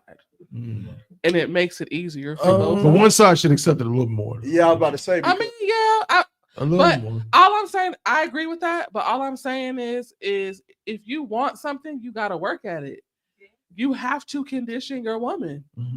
You can't just be like, oh, she about to cuss me out. I'm gonna just keep on doing. No, you gotta, yeah. But that goes back to my question before. It's like, does a woman want to get hit? Paul, does a woman want to get in altercations? Like, is that how she wants to be conditioned? Because if you're a grown woman and you're saying like a woman has to be conditioned, then is me not just saying, don't do that again. Do this. Is that not enough? And then if it's not enough, then what is it that you want me to do? Like, because I can answer that. Okay. I think that the man is supposed to have more self-control and more discipline because we're emotional. We're emotional beings. So if your woman hits you, leave. No. Leave. I'm not saying if a woman hits you. Yeah, I'm just saying if a woman hits you, you're gonna hit her back, and then now both of y'all hitting each other, and now you're dead, or one of y'all has died. It depends on what she hit me with. I'm just saying, if your woman hits you and you reciprocate her energy by hitting her back, now y'all fighting. But so like, I mean, if a woman try to stab me, that's what I'm saying. Like, she get knocked the hell out. I'm not talking about that. I'm talking about getting into an argument with your husband. That's why I said it depends on what she hit me with. Yeah. There's been times where you get into a big enough of a argument with your man or your wife or whoever, and you pick something up out of anger and throw it at them, and that shit kills them. Or maybe you slam them to the ground too hard, and they hit their head, and now they're dead. I'm just saying, like, yeah, you can you can get into a physical altercation and die. Yeah, facts. Because you're arguing with your significant other. I'm saying if your woman is prone to hitting you, and the solution isn't to hit her back, you got to figure out a different way It to. depends on the context, I think, because if the woman is hitting you, it's like you. No, you got it. No, I was saying, like, if the woman is prone to hit, you just said it. God. You can seriously harm somebody. Yeah. If this woman is trying to hit me, Mhm. you know what I'm saying? Like, I don't really have the luxury of just saying, it'll be fine. You know what I'm saying? Like, she might be trying to seriously hurt me. Right. And if that's the case, I'm well within my right to defend my life. Huh. And if that means hitting that back to make sure that she stops hitting me, that's a different scenario. You know what I'm saying? Like, if you're talking about she just haul off and just smack me across my head, and she just look at me and I'm like, okay, and I'm gonna just head out. What if she not doing that?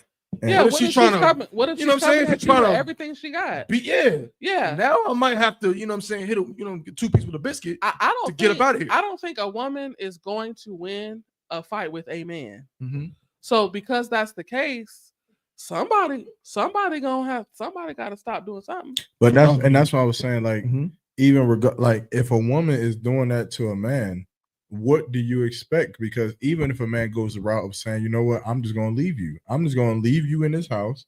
I'm not gonna come here. I'm not gonna have sex with you. I'm not doing nothing with you. I'm not gonna see you. Like, the problem thing is, I guess the thing that I have to really understand is, or you got to make me understand is, why are you doing this to that man? Like, why are you, like, let's say right now Makawa has a problem with Captain Naythak, right? They have 2 different ranks. Captain Naythak obviously outranks Makawa. And Makawa is going at the Naythak, talking shit to him. Or other brothers who's talking shit to Commander Jinyahana in the school now that we forgot to talk about. I have to look at that brother, and it doesn't even, like, you got brothers writing declarations of independence. Brothers who are saying, oh, y'all talking about how this, that, and the third, but y'all not righteous because General Muhammad said that he gonna take my wife and give her to another man. And you got brothers in the school who ain't being reprimanded after saying that they gonna kill a brother close to me and his family. You got brothers like that who is going against the school. It doesn't even matter if what they're saying has some kind of point. If they say have some kind of truth, I don't give a fuck. Because the authority, you're going against the authority that's set above you. So you have to when in his argument, where he feels like he is rightfully wrong, and he's emotional and he's saddened or hardened because of what's happening, you have to help me understand how I should have any kind of compassion or feel anything for him when he's going against something that is above him. And that's the same for a woman. You running your mouth, talking trash, saying this, that, and the third to your man, he is above you. That's the nigga that is going to die for you. If any one of you sisters die that's married, I'm going to question where your husband was, because he's the one who has to die for you first. So if you yelling at him, this, that, and the third, I'm sorry, but my first concern cannot be what your feelings are hurt about. I can't. Because why are you talking to him like that when you can, like, when the same brother who we can all agree should just talk to Commander General Yohana, have a council, we can agree there. Why can't we agree that instead of cursing out your husband, maybe you should just talk to him? Maybe just go to council. Maybe not throw things. Maybe not try to stab him. Maybe not post his embarrassing information on Facebook. But yet, here we are. And Oh shit. y'all saying, oh shit, but guess what? That has happened here in the school. Huh. Sisters have slit a brother's throat in the school. I'm not going to speak on who it is, but has done it.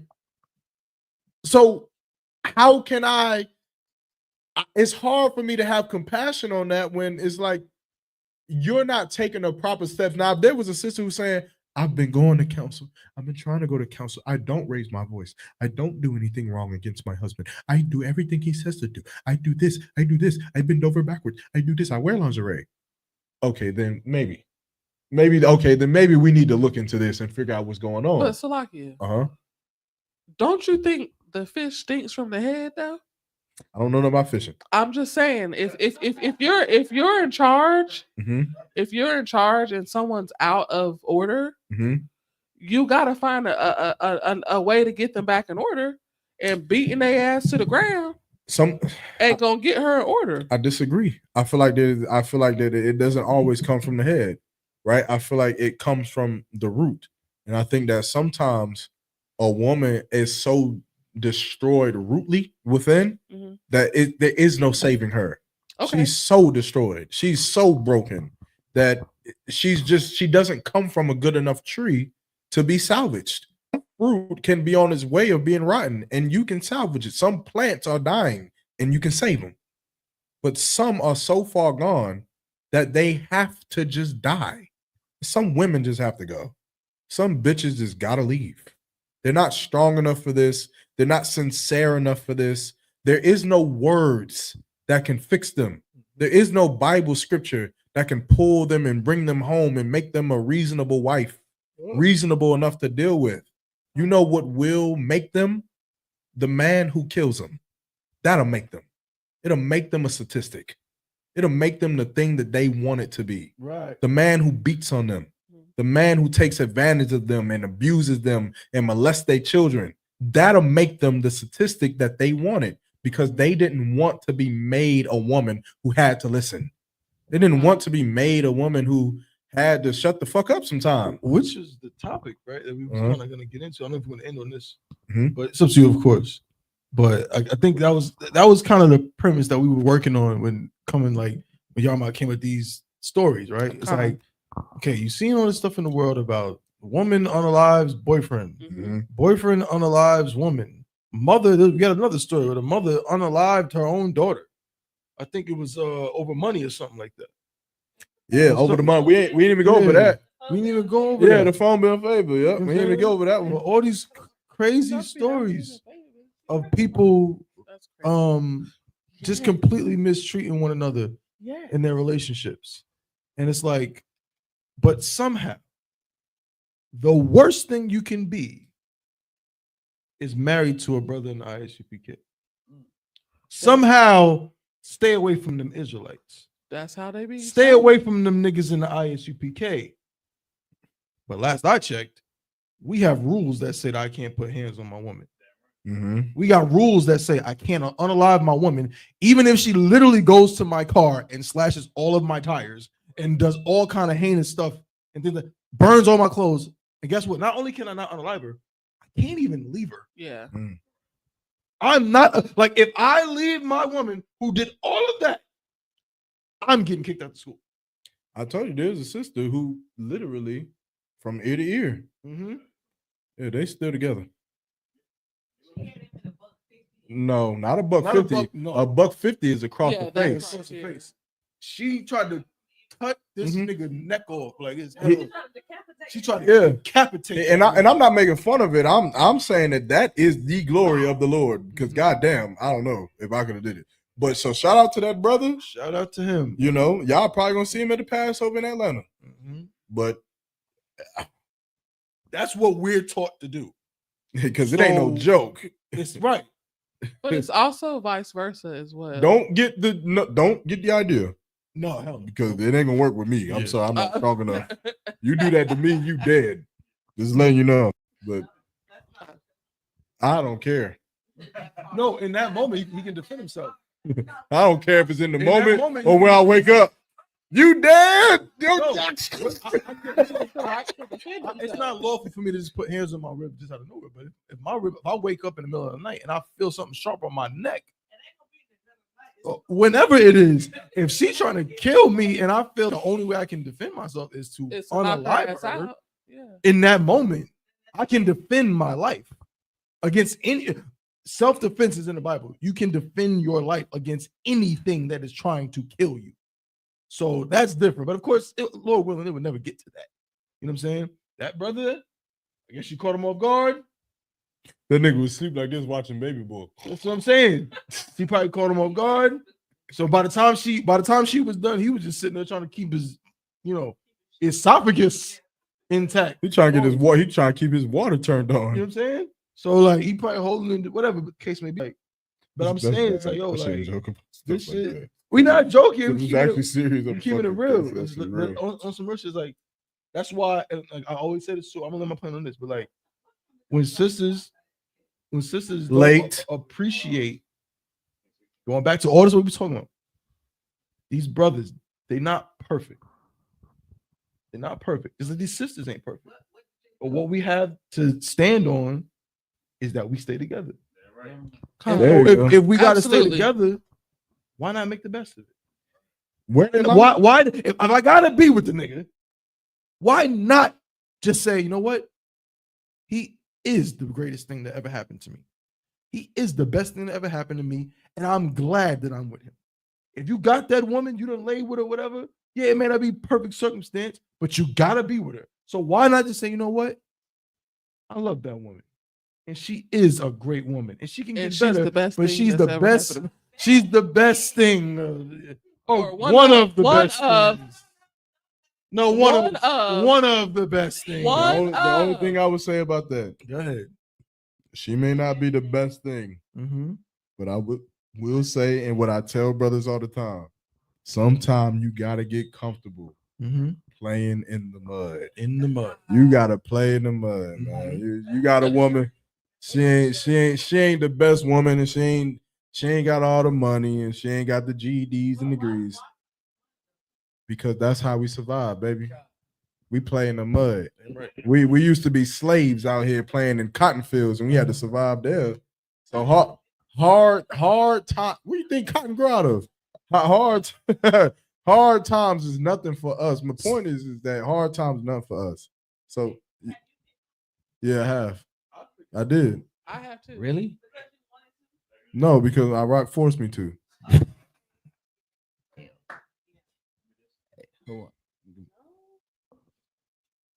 Go ahead, Michael. Why would you? No, I would to piggyback off what you said. Basically, playing in the mud is basically understanding your partner and understanding what might tick them off and what might tick you off, and so not to go there to keep the peace. And so we have to make that sacrifice. Being together, realize like, you know what? Let me just chill because I know it's gonna tick this motherfucker off, and let me just shut the fuck up. And I remember he said that. He said you gotta be comfortable being in the mud, and that's vice versa for both sides. You gotta understand, just like with your spouse. Is that my new quote? It kind of is. Am I gonna get quoted on that? I mean, I've never heard nobody say that. The generals, nobody's ever said that. I'll be waiting on a Facebook post. What, gotta get it out the mud? No. Be comfortable in the mud. Be comfortable. Yeah, I don't think I've heard that before. Nobody ever said that because, like, nigga, you just made me spill my drink. Bro, I hate this nigga, dog. You piece of shit. I ain't never heard it before, but you know, New Year. You lucky you ain't messing my white tea.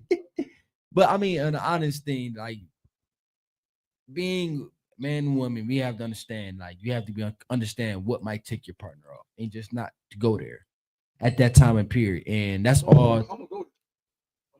But it's all about sacrificing, though. I mean, like it's all about the woman sacrificing. No, the man sacrifice too. I'm just saying vice versa. To make a marriage last, you have to sacrifice. And we're closing.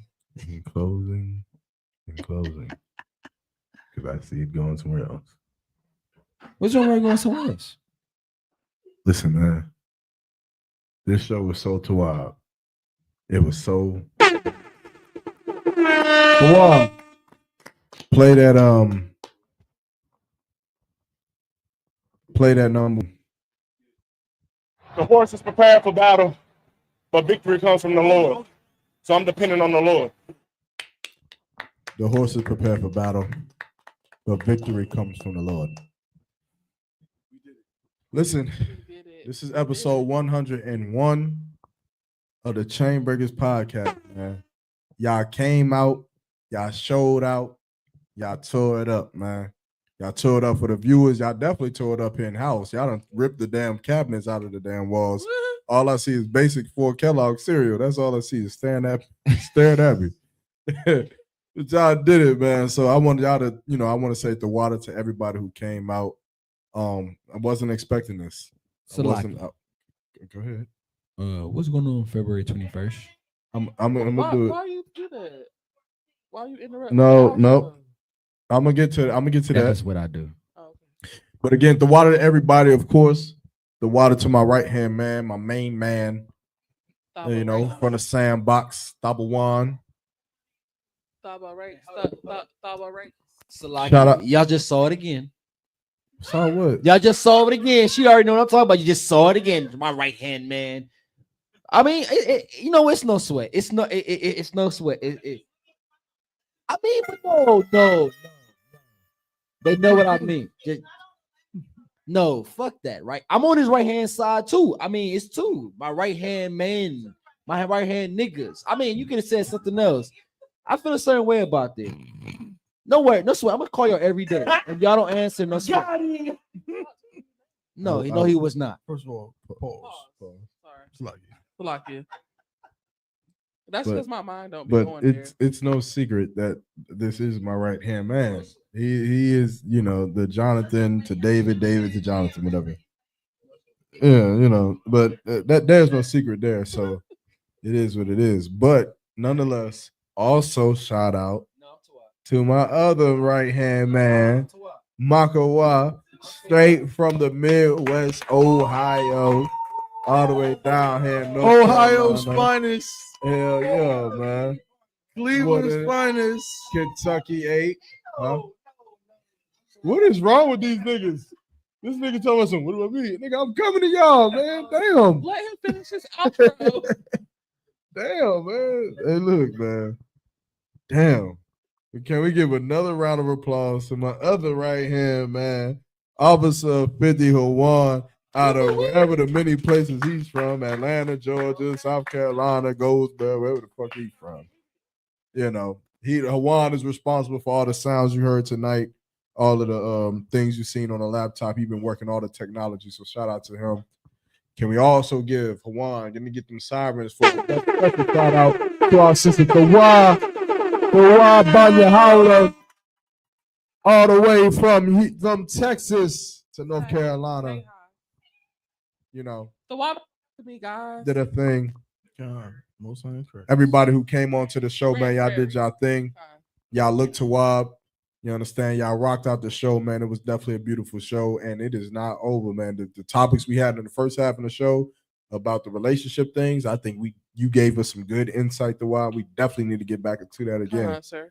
Again, shout out to everybody else who came and participated. Of course, y'all don't see them on camera, but they back behind the cameras looking beautiful. They was participating. They was, shouting us out, all that, man. So make sure y'all show love to them in your hearts, because you ain't going to be able to do it any other kind of way, because you ain't going to see them. But nonetheless,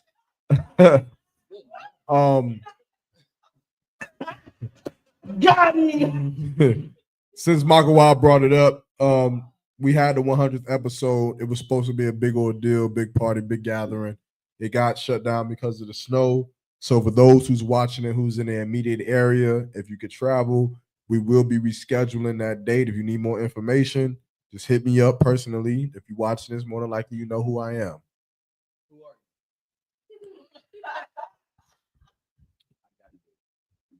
February 21st, the week after Esau's so-called holiday, Valentine's Day, we're going to go at it again on Friday, February 21st, here in Durham, North Carolina. The location will be given out to everybody.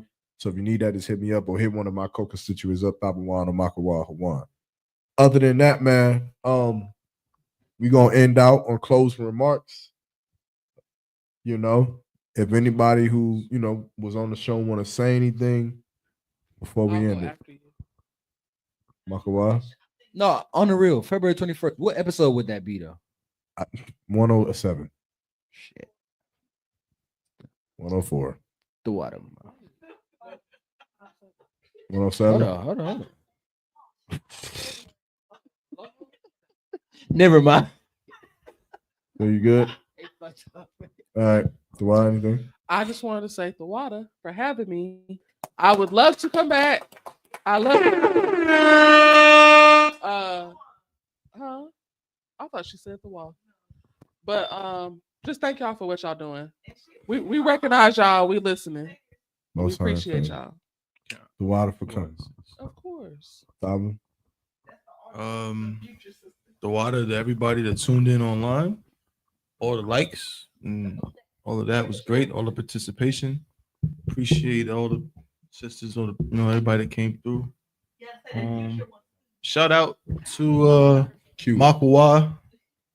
Shout out to Hawan, and shout out to my right hand man, Officer 1,000 Yard Mark.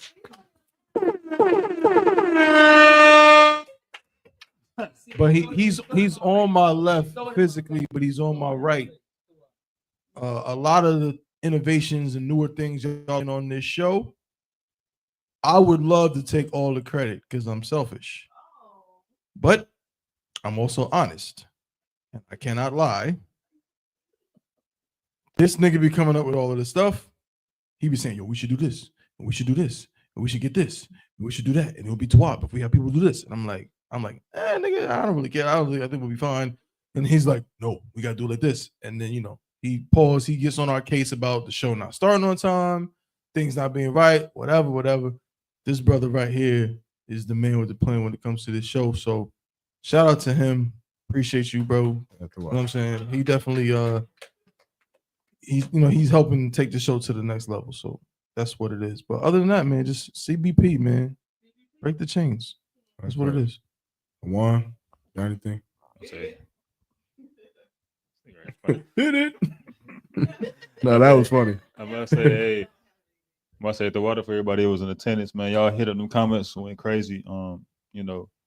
Definitely check in again next week. It's about to be another beautiful show next week. That's all I got. Good job today. With that being said, we gonna end y'all, man, with another song, man, from Don Lotto, Jig the Don. Y'all make sure y'all tune in, rock out, man. Y'all listen to this song before we go. And with that, we didn't get closing remarks from From who?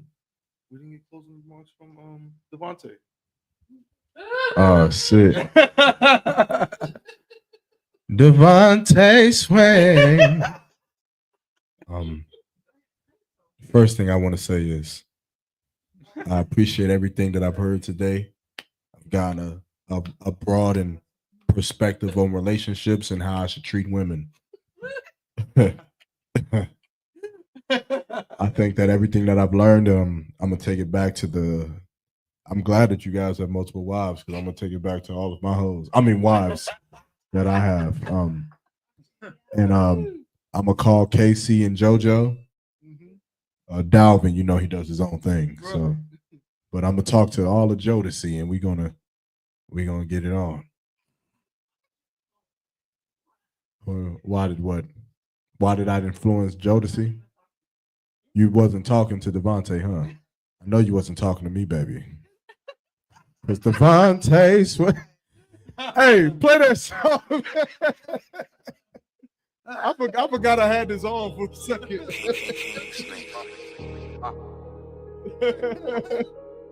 Nico about to shoot y'all. If you wanna do it, let's do it. Yellow bitch and she feel like my wood.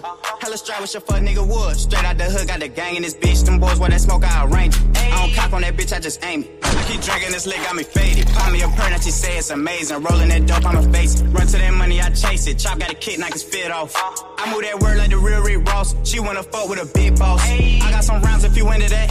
Fuck all that beef, I don't talk on the internet. I catch your op and I'm internet. SD fuck a Glock and we spinning like ceiling fans. I put that work on the ceiling fan. If you need that work, go and talk to my middleman. She wanna know where that knot at.